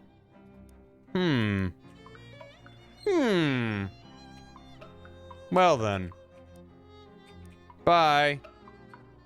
To the boardwalk. That's new. But on your way to wherever, you run into a cool guy wearing some cool sunglasses strutting down the avenue. Hey, baby, what's happening? Hi. I can see you dig the shades. You've got good taste. I what the what? You like my sunglasses. Oh, gotcha. I don't think anyone calls them shades for at least another 20 years, though. I pride myself on being on the cutting edge. He flips open his coat, showing you rows of sunglasses inside. Care to buy yourself a pair? For you, only 25 meat. Yeah, gimme. Now that's what I like to hear. He takes your meat and expertly selects the best pair of sunglasses for you from the lining of his coat. I got stylish sunglasses. When you're wearing these, nobody can see that embarrassing thing your left eye is always doing. +1 to Moxie. Looking good, baby. Nice doing business with you. And that's the last of the cash I needed to square things up with Miss Brewster. Thanks for that, baby. Miss Brewster? She's the lady that runs the boarding house me and the other traveling salesmen stay at when we're in town. She's strict, but it's a nice place. Check it out sometime. Hey, welcome back. We're running around town and doing stuff. I don't really know. You're not sure if the lamppost is holding up the hobo or vice versa. Hi there, I'm Bingus. Well, hey there, pleased to meet you, Bingus. I'm Dusty. I can see that. Yep, I meet a lot of new people in my travels, so I got my name embroidered on my shirt for convenience. So what are you up to? Oh, nothing much, just hanging around. I was gonna run a 3-card Monty down here on the boardwalk, but that didn't pan out. Why not? There's a fella already running a game down the way, and I prefer not to step on his toes, just as a matter of professional courtesy, you see? I see. And also because carnies get real scary about that kind of thing. Carnies. I ain't looking to be murdered anytime soon. Any way I can help? Well, that's real kind of you. I was thinking of looking for a different corner. Can you spare a nickel for a cup of joe to get my feet moving? Here you go. Thanks, pal. You're a real good egg. She gives you a jaunty wave and wanders off. See you later. A fortune teller's tent. Tony Fiasco hat photographer. Grouchy looking guy standing under the shade of this tiny building's eaves. Games of skill test your everything. Privatized healthcare station. It's a long pier, but you don't want to take an even longer walk off of it. Well, you can go fishing. You fish something up. Handful of cream cheese. Increases mysticality by 1. Cream cheese in its least convenient form. Tony Fiasco. You find an empty bag nearby that you can use to hold any fish you manage to reel in. You caught a medicinal whiskey fin. I got a fish in a sack. It's pungent. Okay. It's just for selling, apparently. A crusty ring. A ring rendered unidentifiable by a thick layer of ocean crud. Yeah. I got some root beer taffy. It isn't fizzy like actual root beer, but this root beer flavored saltwater taffy will heighten your magical abilities regardless. Maybe it's a placebo kind of thing. Yeah, is there a way to clean it? I got 1 wet cigarette. This is one of the only objects capable of giving you cancer and a tapeworm at the same time. This is really gross. It's pretty cool. I got an oligarch halibut. Am I just catching fish now? A facile gimme fish.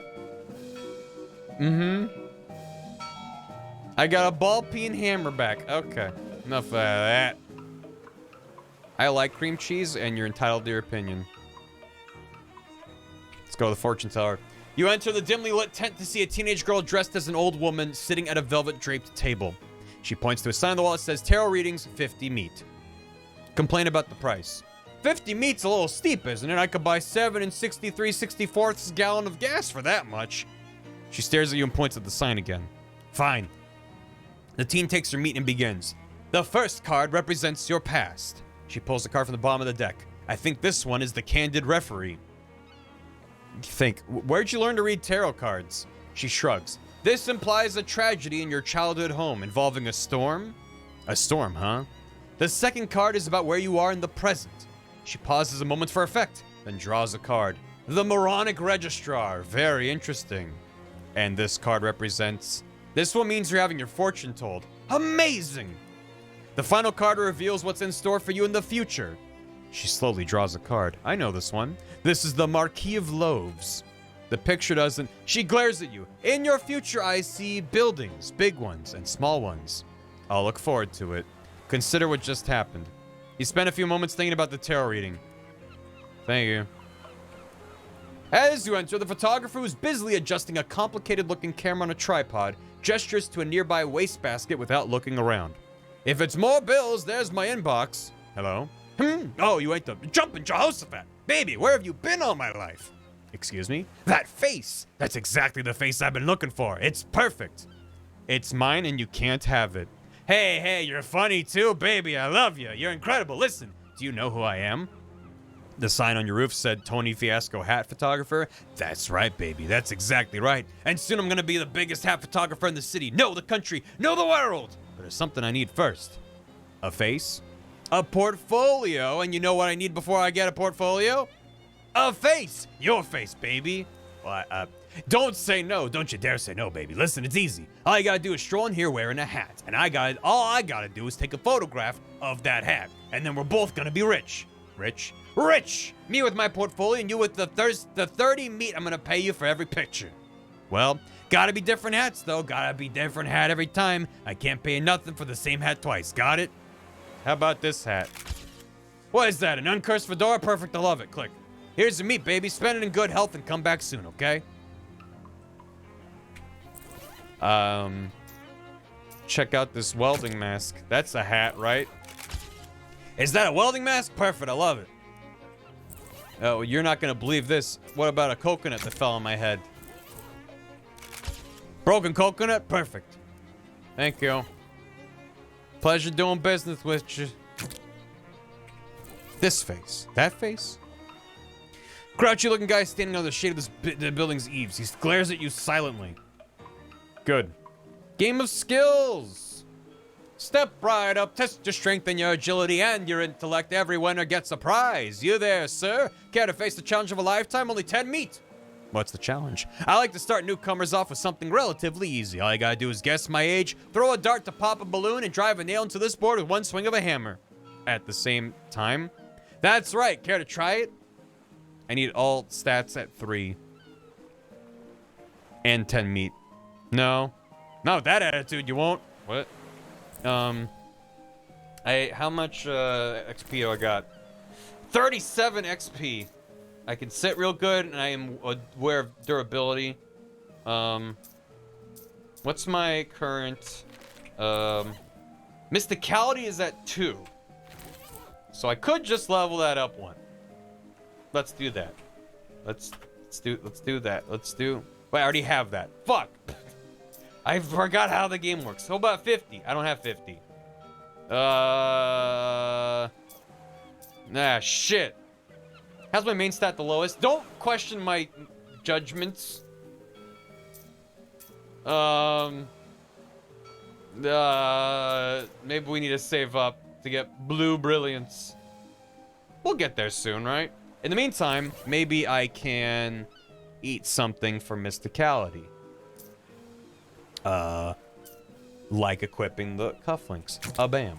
There we go. Hey there. Hey there. Yeah, me. Okay. You aim the dart while winding up your arm for the hammer swing and squinting at the proprietor. You look about 38, but pop, bang. You reek of cigarette smoke, so I'm gonna say 34. Nicely done, right on the money. Here's your prize, some fancy new beach shoes. He takes a pair of clogs out from under the counter and hands them to you. You got crab clogs. Well, I'm gonna have to equip those crab clogs right about now. +1 to Moxie, Stench Armor, Mysticality, Hot Armor, Spooky Armor, Sleaze Armor. I keep getting it with Sleaze, so let's grease it up. Give me the crab clogs. Makes you walk like a crab.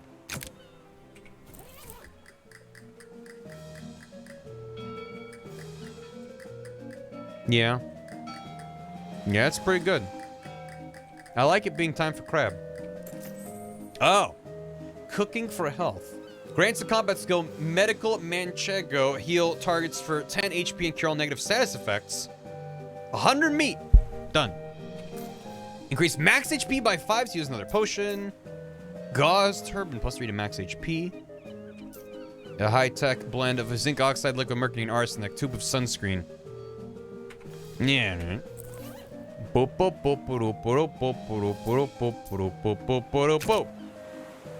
Additional 5 HP of healing. Not now.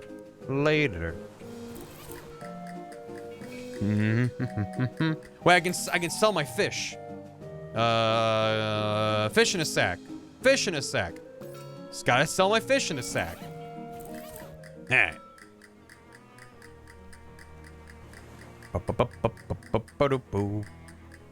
Turban is a hat, though. Guess it's time to crab walk back down. I do need to obtain every hat that I can. He'll give me 30 meat for it, though. So I'll lose 20 meat. Is that worth it? I don't know if that's worth it, but I'm gonna do it because I'm not here to be smart. I'm here to have fun, and I'm having fun. Equip that. There you go. For a worse hat than the fedora. Exactly. A gauze turban? Perfect. I love it. Okay. Good work, everyone. We did it. All right. Now where to? Show me the map. We can go to Brewster's. I do need to eventually go back to the fridge factory and try to murder everyone there. You stop dead in your tracks and you see 3 of those weird fishmen lurking in the mouth of an alley up ahead. They're peering around with their glistening, staring eyes and glurbling at each other quietly until one of them notices you. It and its 2 companions start stalking towards you, making wet, growling sounds. What even are you guys? Glurb. Are you evil invaders? Are you natives that were displaced by urban development, seeking to reclaim what's rightfully yours? The fishermen confer briefly. Evil? Okay, thanks, as long as we're on the same page. Soda in the hole! You shake the dubious soda can until the ball starts to rattle, then pop the tab and hurl it at the fishmen. It explodes in a spray of sweet carbonated water, which they like, and glittering aluminum shrapnel, which they don't. The confluence of these 2 conflicting emotions confuses them plenty enough for you to make your escape. Well, good. Paid 20 meat to further his dreams. It's a message in hobo code. The code says, nice lady, but she only likes salesmen. Not super useful to a non-hobo, but at least you got some translation practice. Hey, all right. They're called tulips, but in this case, there are 3 of them. The rocks in the plants have accumulated quite a bit of grease. Must be because of their proximity to salesmen. Sordid grease. Can I just leave? No. I'm looking around. Okay. The door's unlocked. Let's head in. As you enter this boarding house, you discover some kind of hullabaloo, or perhaps a kerfuffle. A stern-looking middle-aged lady is surrounded by 6 agitated men, all talking over each other. Gentlemen, I insist you settle down at once. We won't get to the bottom of this with all you acting like panicked school children. Miss Brewster, you gotta call the cops. What this town calls police, I wouldn't trust to solve a jigsaw puzzle, let alone a serious crime. And I won't have these hooligans turning my house upside down. But this bit of murder, somebody has to do something. What you can all do is go to your rooms and let me think, good gracious. The men file up the stairs abashed, but still fidgeting nervously. Excuse me. She sighs, exasperated. I'm sorry I don't have any vacancies. I suppose I do, but I can't let you have the room until this whole mess has been sorted out. One of those men said something about a murder? Yes, it's absolutely ghastly. One of my lodgers was murdered in the night, and nobody heard or saw anything. I'm practically at my wit's end. Maybe I can help. My name's Bingus Bongus, some kind of an independent investigator sort of thing. Like the Belgian fellow in the mystery novels. Sure. Well, that's marvelous. If you can solve the mystery, I can pay you quite reasonably. It's a deal. Thank goodness. What can you tell me about the victim? He was a traveling salesman. All my lodgers are traveling salesmen. What did he sell? Oh, they come and go so frequently, I'm afraid I haven't the foggiest. How did he die? I'm not sure. The body is missing. Look, you better just go and have a look for yourself. He was in 3C. I locked the door just so no one would mess around in there. Yeah, all right. Not a crumb to be found on the dining table. Miss Brewster keeps this place spick and span. Need the hobo code binder to access a multiplayer raid dungeon, Hobopolis. A little note next to the phone says, do not use phone. Tiny oil paintings of previous borders. The radio plays agreeable music at a polite volume. This potted flower saw nothing. You hear me? The bathroom is locked. Let's head up. You should probably check out the crime scene in 3C before trying to interview the lodgers. It's a communal hat rack, but nobody's using it at the moment. The two pointed leaf plants are holding the frondy one hostage. My God. Shoes. Some high-heeled shoes have been carelessly left in the hallway. You're not sure which aspect of this would upset Miss Brewster the most. They'll be safer with you. Extra high heels makes your steps higher. For sophisticated ambulation. Ooh! Oh, yeah. It actually changes the sound effect depending on what you stand on. That is... 3C then. The site of the incident. You unlock the door and put the key in the secret pocket used for things that won't ever need to be referred to again. You step into room 3C and discover... Holy crap. A massive pool of blood on the floor. And like Miss Brewster said, there's no body in sight. The window's locked. The killer must have come from inside the house. This is the power of the PlayStation 5. An ordinary... Well, we already have the graphics set to HDR rendering. So this is... We're really in there. An ordinary wash basin, no clues here. There's also a mirror. Check yourself for clues. You look at yourself in the mirror. Hey there. Alright. Let's go fishing. Handful of clean water. Pure water untainted by even a container. Cure an ally who's on fire. No, that's good. The wardrobe is locked. Nothing interesting about the bed except that it's next to a massive pool of blood. About the blood. Holy Jesus, is there even this much blood inside a person? Fish!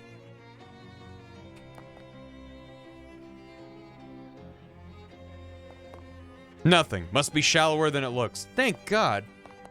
I was gonna say, throw rug looks pretty ordinary. You roll up the rug and what the heck? There's a crazy occult diagram underneath it. The lines and glyphs appear to have been burned onto the floor. You can see little blobs of melted candle wax at the points of the decagram. Even smells faintly of weird incense. Was this some kind of ritual killing? Great, like a regular old murder wasn't enough. Sheesh. Well, no thanks. It'd be best you report back to Miss Brewster first. Yeah, right, alright. Yeah, right, alright. Yeah, right, alright. She stands by the kitchen door looking stern but frazzled, stir-razzled. Well, Mrs. Brewster, I've had a look in room 3C. Did you find anything? I found a huge pool of blood. It was really gross. Did you find anything else? Yes, actually. An occult ritual circle. Oh my goodness, you think it was some kind of black magic sacrifice? I'm afraid it looks that way. Yes, ma'am. Well, I've always felt the lodge's religion was no business of mine, but I won't stand for this one bit. Are any of your lodges involved with the occult? Do you know? I do recall that one of them specializes in selling occult supplies and paraphernalia, but I'm afraid I don't remember which one. You'll have to ask around. Okay. Did I do the full vibrato quest line? I don't remember. It's been many years. Only Miss Brewster is allowed in the kitchen. What about the bathroom? Still locked? Damn. The mirror permanently changes your facial expression? So it does. I'm sad now. I don't want to be sad. We gotta change that. Let's smile, frown, scowl, worry, cringe. There you are. I like him smiling, because terrible things happen, and I like when he's just smiling all the time. Alright. You knock on the door. A voice calls out without opening. Hello? I'm investigating the murder. How well do you know the other salesman here? I don't know any of these guys, although I think there's a guy who sells brushes, whose neighbor's a guy who sells pants. Thanks. What does this remind you of, Viscount? A puzzle? I pretty much keep to myself. All I know about the other salesman is that the one who sells jokes and gags isn't the one who lives next to the one who lives above the one who sells brushes. What? Nothing, thanks. Something I can... Oh, hey, we meet again. Oh, yeah, you're the sunglasses guy. That's me, baby. What can I do you for? I'm investigating the murder. No kidding. I was hoping you could give me some information about the people who live here. I don't really know any of those guys. There's a fella that sells jokes and gags somewhere on this floor, I think. There's a guy that sells pants, but all I can tell you about him is that he isn't the guy right below me. Sorry. Is this a puzzle? Should I be writing this down? I hope not. Who's there? I'm not opening this door with a killer on the loose. There's a salesman who specializes in occult stuff. That seems pretty sus to me. Which room's he in? I'm not sure, but this isn't. But it isn't the one above me. He doesn't live at the end of the same hall as the same end of the hall as the victim either. Thanks. Well, I need Leighton music. This is. Yeah, what can I do for you? I'm investigating the murder. Ah, yeah, real grisly business. Do you know the other salesmen that live here? Not really, just the guy who sells those little Derringer pistols. He was complaining about the guy who lives right above him. That's the trinkets and baubles guy. Cause he keeps making a racket dropping stuff on the floor at night. That probably doesn't help you much though. Thanks. You try, there's no response. You try the knob, but the door is locked. What are you doing out in the hallway like that? Don't you know there's a murderer on the loose? I'm investigating the murder, actually. Oh, thank God somebody is. What do you know about the other salesmen here? I know that there's a guy who sells occult stuff. I give him a white berth, though. All I know about him is he doesn't live in the room below the sunglasses salesman. I see. Neither of them are the victim, by the way. Thank you. I should be writing this down. Oh, God. Oh, God. Oh, God. Oh, no. Who lives in 2C? They didn't answer and the door is locked. 2C is my room. Can I have a look inside? Certainly not. That's private. You can't possibly imagine I would kill one of my own lodgers. That would be terrible for business. You have a point there. What about the kitchen? Yeah. Yeah, jeez. Yeah. Until the murderer is caught. What if we just talk to everybody? Yeah, he doesn't live above me. He lives next to the pants salesman. This is the bad room with the bad stuff. There you said again. He's not, yeah. Caught the killer yet? I need a refresher what you told me before. Jokes and gags on the slump pants. Sorry, doesn't live in the room right below me. So, yeah, it's bad room. He lives in the bathroom. You might. Because even if I figured out who's who, how do I indicate who's who? Have you solved the case? I figured out who the occultist is. Maybe if we confront him with it, he'll either confess or give us some useful information. Are you certain you know which one he is? I won't have you accusing the wrong fellow. Yeah, fuck. Alright. So we have... I'm gonna just open up the old notepad. 2A, 2B, 2C, 2D. 2C is Brewster. So that's fine. And then above. You want some goddamn puzzle music? You want some goddamn puzzle music? I'll give you some goddamn puzzle music. Wait, what about this one? Yeah, that's fine. That's okay. Answer's probably 3. Yeah. Okay. Wait, shit. Have we won yet? No. And then we have 3A through 3D. So, 3A, 3B. I'm doing this legit. So 2A was sunglasses. I'm just gonna write capital B smiley face in my notes. Yeah, let's see here. Oh no, 3A, not 2A.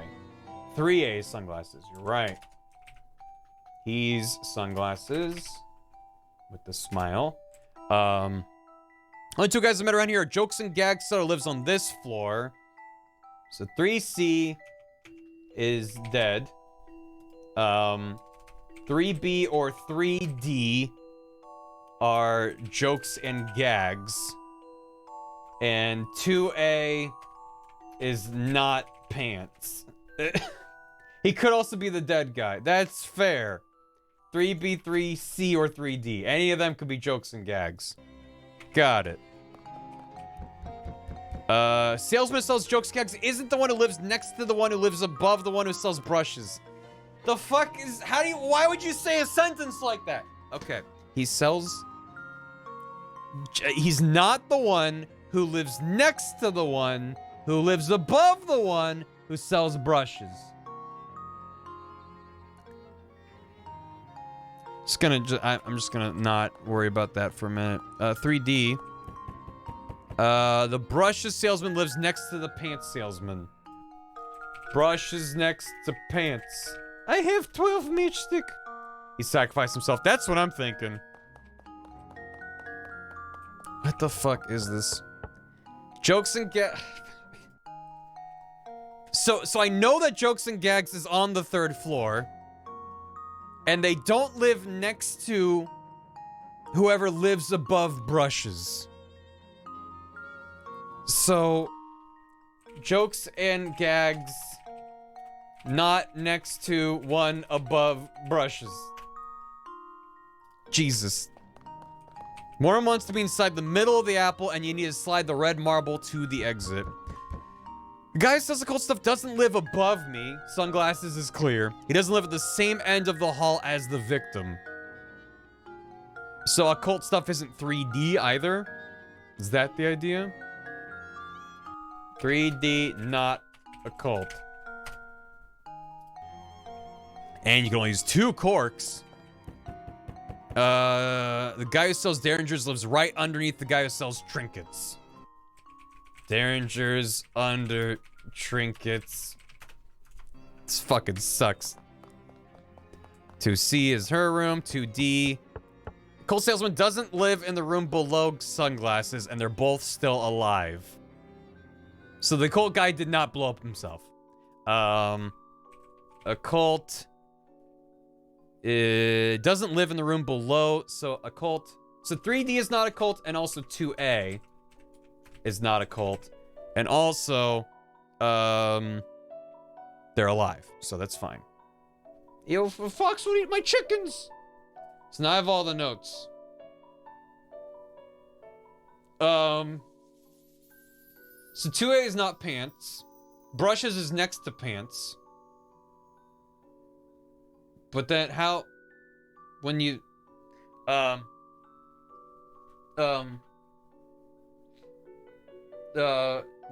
not next to one above brushes. So that means brushes is on the 2nd floor. We know brushes is next to pants, which means that between 2A and 2A is not pants, which means 2A is brushes. 2B is pants. Okay. 2D is Derringer guy. He's under trinkets, so he's got to be. That's the last one left. So that's the Derringers guy, which means above Derringers is trinkets. 3D is trinkets. Does that mean 3B is occult? Let me go over the notes again. I'd offer to sell you a Derringer again, but I decided I should give him all handy till the murder's caught. Well, he's telling the truth. He could be lying, but he's telling the truth because we know that Derringers is under trinkets and that there's no room for, because 2A is brushes, 2B is pants, 2C is Miss Brewster, therefore he has to be the Derringers. 3B, 3C, and 3D, one of those is Jokes and Gags. Is that trinkets? Is that the same thing as trinkets? It must be. Or 3C, the guy who died, was Jokes and Gags. This is a very elaborate puzzle theme. I don't need that. Basically Crash. The bullshit hint. Yeah, right?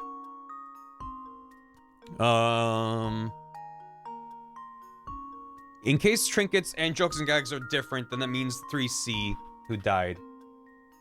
We are actually east of Loathing because we're on the East Coast. 3D and 2A are not occult. Yeah, okay, let's just accuse 3B and be done with it. Got it. All right. Yeah, okay. Yeah, all right. Yeah, okay.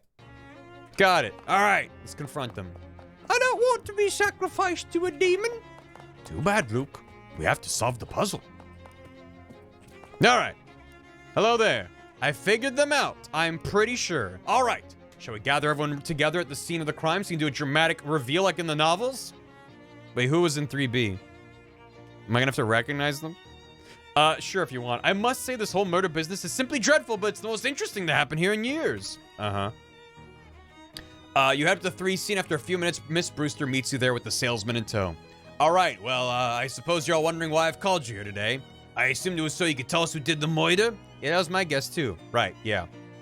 Okay, good. Well, as you can see by this weird circle on the floor, this killing probably had occult significance. Therefore, the most likely candidate is the occult goods salesman, who is 3B, which is 6. It's 6. 3B. What? Wait, he does have a pentagram on his hat. What? No, I mean, yes, I do sell occult supplies, but that isn't even one of my circles. They're actually accusing me of murder? Well,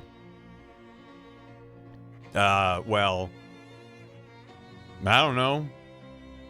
I think you're only likely candidate. There was a giant pool of blood in an occult circle. Who else could it have been? The Brushes guy? Shit, was it Brushes? No, I don't think he killed anyone. Maybe it was Brushes. Because he's got brushes for painting symbols. Right? I don't know. I don't think he killed anyone. Suddenly the wardrobe door flies open and a salesman jumps out. Haha, I fooled y'all pretty good. Eh, fuck. Why did I think so hard about this? This guy sells jokes and gags and stuff. That's right. How do you like my new giant fake rubber pool of blood? Isn't it a scream? It's pretty good. I even put together that he was the jokes and gags guy and didn't fucking predict that he faked it. Fuck me. It's pretty good. Let me give you something for being such a good sport, kid. Wear it in good health. I got a foot's ring. What is that? This ring bears the insignia of the Fraternal Order of Traveling Salesmen, which is difficult to make out this small size, but it might be a farmer's daughter? Oh. Makes you more likely to encounter traveling salesmen. What was her name? I forgot her name already. Mary Footsmith. Now, if you'll excuse me, I gotta roll this blood back up, and 9 people in this tiny room is 8 too many. I must say that went quite satisfactorily. Here's your pay, young man. You've earned it. Glad to be of help. I'd say I'd call if I ever need your services again, but I think one exciting thing happening here every few years is quite sufficient. If it happens again, I'm gonna throw everyone out. Good idea. I guess I'm glad that after all that, the puzzle was actually solvable, and it wasn't just bullshit. Let's get out of here. Let's try getting back into the fridge factory. While meandering the streets of Ocean City, you encounter a man carrying a medium-sized piece of luggage, not brief enough to be called a briefcase, but unsuitable as a suitcase for more than 2 suits. Hey there, friend. You look like someone who appreciates a fine pair of pants. Do I? What does it even look like? Astute, discerning, even, dare I say it, perspicacious. I've never met anyone who would dare to say that word before. Listen, I have got a pair of pants here that's gonna knock your socks off. The fuck is that word? Perspicacious. Perspicacious. Ew, why does Google's voice assistant sound like that? Perspicacious. Oh, having a ready insight into and understanding of things. Well, fine then. I got a pair of pants that's gonna knock your socks off. What? He opens his case and pulls out a pair of slacks that are oddly stiff and shiny. Feast your eyes on these babies. What's up with them? Waxed slacks. +2 sleeves armor. Grease will slide off you like grease off a duck's legs. They're waxed. Guaranteed grease proof. They're used for only 20 meat. I think I already have good sleeves armor. No, I'm good. Leave me alone. You're passing up the chance of a lifetime, but alright, maybe next time then. Do I have that ring on? I don't have the foot's ring on. I'm still running into traveling salesman. How grandiloquent of him. Perspicacious. Yeah, you got it. It looks like they're here for some serious business. You ready to join the party or what? Yeah, you ready to join the party, huh? Clancy, quit it. I'm gonna slug you one right in the mush. Very hard fight. Oh. How much meat do I have? 249. Shit. I do keep spending my meat on random shit. How hard a fight we talking? Let's give it a go. Oh, they broke my kneecaps immediately. Heal me, cheese! Oh, I'm back to good. I'm back to full health, basically. Stench damage. 19 health, 16 health, 10 health. Yeah, well, maybe. So I can do 11 damage in one turn by myself. So let's just take out one dude. I have done the church, although I didn't go back to it. I do need to go back. Take him out. He cleared his throat and prepares to give a rousing speech. He's gonna raise his ally stats by 6? Holy shit. Make him bleed? Maybe? Boy, this guy is... Oh, he's gonna punch the shit out of cheese. Ooh. 16 HP, 15 HP. Let's go for 15. He's bleeding. That's good, right? A goon punch! No! How dare you. Him turtle, him named Cheese. Ow, my knees. I kind of want to heal up. But it seems like a waste of a turn when I should just be murdering. I think I'm just gonna have to murder. Yeah. The urn puzzle yet? No. Asking for my own sake. I have not yet. He has one more combat. Maybe that's a good idea. To have some healing. Or splat him for 10? Deal 5 physical damage, reduces Moxie, Stench Armor, store 3 action points. You have a lot of items. Here for 5 cold. 10 HP and cure bleeding. Cure 10 HP. Healing 10 HP sounds good. Let's do that. Slap it on there. And then Sargoto. How the hell are you? And I'll tongs him. Make it hot. Arousing speech. Jesus. 13 physical damage. Oh, Jeebus. He's got 2 HP, so hit him with that lick. Okay. Oh, no. Oh, my boing loins. Oh, my boing loins. These guys are tough. The game did tell me they're tough, and I should have listened. But I wanted to know. I guess I could prioritize the guy in the front so he doesn't make a speech, but I still think it would be an extremely tough fight. He makes a dude when he dies. Not really sure what you were expecting to have happen there. Next time you decide to pick a fight against 4 huge mob goons, maybe bring a little more firepower. Take a moment to consider your failure. I'm contemplative. +1 to mysticality. You're thinking about how that fight you lost, how much that sucked, and how you don't want to lose any more fights. You got enough XP to buy a skill and make a character more powerful. How much XP do I have? 55! What am I doing? I did want to save up for this. But now I'm like, well, but +1 to maximum AP is kind of huge. Being able to do multiple things in a turn. Because then I can apply like debuffs and attack instead of having to choose. So, I think I'm gonna do that. Yeah. Yeah, I'm gonna do that. I'm gonna do that real good. Alright. It does seem quite good, doesn't it? I do need more Moxie. A lot more Moxie, which I do not have. I can get myself up to 5 Moxie with both of those, which then lets me bring them down to 100 meat, which I do have. So let's do that. Get the Moxie going. Put on the shades. Yeah. Drink the oil. Yeah. I'm gonna lose my stench armor. That's okay. You carefully squeeze the oil into all your joints. Oil can. Hey, what's up, gentlemen? Would you take 100? Gee, mister, I'd love to join, but I've never had that much scratch. Would you take 100? I wouldn't normally agree to that, but you seem like a good kid. Sure, why not? This is the power of the sunglasses. Thanks, welcome to the club. Yeah, welcome. Thanks, I guess. Here's your membership ring. He hands you a ring and the whole group of mobsters wander off, divvying up your meat as they go. I got a Fop-Pum egg ring. Gain 3 to 5 extra meat after combat. This ring marks you as a member of an elite society of people who pay bribes to extortionate criminals in order to achieve your non-criminal goals. Is this organization actually real? Do I want to equip that? What do I have right now? I have a white hot ring.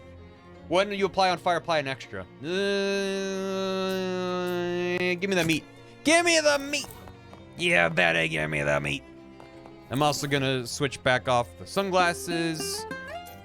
Swap out the Moxie for my greasy gloves. There you go. Yo, thank you so much. I did have a great time. It's still going on right now. It's a refrigerator truck, but not the kind you're probably thinking of. Oh. If 2 counts as a fleet, they have a whole fleet of these things. A pool of chemicals. Hell yeah. Let's go fishing. Give me the meat, boys, to free my soul. You carefully fish the useful chemicals out from the middle of all the dangerous ones. Miscellaneous chemicals. There are weird flies buzzing around this barrel of frigid industrial waste. There's a pretty flower growing out of this patch of frosty industrial waste. It's probably a metaphor for something you don't understand. They're rhymed with frost, but they rhyme with carols. Boxes of miscellaneous discarded industrial junk. I got a refrigeration coil. A mana charged refrigeration coil. If you can't figure anything useful to do with it, you can always just sell it. Yeah, true. Can I enter the factory? The stream for it ended. Oh, they might have wrapped up then. Well, shit. An old toolbox has been left here to rust. Adhesive rivets. +1 physical armor to a pair of pants. And a sharpening stone. Can I just go all in on like 1 pair of pants? Can I apply those to my... Can I stack multiple, like with the knee pads and the rivets? That seems kind of good. I got +1 physical and +1 sleeves. I'd rather learn at this point than later on. Although, wait, I do still have the greasy knee pads? Yes. Name the pets with more rivets than I had before. Holy shit, they stack? Oh, and I did... No, I got additional grease knee pads. That's right. Yeah, you don't keep the... Okay, I got a second pair of knee pads. Let's just toss them on. They already have them. Okay. All right. You can't stack multiple of the same one. Open store would make a lot of noise and draw a lot of attention. You don't actually know how to open it. True that. These fridges are brand new and empty and thus quite boring. Ooh. It doesn't seem to be for a refrigerator. Make some stuff. I don't have anarchist hardware, but I can make some more spackle. Sleaze wad. Yeah, that's fine. Just that. What's inside? I got anarchist hardware. Okay. Fancy combat. Grease bomb. 5 sleaze to all damage. Reduce target's physical armor by 5. I have 2 batches, so I can make both. And I will make both. Those both sound quite good. Crane control. Control booth is locked from the inside. Somebody's gonna be in big trouble. Something's going down over there. Hide and watch. It's all there, all 40 cases. It's all there, Gluck. You got the meat? Dark Noel, what are you doing here? Surprise inspection. The fuck? Oh, interesting. What the fuck? What the heck? Sleaze to all damage and damage to all sleazes. This man's face has become a black hole. There seems to be a bit of a standoff between the mob guys and the other ones. The crane is open now. No time to check this out. You should go see what's going on over yonder. Well, shit. The lady in the weird crimbo hat glares at you as you approach. I don't recall inviting you to this party. You gonna introduce yourself? Bingus Bongus Bin Martinez Puddin' Tame. None of your business. I'm Bingus Bongus. What's wrong with your hat? Nothing at all. A crimbo hat is appropriate for all seasons. It's all spooky and like, it's cutting a hole through the world. I'm sure I have no idea what you mean. Oliver, dear, are you busy? Be a dear and kill this guy, would you? Uh-oh. The crimbo lady smiles and leaves the same way she came in, a horrible, weird spiral of negative space. The weird shadow monster that was once a person turns to face you. Hello! Shadows begin to gather around him, abstract, menacing shapes. You mob guys, can I get you to give me a hand with this? Or back away and look for some other solution. Like the crane. You can reach the controls. Press the green one. The crane moves. Press the red one. Pretty sure the red button opens the jaws of the crane. I don't think it's a good idea right now. Green one. Green one. Green one. Green one. Green one. Drop it. You're pretty sure the red button opens the jaws of the crane, and that Gluck guy, that thing, he's right underneath it. You definitely want to press it? I do. Hey, Beth. I had a nightmare like this once. How did it end? With a fridge being dropped on you? No way I'm taking the heat for this. Let's skedaddle. Yep. There's very little left of this poor fellow. Pick through the remains. He's got a pocket watch clutched in one hand and some business matters clutched in the other. Neither of those hands is attached to an arm anymore. The ticking of this pocket watch sounds hollow and ominous. You don't like it. It's just wrong. A bank pouch full of meat. Any cash payment that's too small for a briefcase must be contained in a leather zipper pouch. It's the law. A deed to the speakeasy. A legal document regarding an illegal establishment. That must have been Oliver Gluck, the owner of the speakeasy. Oh, shit. Well, this booze looks dangerous and it's also tainted with some kind of sinister magical energy. This fridge is plugged in. Experimental, not for lunches. The fridge has been fitted with an experimental automatic ice cube maker. Unfortunately, it's made one single gigantic ice cube that fills the entire fridge. I guess if you ever need a block of ice as big as you, here's where you can get it. Not always, Viscount. You don't have to leave the building to open your map, by the way. You just open it to click the napkin. Yeah, I know. I mean, fair. Fish? Where? Here? Oh. Fishing in this man's remains would be in poor taste. Rose. Sheesh. Where am I going now? Hold on. Let me, we can go back to the speakeasy. We should bring this back to the antique shop. Oh,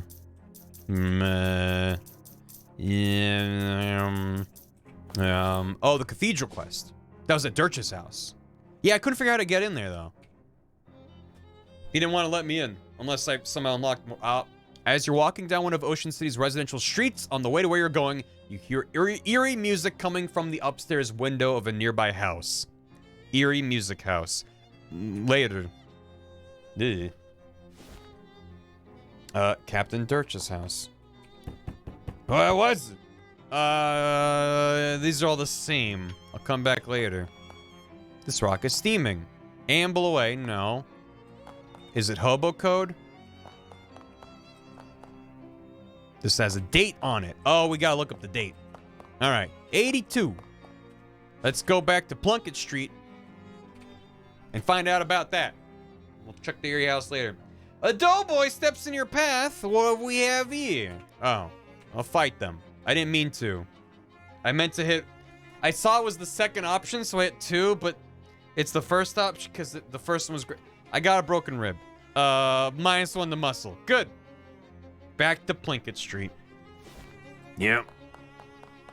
I need to go to the news building. 82 would be, yeah. The cover story for that date is the sinking of the Poor Quad, a whaling vessel that operated off the coast of Ocean City. The story says the wreck had only one survivor, Captain Augustus Dirch. Despite his best efforts to go down with the ship, he was rescued and transported to shore by a friendly otter. How tragic and adorable. Do I have any other dates? I do. This morning, a new sculpture was revealed in Goldthwaite Park, donated by Ocean City Comptroller Margaret Smudged. The sculpture, which consists of 5 jagged pointed rocks arranged in a rough circle and small concrete plinths, has been variously described as avant-garde, thrillingly pointy, and fine, I guess. Wait, are you writing this down? Hi, Mom. By interested onlookers. Well, thank you for that. Leave. 1900. No. 1800. No. That's nothing. That's nothing. That's nothing. That's nothing. That's nothing. Okay. And now back to Dirch. I don't know if anything would have changed at the park, necessarily. I'm hearing a familiar melody. I don't hear anything. I mean in a metaphorical sort of way. Something I'm right on the edge of remembering. He taps one foot in thought for a moment, and his eyes brighten, and he snaps his fingers. Climbing up onto some trash bins, he pulls down a box that was wedged behind some drain pipes. What a thing to forget. Come to Papa, baby. What's that? He opens the box, revealing some smaller boxes and some tin cans. Genuine Cola Wars rations. Pork and beans, hardtack bread, a whole can of cola syrup, and carbonation tablets. You were in the war? Nope. I can carry a tune, but my feet are flat. Plus, I got conscientious objector status on account of being a pepper. This stuff is army surplus I stashed away against leaner times. You ain't planning eating that, are you? Even in cans, it's still 10 years old at least. The beans and bread, no. This syrup, though, this stuff don't go bad, it goes good. He pulls out a church key and punches a hole in the can, nice hiss, and takes a swig. His eyes go wide. Oh, now that's what I'm talking about. His HP is increased by 5. All right, Obi. You do you. I want to ask you about the pork quad. All right, you better come in. Oh. He's got some urns. The cot smells like fitful old man sleep. An elderly gray cat nervously washes itself in the corner. Try to pet it. The cat shies away from your touch. You notice he's wearing a collar that says Ishmael. The fishing rod is caked in salt. Either it hasn't been cleaned in a long time or the captain uses it to catch horses. Any chance I can just take this? That ain't mine. Think the cat dragged it in. Is that a yes? Don't remember the question. I got a Salty's fishing rod. That's a yes. Alright. Shelf full of nautical nonfiction. You're not interested in it. Non-finished. Non-interested. If Dirch's career had been more successful, this would be a Commodore's commode. Wash basin's full of salt water. This guy's really committed to his whole deal. Saltwater fishing it with my salty fishing rod. I got some root beer taffy. Good. Short wooden table. There's an old tarnished silver tray on top, but it's empty. The plaque above this urn says 5th Sailor, Barnacle Face, Less Handsome Jeff, Peg Leg Johnny. An old gray bearded man in a sea captain's hat is glaring at you sussily. What do you want? Well, I'm from the Ocean City Watch Fly, you know, the newspaper. Don't trust newspapers, nor newspaper reporters neither. Well, nor otters. Fortunately, I'm only one of those 3 things. Can I ask you about the pork wad? What's that walk cycle? I have high heels on. So I step high. Ain't nothing to say. Storm blew up unexpected. We hit a funny rock. All hands lost. That was decades ago. Why are you bothering me now? Slow news day? What was funny about the rock? You ever see a 30-foot black basalt obelisk sticking straight up out of the ocean? Can't say I have. Me neither, and I've been sailing that route for years. So I guess when you say funny, you didn't mean it in a aha, ha-ha funny. A 30-foot black basalt obelisk sticking out of the sea? I mean, I'm not saying Cthulhu, but like maybe Cthulhu adjacent with that, right? What's with the rocks? I know nothing about those, except for the date marker I put. They just come with the house? New one pops up every once in a while. What's that got to do with anything? Nothing, I guess. How many men were in your crew? Cthulhu. There was Pegleg, Handsome Jeff, Less Handsome Jeff, and Old Barnacle Face. He looks askance at the row of urns, and the other one, so 5. What was the 5th sailor's name? I ain't recall. He was new, just signed on before the last voyage. Didn't talk much. Eerie fellow, to be honest. Eerie? Spooky. And that's all I gotta say about him. You have a lot of urns. Crew's bodies washed ashore after a time. Didn't figure they want to sea burial after what happened, so I had him cremated. Except, that 5th feller weren't never found. I ain't recall how that urn got here. He was a member of the crew right and proper, though, so he got as much right to be here as any of them. Did you ever visit that little cathedral? Yeah, sure. Used to go and pay my respects once in a while, back before my knees started acting up. Got plenty of urns to talk to right here, though. You talk to the urns? Yep, we shoot the breeze, relive old glories and such. You say like that like they talk back. They do, and I can see from your face that you don't believe me, so you can ask them yourself, landlubber. I'll have a chat with your urns then. Fine, but if you got any more questions for me, ask them now. I'm tired of all this chit-chat. I'm done for now. Hey, Pegleg Johnny. The urn doesn't respond. Anybody there? Imitate the captain's voice. You look around to make sure the captain is asleep, then mutter gruffly to the urn. Yar there, Johnny. Ye can speak freely now, sailor. I got rid of that no-good landlubber. A muffled, youthful-sounding voice replies. Yar, captain. What do they want anyhow? But nothing of import. Your basic landlubber prattle, trying to sell newspapers and like that. Pay it no never mind. Aye, aye, captain. How are things? Oh, no problems, captain. Everything's ship-shape, haha. Haha. Always happy to chew the sea biscuit with you, though. Let's reminisce about old times. Great. I love hearing your stories of nautical adventure. Instead of that, why don't you tell me about how you got the name Pegleg Johnny? Well, it's because of my leg, right? Got a peg leg? Sure. How'd you get it? I got it because I lost the original leg. I'd assume so, yeah. Yar. But how? Wait, weren't you there when it happened? Time for my nap. Talk to you later. Handsome Jeff. So, how ye be doing there, handsome Jeff? Smooth sailing, Captain? You feel like talking over old times? Sure, why not? Right then, which particular yarn from your past have you got on your mind? Let's talk about you. Me? The fellow next to you is less handsome, Jeff, aye? So is this judgment of your relative appearances literal, or is it more of an ironic reversal sort of deal, yar? Well, you never... Wait a minute. Don't you remember what we actually look like? Of course I do. Gotta go by. Anything on your mind, Captain? Like what? Well, I don't know. Just if you wanted to wax nostalgic about old times or anything. Right, so, yar. Right, those old times, right? Sure, right you are, Captain. Those old times we had together. Yar, we sure did. Many of them. Glad we had this talk. Everything going all right? Aye, Captain, nary a cloud in the sky. Good, great. Are ye in a chatting mood? Yar. Well, you know me, Captain, a man of few words and all. Happy to listen, though. Right, well, actually, I was wondering about your name there, thar. Barnacle Face, what about it? I was just wondering. Well, I mean, of course I know why, but if you have any insight into, I mean, you've never actually said, that is, you never actually asked before, so I'd have thought you already. Right, yeah, obviously I already, anyway, if you're not comfortable discussing it, that's fine. Okay, yeah, good, yar. It's so awkward. So, sailor, how goes it? I'd ask what's new, but, you're not a talkative one, are you, matey? I suppose you never were, come to that.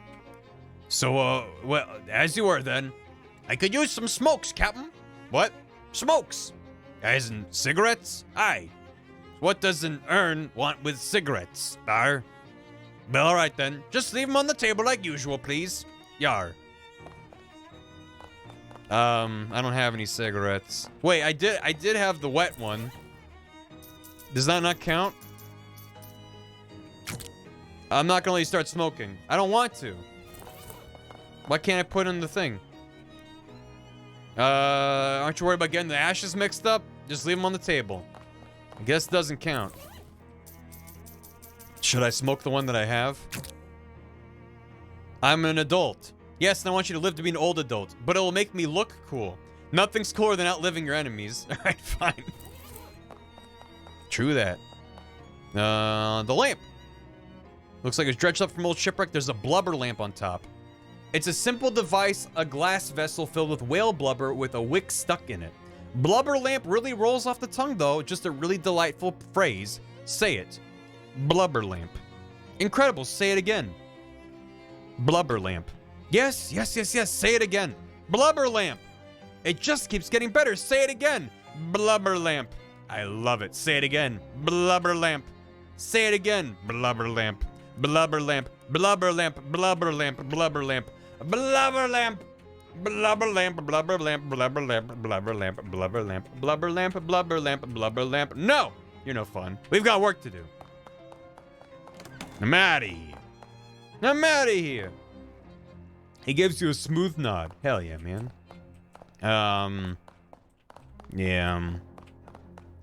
Well, let's amble away to the Eerie house. Long before you actually turn the corner, you hear two Glocklins playing their high-pitched blinkety-glockenspiels extremely loudly. By the time you actually get up to them, you're not totally deaf, but you wish you were. Can you two tone it down a bit? Tone it down, say you. What about if we uptone? They start playing even louder. It's like if someone loaded a Tommy gun with pixie dust and shot you through the ears. Give them a music lesson. Look, friends, you're going about this all wrong. Don't you know anything about modern music? What's important is the notes you don't play. What mean you the notes play we not? I can see you have a lot to learn. You better start by practicing not playing any notes at all. Then once you get good at that, you can focus on learning which specific notes not to play. This modern music a tricky business is. The goblins stare at their glockenspiels, carefully not playing them. As you leave, you hear one accidental plink, followed by urgent shushing and apologies. Phew.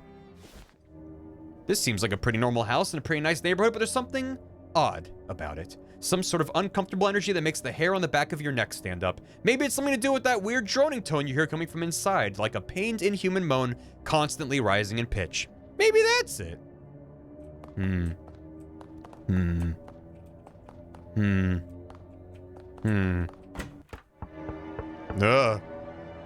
You knock but hear no response, so you nose your way inside. That eerie sound is even louder in here. It seems to be coming from upstairs. Also, the owner's interior design sensibilities are a little strange.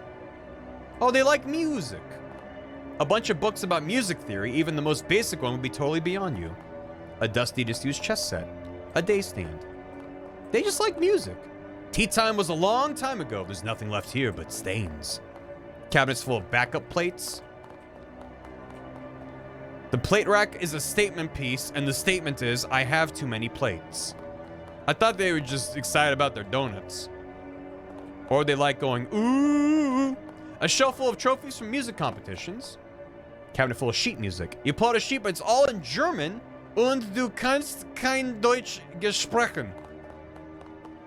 Door is locked. Let's see what's upstairs. Hey, Althoff.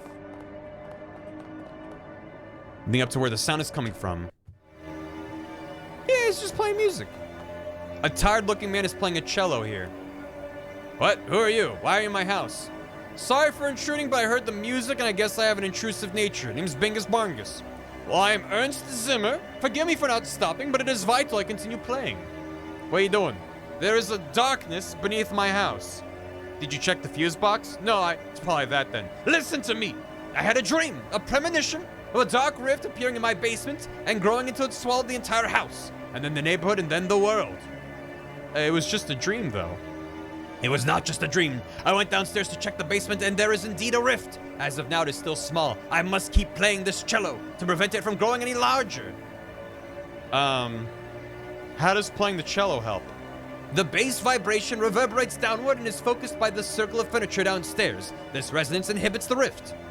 I don't really get it, but okay. Are you a physicist or something? No, I'm only a cellist. I cannot explain how I knew this would work. Okay. Mind if I take a look at this rift? Very well. I cannot blame you for wanting to see it with your own eyes. You have to reach into my pocket and take the key to the basement for yourself, as I require both hands to play. Lovely. Please do not get too close to the rift. All right.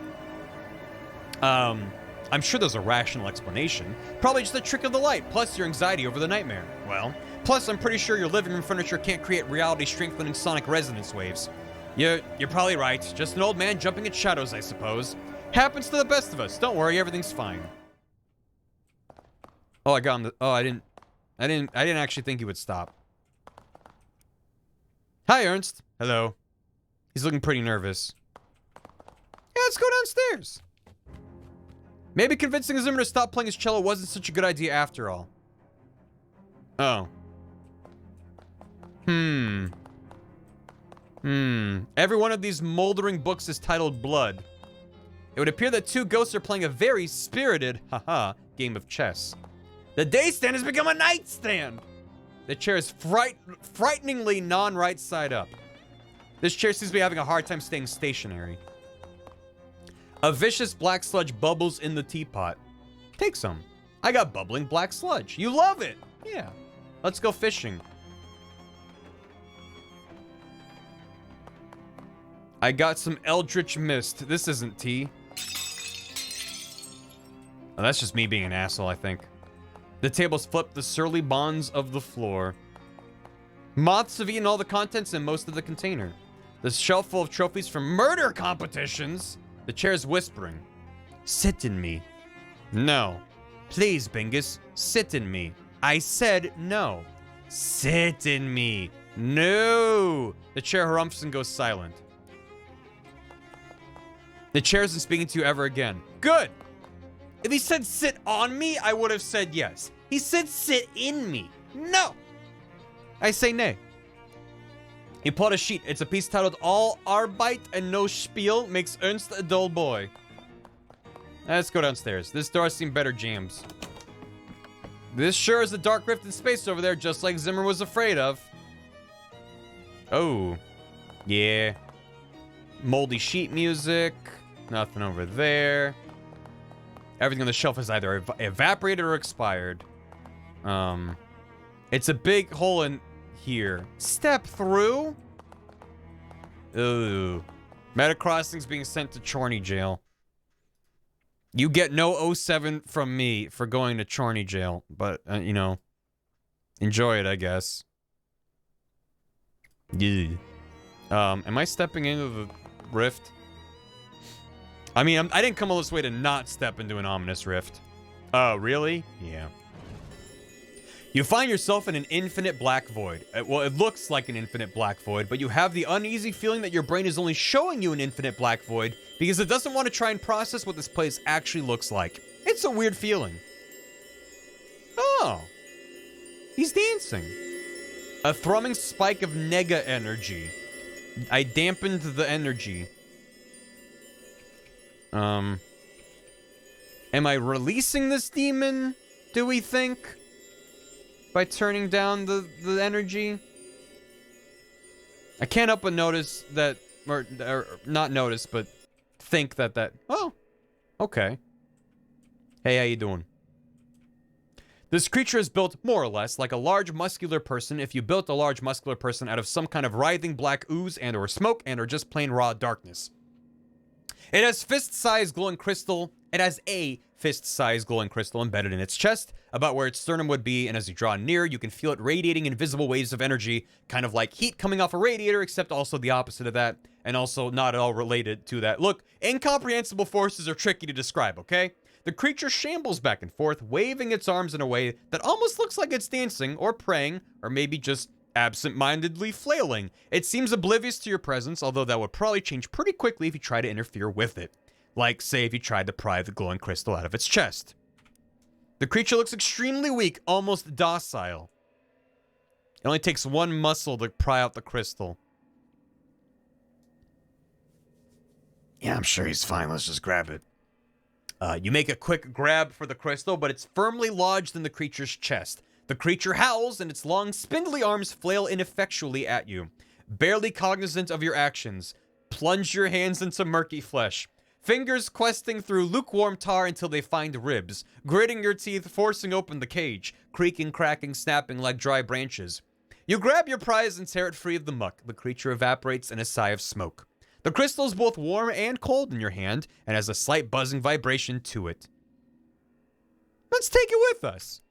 Yes, something tells you this crystal is very important as well as being very shiny and pretty. A rift crystal. Nice. Well, let's, It occurs to you that taking that weird crystal out of here might be a bad idea. On the other hand, it's yours now, and you'd prefer to keep it. Let's look at it. Hold on. Stay here. Let's take a look at that. I can't check my inventory. I have no such inventory. Should we keep the void crystal or should we smash it? Just keep it. I mean, like, what could possibly go wrong? Let's keep it.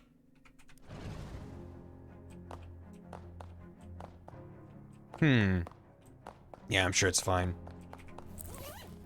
That swell crystal you found. Let's show it to Ernst. Maybe it'll make him feel better.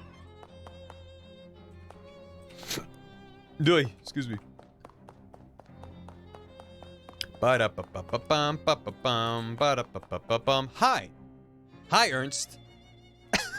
I have bad news, or hey, check out this neat crystal I found. I have bad news. What do you mean? Remember how I said everything was fine? I do remember that, yes. Are you telling me that you were incorrect? Let's just say that your house is incredibly haunted now. I should not have trusted you. We are both fools. Did the rift open? Yeah. What are we gonna do? If you were me, you'd leave, because that's what I'm doing.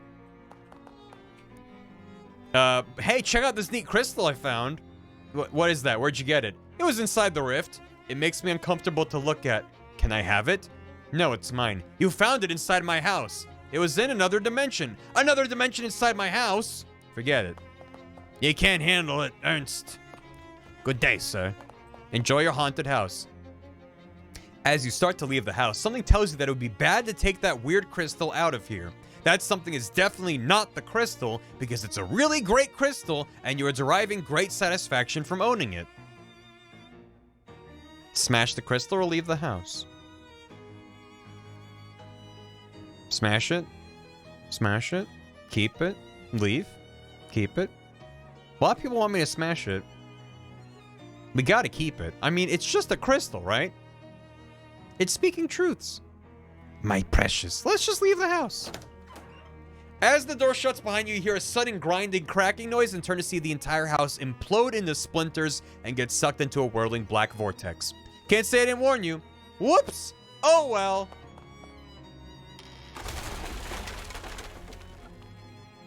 Yeah, Ernst is probably fine. Let's speak of this to no one. Wait,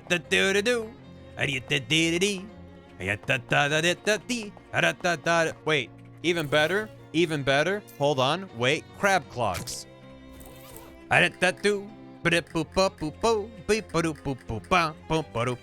Who can prove that anything happened? Not I, not you. Don't worry about it at all. Let's get out of here, Obi.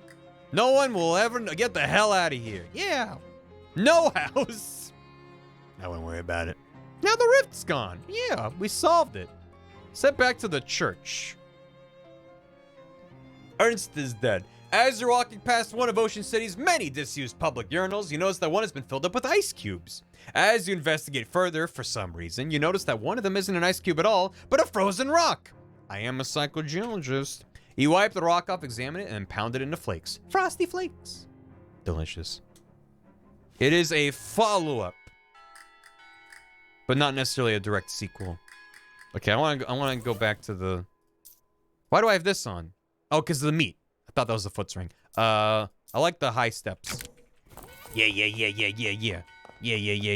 Wait, hobo code. Yeah, translate it. The code says... Meat stash, 4th tree to left of church back row. 4th tree back. It's just what the hobo code was talking about. I got an old wallet. Hey. Maybe there's some meat left in it. Worn thin from years of being sat on. 80 meat. You rifle through the wallet. There's nothing interesting in it unless you're interested in a bunch of meat. I'm in the money. Why would... It was flat. Yet had 80 meat in it.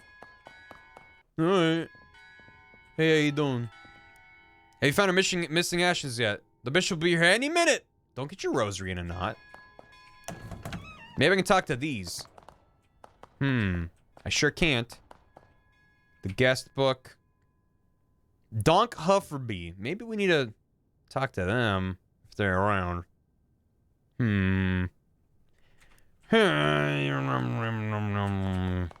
I can't light. Maybe I have to light that candle first. Spare urns. What if you light the candles and then like a ghost shows up and then you gotta put them in the urn? Clearly missing some stuff though. Obi stops and calls your attention to a small park that the two of you are walking past. Look, there's a fair number of folks out today. Are we in a hurry? I guess not. Why? He pulls his elbow out of his case and drops 2 meat in his hat and hands it to you. And it's a crying shame to waste such an opportunity. An opportunity to sell me your hat? Are you driving me? Just kidding. But you are a cat who is frequently difficult to read. You pass the hat while Obi belts out some tunes, and the two of you split the take afterward. 13 meat. Good work, Obi. Hey, how's the grenade project coming? Still working on it. How many do I have left? Can't have that many left. I am not. I feel like I'm not even that far in the game, and I have so much shit in my inventory. I have 1 more grenade. Just the one. Yo, MC Canary. Thanks for the raid and the good night wishes. Hope you're doing well. Is this by the amount of meat you get? Yeah. Well. Yeah. I think I'm good. For now. I found the watch. It was complicated.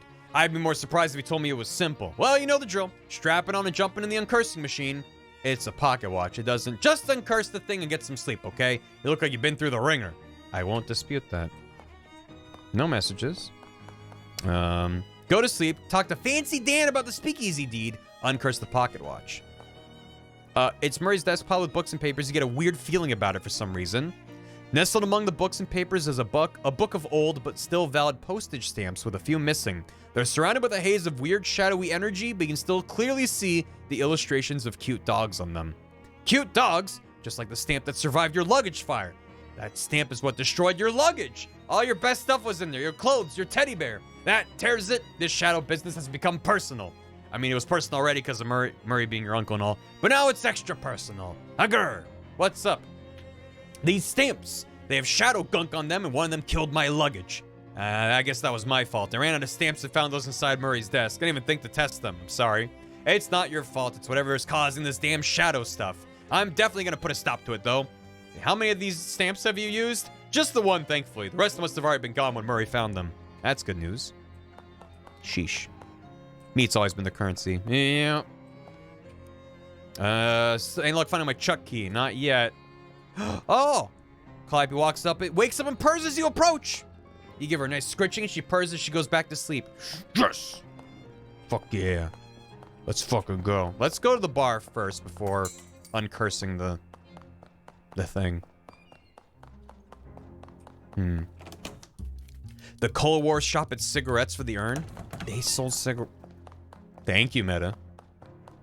Ba, ba, ba, ba, ba. I'm walking with my feet up off the ground. You got any cigarettes?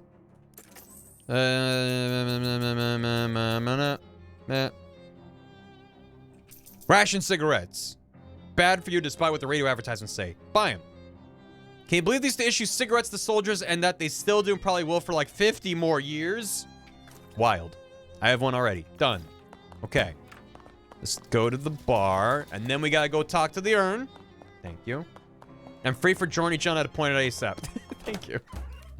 Speak easy, friend, and enter. Hey, Dugan, you find Oliver? Sort of. I don't like the sound of that. Oliver is gone. The handoff went extremely badly. Yeah, that too. You go over the events at the fridge factory. Fancy Dan makes a variety of faces at various points in your story because Fancy Dan is a good listener. That is the hallmark of a good listener. Show him the deed. Oliver's carrying this with him. Says here that ownership of the speakeasy is automatically transferred to whoever has physical possession of this deed. Is that legal? None of this is legal. Oh yeah. I guess you're my new boss, baby. I didn't think twice about it until I said it out loud. Hey. Fuck. Don't say pog to that. This game sucks. Can I refund it? I guess you're my new boss. Let's have one drink to mourn the old boss, another one to celebrate the new one. Too soon, Dan. I guess we gotta change the name since Oliver's Place is no longer Oliver's Place. Got any ideas? Well, you could go traditional and just call it Vingus's Place, or something hip like the Purple Door. No, I was joking. I would never refund a game I've played on stream. Nothing incisive and avant-garde like, I don't know, Noblesse Oblige? I want to name it something else. What about Bingus Barngus?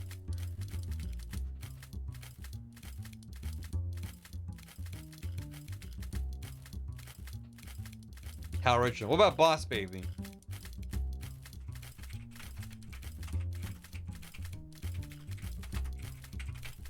And I don't have enough characters.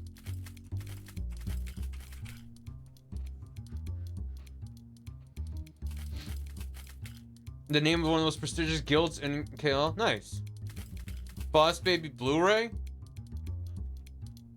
Motor Vehicle Department. There's probably too many characters. Boss Barbie.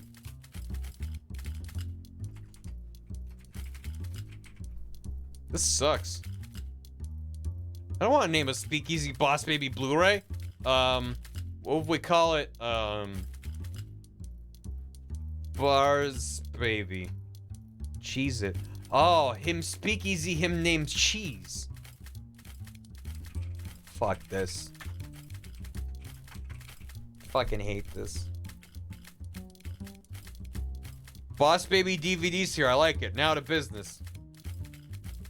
Him speak, him easy. It was good though. Thank you, Vartan. The speak difficulty. Speech difficulty. To business? To business. We make the beer in-house, so that's safe. We're out of everything else, and based on your story, I say the stuff at the factory isn't safe to use. Yeah. If you can find booze or mixers or garnishes, bring it back here. Any idea where to get started with that? You might want to check with Barnaby. Barnaby? He points at the milky-eyed sod at the table by the wall. He doesn't see very well, but he's got a nose for news and a sixth sense for booze. He might know where you can find what you're looking for. Hey, thanks. We have the drink around here. I'll have a beer. Thank you. Bottoms up. I have a beer buzz +5. Nice. Hey there. Hey, Barnaby. He turns his head towards you and smiles. Do you have a buzz going? Let's buy him a drink. After a few moments and a few sips, he clears his throat and speaks. Distilled to its essence, the lake is just a valley abandoned. I think I see. You buy him a drink and await his prognostication. The lake is deep enough to drown dreams, but not the sins of the grandfather. All right. Distilled to its essence, the lake is just a valley abandoned. We've already... Oh, okay. Huh? That's supposed to help me? How does that help me? Okay.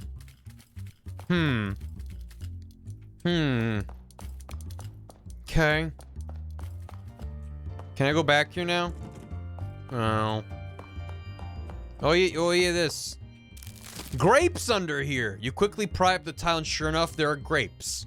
I got floor grapes. Aged and flattened. Take them to Fancy Dan. You want some floor grapes? Oh, Brock needs to be timed out. I noticed this. What does Shrek, Swamp, and Barry's house have in common? The owner tells you to get out. 07. How dare you? Get out of my house. Shit. Fuck. Damn it. You fucking played me like a fiddle. I found some floor grapes. Floor grapes, eh? Well, when life gives you floor grapes, make floor wine, baby. Sounds like a plan. My favorite sequel of Boss Baby. Floor Wine Baby. Ooh, physical armor. Oh, I'll keep the HP. Nah, give me the physical armor. He pulls out a jug from under the counter and pours some in a wine glass. Post-oinal bliss? Yeah, alright. See ya. I don't have both of those, do I? That'd be,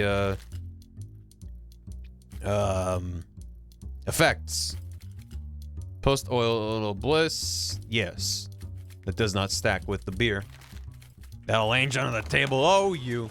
Okay, back to where? What did I want to go? To Dirches, because we got the cigarettes. Thank you. A thin, nervous-looking man in a suit stops you. Excuse me, sir. Do you fear for your safety in this dangerous city full of hoodlums and criminals? I carry 3 spare changes of underwear and I've already used 1 today. And if for anything, least of all death. I didn't until you said that. Then it's a good thing you met me. I have the solution for you right here. What are you selling? He holds up a small case and opens it, displaying a selection of the tiniest pistols you've ever seen. Derringers, with one of these up your sleeve and your sock, wherever you can think to hide it. Personal self-defense is right at your fingertips. Are concealed pistols legal in the state? Well, probably, sure. How much? Yours for only 30 meat. Deals Moxie +2 physical.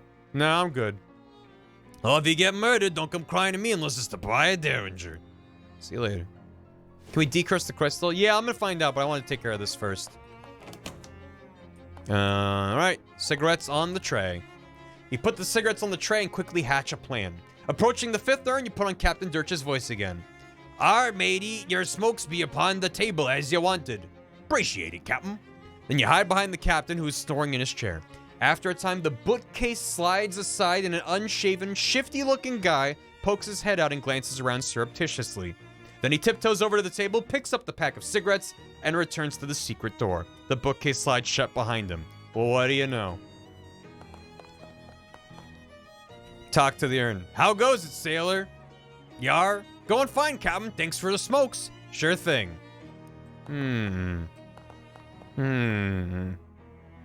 It's the shelf that guy came up from behind of, or rather the shelf out of which from behind of which camest to that guy. You try to push the bookshelf aside, but it's locked in place. There must be a catch, literally. Nautical Guide to Lieutenant Harbor, a seaman's manual of ropes and knots, or practical secret doors for the home handyman. You tilt the book forward and nothing happens. So you pull the book all the way off the shelf and nothing happens. You flip the book open and start riffling through the pages until you find one with the page corner turned down. A diagram on the page shows the 3 most common unobtrusive latch mechanisms for bookshelf-based secret doors, and on closer inspection, this bookcase is using the 2nd one. Now you can open the secret door. Oh, good. Hey there. You give a respectful salute to all these dead soldiers. It's the bottles. Maybe this guy thinks it's treasure, but it looks like trash to you. Hey, what are you doing in, are you seriously about to ask me what I'm doing in here? Yeah, even as I was saying it, it sounded stupid. How'd you find me? I hid and watched when you came out for your smokes. Oh, that was you, huh? Thought the captain's voice didn't sound quite right. So what's the deal? Basically what it looks like you're hiding in this old man's house to rob him while he sleeps. In that case, it's not all what it looks like. I'm listening. I'll admit, at first I was planning on robbing him. I figured an old sea captain must have some secret treasure, right? He wasn't a pirate. No, it turned out he's just a lonely old man with nobody to talk to. Except, well, his old sailing buddies. So I started hanging out back here and chatting with them through the wall. He didn't find it strange. He was a little spooked at first, but once I got a handle on how the different voices should sound and learned enough to keep up with the anecdotes, he relaxed. It's nice to have someone to talk to, even if the situation is kind of weird, right? So that's all. You do this because you feel sorry for him? Yeah, well, I won't pretend I don't like having somewhere to stay rent-free, and his pension from the shipping company is pretty good, and his short-term memory's kind of bad, so he doesn't pay much attention to the fact that he's buying food for 2 people. He's a good guy, and it's an easy life. Don't screw it up for us, okay? Wait, what is it to you anyway? I'm here about the stolen urn. Oh, yeah, that was probably a mistake. He mentioned the 5th sailor a few times, so I thought he might like to have the whole crew together, you know? So I lifted a random urn from that little cathedral to fill the spot. It seemed like a good idea at the time. The vicar needs it back. Okay, it'll be weird if it just vanishes, though. He'd swap it for another one. The captain doesn't open them, so he won't notice if there's no ashes in it. I'll see what I can do. So I need to go back to the church to get a replacement urn. This quest is absurd. In an alleyway, you encounter some poor street urchins struggling with their math homework. I will tutor them with my mysticality. You give the kids a few pointers about math, and the insults they hurl at you in reply do nothing to diminish your sense of smug satisfaction. Let's go. Good ol' Obi. Whenever it says he gives you a smooth nod, my brain turns that into he gives you a smooch. Obi gave me a little smooch. I was also gonna say, it's like the way it cuts off, because it's smooth, line break, nod. And no sentence is like, he gives you a smooth. So it's, yeah. Anyway, down here we go. Need a spare urn. Wouldn't hurt to take one. I wish I could have taken this earlier. It's not yet cremaindered. Yeah. Let us kiss Obi, devs. So now back to Dirches. Yep. But as you're walking down the street, a doughboy steps in your path. Fight him. I'm gonna fight him. Oh, now they have a tentacle. Great. Good and great. I have 2 AP. Wow, it's been a long time since I upgraded that and haven't been able to actually use it. He's got 13 nonsense. Produces Moxie. Let us stench damage. And he's got 6 left. That'll hit him for 6 damage. So I will kill him. But I could just do this first onto this lad. And then pop him. Everyone gets the tentacle. He's stinky, and then hit him with the tongs. Look at this. Grenade. Right, thank you for the reminder. Have some bleed. He's gonna slap Obi for 6 for 3. Bleed him. Thank you for the reminder. I definitely forgot. Don't you dare. That's my oboe player. Not the wet slap. Ah! Obi! Come on, cheese. Nope, he's got nothing to do, so he just leaves? That's nice. Cheese, heal him up! Oh, who's a good cheese? With the dubious Cola Wars grenade. Unless it malfunctions. I had, what, 6 of these? And we're at 5 out of 6 for failures. Let's go! Yeah, they all suck. Hit him with the stench. With the cheese! Got him. Messed him up. And then tongs him. It was good for scaring fish. It did come in handy. And slice them. Good fight. See you later. I got a freshly baked roll. Increases muscle by 1. What's in there? Clammy dough glob, a doughboy loaf. Fit muscle plus 2. Cheese has grown in strength. My fop bum egg ring twinkles, and I gained extra meat. Whee! Hey, Skelly Bros. How you doing? All right, replace the urn. Urn of cremains. Deftly swap the urns. All right, I did it. Did you switch out that 5th urn yet? Yeah, I did. So we're square then. Everything's Jake? Look, this is really shady and weird. You should just be honest with the guy. I guess you're right. I gotta build up to it, though. If I just pop out of the bookshelf at him, he's liable to have a heart attack or try to kill me. Oh, good luck. Thanks for not blowing my cover. It means a lot to me. To the captain, too, even if he doesn't exactly know it. Yeah, you got it, champ. See you later. So now we can go back. Oh, hey, Obi. Nope. Hold on. Time to leave. And then back to the... Boop. An elderly man with thick eyeglasses shuffles up to you with a determined expression. Oh, he thinks I'm a phone. Yeah, all right. That's a good guy. It has multiple silly walks. This is one of them. I haven't seen the same one from the last game, though, where you walk on your hands, but... I would not be surprised if there were, like, glove shoes that you wear. An elder mammoth. Fancy pestle with nothing on it. Oh, do I need to give it to him? MTG color wheel. Well, I'm almost entirely unfamiliar with how MTG works, but that is still good to know for people who are more familiar. So thank you. I did. Here you go. I'll get this polished and reinstalled right away. Blessings upon you, my child. In fact, let me make that blessing literal. I have some holy water of St. Polycarp here somewhere. Here we go. He takes out a little bottle of water and splashes some on your forehead. St. Polycarp's forehead. +1 to muscle. St. Polycarp, the patron saint of bodybuilders. Ah, it burns. Nah, just kidding. Sayu's ashes are in that urn anyway. Unfortunately, we don't know his name, but he was a sailor who washed ashore near here after a shipwreck. Some of the locals took him in, but he didn't survive the night, poor fellow. He was interred here as an act of charity. So about 50 years ago, give or take? Oh no, it was more like 300 years ago. Huh. Interesting. Thanks again for your help, my child. It was nothing. Talk to the urn. What a weird little adventure that was. Ahoy there, everything shipshape? Need any smokes? Yeah, I guess I shouldn't mess around. I still need a light that with a match. That's gotta do something, right? It's gotta do something, right? Is everyone in this town a ghost? Could be. I wouldn't be surprised at this point. Let's uncurse some shit and finish the day. You pass by an alley where 2 women wearing grease-stained coveralls and welding masks are slouching against the wall and sharing a cigarette. They glare at you as you pass. Isn't that the bastard that Aluminum Goldie was telling us about? They lower their masks and snap their fingers. The tips of their index fingers spark into white-hot flames. Let's weld his tailpipe shut. Yeah, well, you and what army? What if I get you with the stench? Stinky cheese! Got him. Stinky cheese for you as well. Oh man, I'm feeling real strong right now. And yeah, nice.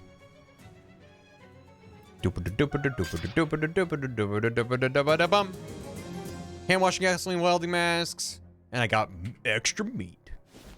So before we go in there, we are gonna hop in here and go, hey. How's the grenade project coming? I threw all 6 of them, and 5 of them blew up in my face. 5 out of 6 isn't too bad. I think I can still sell them. In exchange for research, I'll give you a discount from now on. How much of a discount? 200 meat in total savings across all future purchases. Here you go. This seems less like a discount and more like a flat reward. I just don't like doing arithmetic. Fair enough. Yeah, smelling salts. Recover an AP. Ooh. More grenades. Trench spork. Alright. Let's just not then. Okay. That letter was a real surprise. I didn't read it. What did it actually say? He asked if I could come visit him because he needed help with something big and knew I had an adventuresome spirit. Adventuresome spirit? Yeah, that's Murray, all right. I haven't seen him in ages. I mean, I only ever saw him at Crimbo. And sometimes he came with us when we went camping in the summer, but after I moved out to go to college, we kind of lost touch except for birthday cards. But you dropped everything to come see him? I wasn't carrying anything of value. To see crazy Uncle Murray again, of course. They still do that trick where he pulls 5 meat out of your ear? What? You? Yeah, it was super gross. I loved it when I was 10. I bet I'll do it if you ask him, if you can find him. Here's hoping. How is this helping find Murray? Not to dispute the importance of collecting these weird artifacts or anything, but I'm worried about Uncle Murray. How's this helping find him?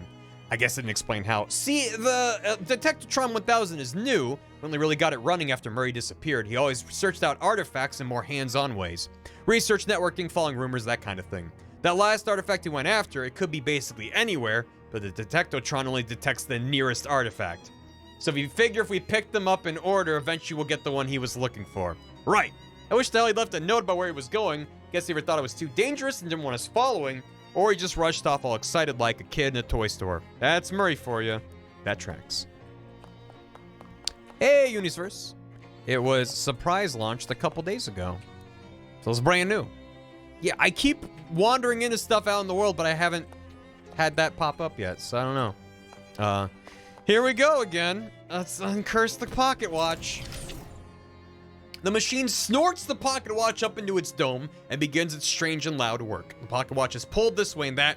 Its ticks become kits and its talks cots. And as its 3 hands are forcibly bent back, you swear you hear screams. And then it's done. The watch falls in your lap, hands now set to 20:39:05. Yeah, it's the current time. It's 8:39 p.m. and then presumably 5 seconds. You got an uncursed pocket watch. The watch's curse now resides within the machine. Want to project your consciousness into it? Why not? In your mind's eye, you see the hands of a pocket watch spin back on themselves with jittery violence. With each revolution, the face of the watch itself expands until it is larger than you and the building and the street. Your whole world lives in the blur of the fast-running hands in which you see life go by in reverse time. Submarines turn to longships, cities to stone dwellings, cowboys to courtesans. You are traveling faster and faster to the beginning of time itself, and there's no telling when this ride will end. Hold on tight.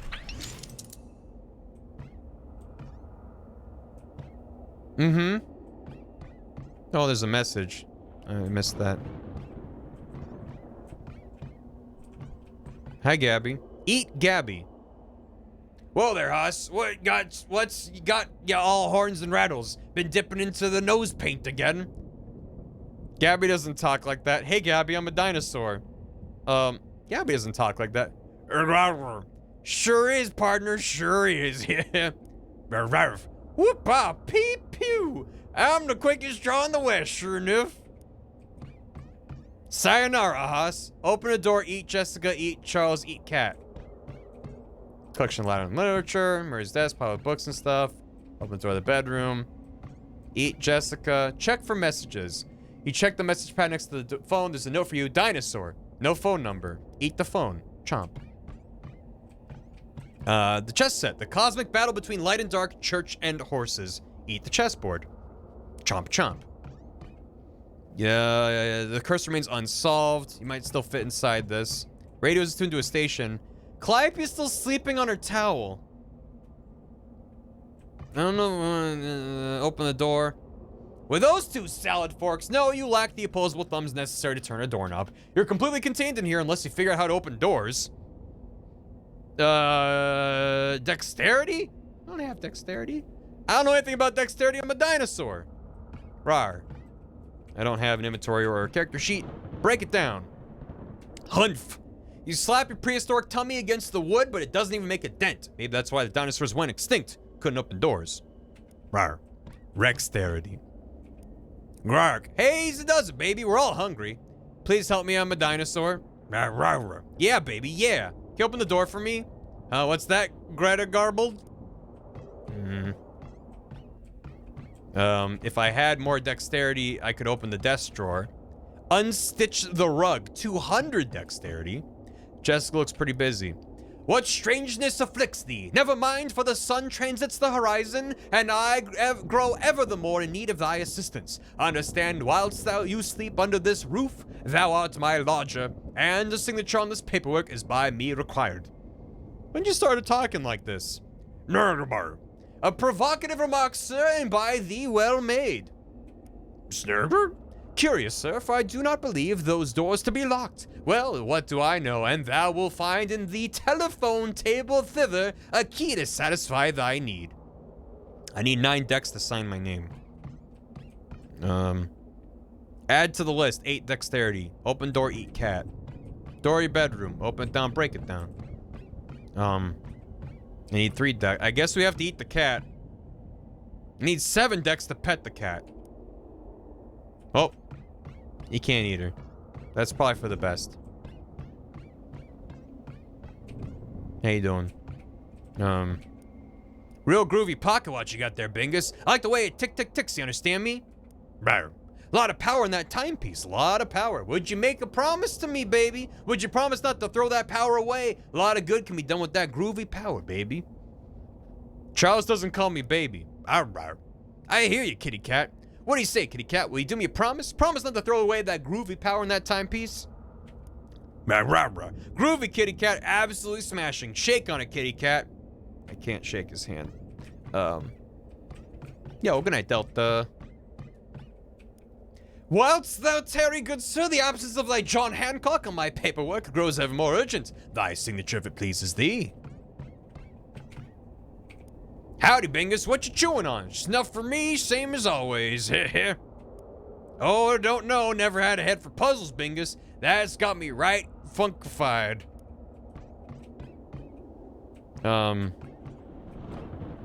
can't eat the cat and I can't open the door. But the dialogue seems to be changing, so flip the table. Knock the chair over. I gained 1 dex. I have 2 decks. Oh, shit. Oh, fuck. Flip the table. I got 3 decks. Oh, my God. Oh, my God. We're doing it. We're doing it. Things are happening. I can open the drawer. You expend considerable effort wrangling your claw around the knob, only to find the drawer's locked. But I got 4 decks. This is huge. I need 9 for that. I'm at 4. What can I do with 4 decks?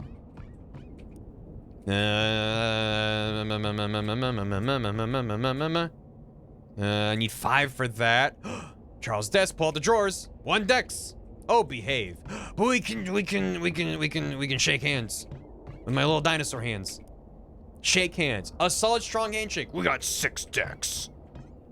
Eat the table, or pick the lock at 100. Your stomach is bigger than your brain. You devour the entire table in a few quick bites. The key of the doors now lies safe and sound in your dinosaur stomach. Read a book.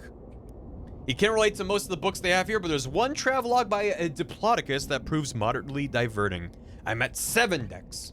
Murray's desk. Read a paper. I'm at 8. You peruse the newspaper's claws, making only minor holes in the pages. Add to the list.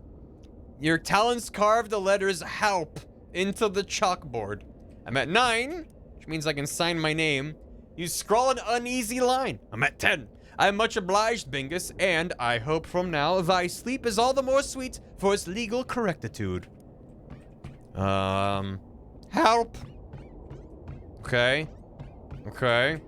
What else? What else can we do? No, see you later. Open the door. The clock casts a long shadow over barren wasteland, cold and infinite, is the end of the world. Okay. So we meet at last, with I looking the older man, though you are far older than I shall ever be. I'm not old. We are the Alpha and the Omega, you the beginning of time, and I its end. Will you walk with me, dear friend, to watch the death of our world and the birth of another? Just trying to uncurse a pocket watch, pal. Right.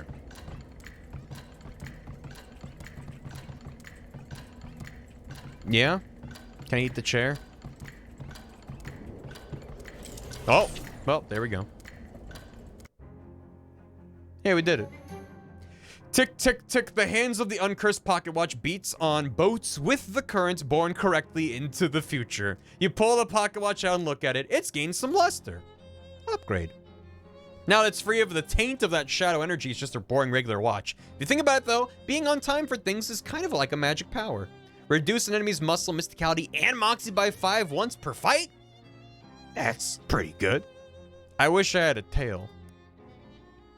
I wish I had... Me too sometimes. That's good. Haven't found the key. Nope. She always does. Alright. Hey, Bingus, before you go to bed, I need you to approve a new tenant for the storefront next door. Why is it up to me? Charles shrugs. Somebody's got to do it. There's 3 applicants for the place. What are they? First applicant is Truncheons and Bludgeons. This fella's really excited about weaponry. Second is Jardware's Hardware. I guess if your name is Jardware, your options for rhyming business names are pretty limited. And the last applicant is Texas Instruments. Guy from Texas selling musical instruments, I suppose. Well, we're not a jazz agent, so probably not the instruments. I don't know what being a cheese wizard would be most benefited by. Can you eat the applicant? Yeah, I might need to upgrade my dex for that. Weapons or hardware? Maybe hardware? I mean, I can only help but assume that they're in order of what, muscle... Moxie, whatever. Mysticism, Moxie. Let's go with hardware store. I'll get moved in and get the next storefront ready for applicants. Thanks, Charles. It's that rug from the boarding house. Miss Brewster must have had it sent to you as an additional gesture of gratitude, or because she hates the way it looks and thinks it's cursed. Either way, score. One of those weird rocks from Dirch's yard has made it to your room. That's probably fine. Yeah. It made its way on its own. No shows have been invented yet. And time to sleep.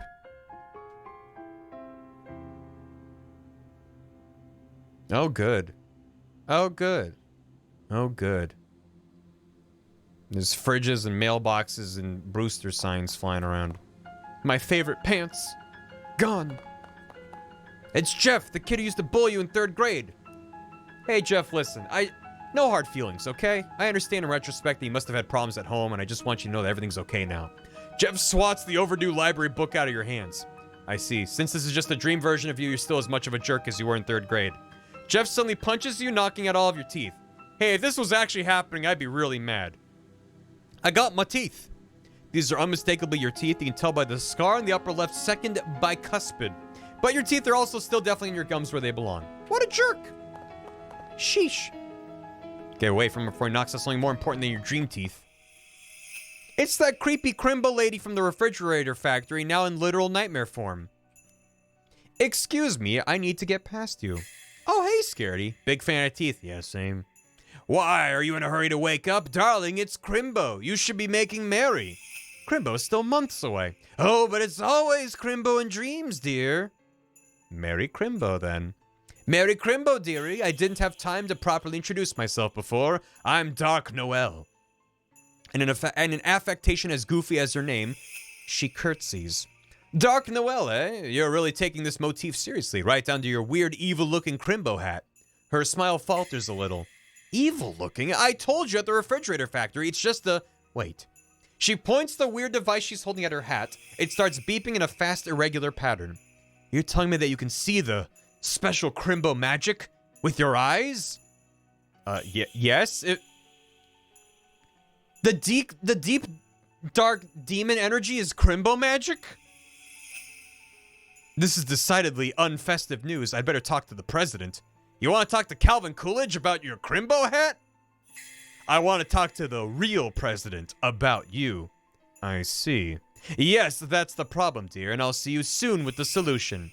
She scowls and jumps off the edge of whatever this is you're standing on. Ominous. Calvin Coolidge isn't the real president. And next to tell me it isn't 28 Dickety 2. This bookshelf is not behaving the way bookshelves do when you're awake.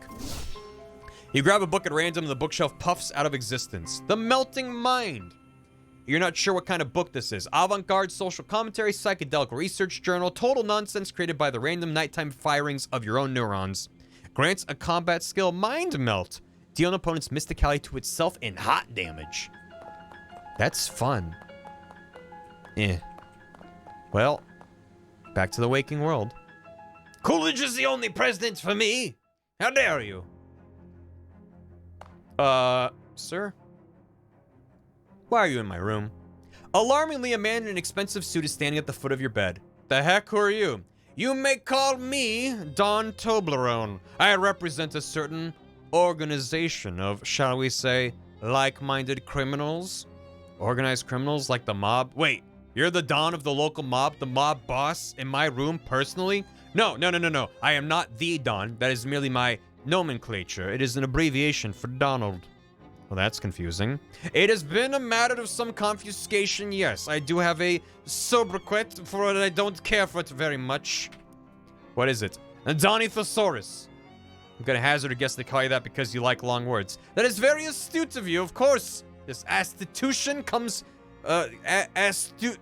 astitution comes as no surprise to me. My associators tell me you handled yourself well during the conflagration at the refrigerator manufactorium. Do you actually own a thesaurus? I am here to propound you for considerationing a certain proposition. My brain can't handle these words, so that simple words are now breaking my brain. And I've been talking nonstop for 5.5 hours. I'm here to make you an offer. Can I refuse it? Certainly. Though your refusation would be, shall we say, unadvisatory. What's the offer? From time to time, my colleagues and I have certain requirements, but lack the necessary manpower to achieve them.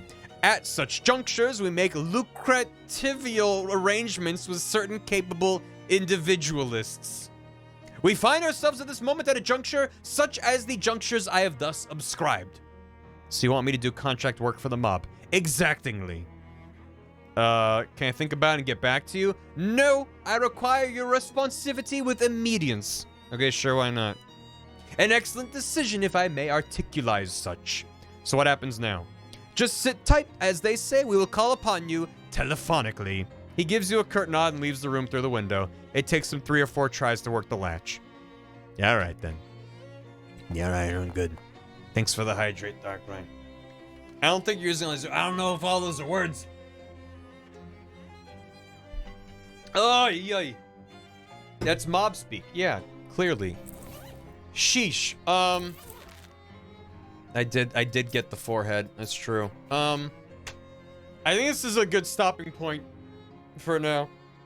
We may come back to this. I am enjoying myself, and to be clear, it feels like we've barely even uncovered what the plot is. So, but I hope you enjoyed the stream.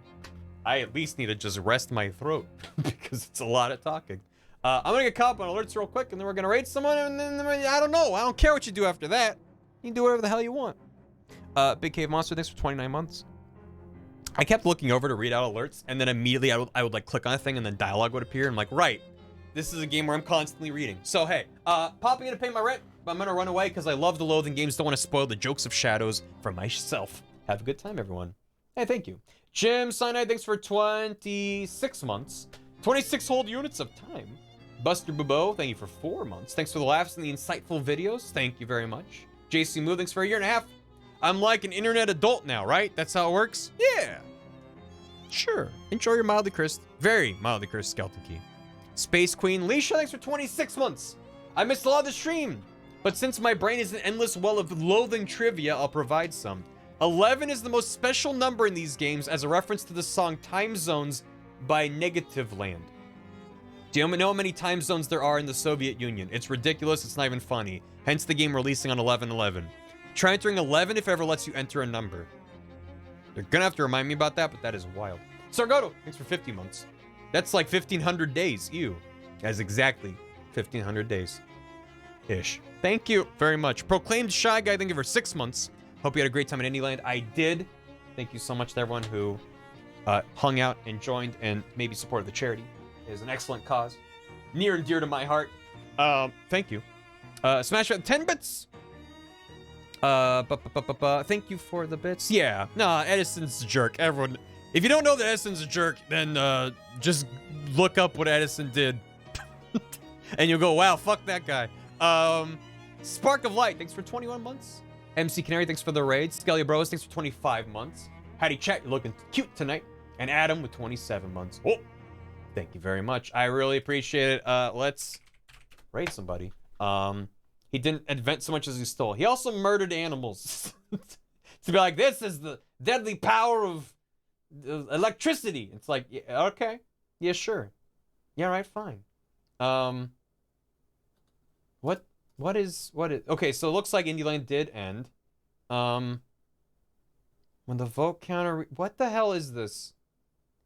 I mean, I maybe I should raid like a person, but I follow Devolver Digital on Twitch, and they're streaming Twitch Plays McPixel 3. I don't know what that's about. Maybe instead of that, we'll raid a person. That does sound neat, though, if you're like, hey, what's going on? Let's raid Jonan. Jonan Vasquez, who is streaming God of War 3. Not the newest God of War. The third one, which came out some time ago. So hopefully there's no Ragnarok spoilers in there. It was a time. Yeah, I haven't played any of the McPixels. I know very little about them. Let's go say hi to Jonan. Jonan's the best. He goes to, like, create Invader Zim and a bunch of amazing comics and stuff. He's the man. So thank you all again for hanging out. I'll be back. Kratos was mad. Yeah. He's a mad, angry boy. Thank you so much for hanging out. Hope you have a great one, chat. Thanks for hanging out. Hopefully the Sonic Frontiers VOD will finish processing. Let me check if it's processed since I started stream. That'd be really cool. No, it's still processing. Okay, well, I'm just gonna wait then. Shit. There's nothing I can do. Just, you know. The part 3 VOD processed, but it's also a shorter stream. So, hopefully I can get that VOD out the door. It's a good thing I don't stream every day, or it would be impossible to get caught back up when stuff like this happens. Because at least with this, it's like I can release a VOD every day and then get caught up when things lag behind. I just feel bad even if it's out of my hands. So, anyway, take care. I don't know what a raid message is.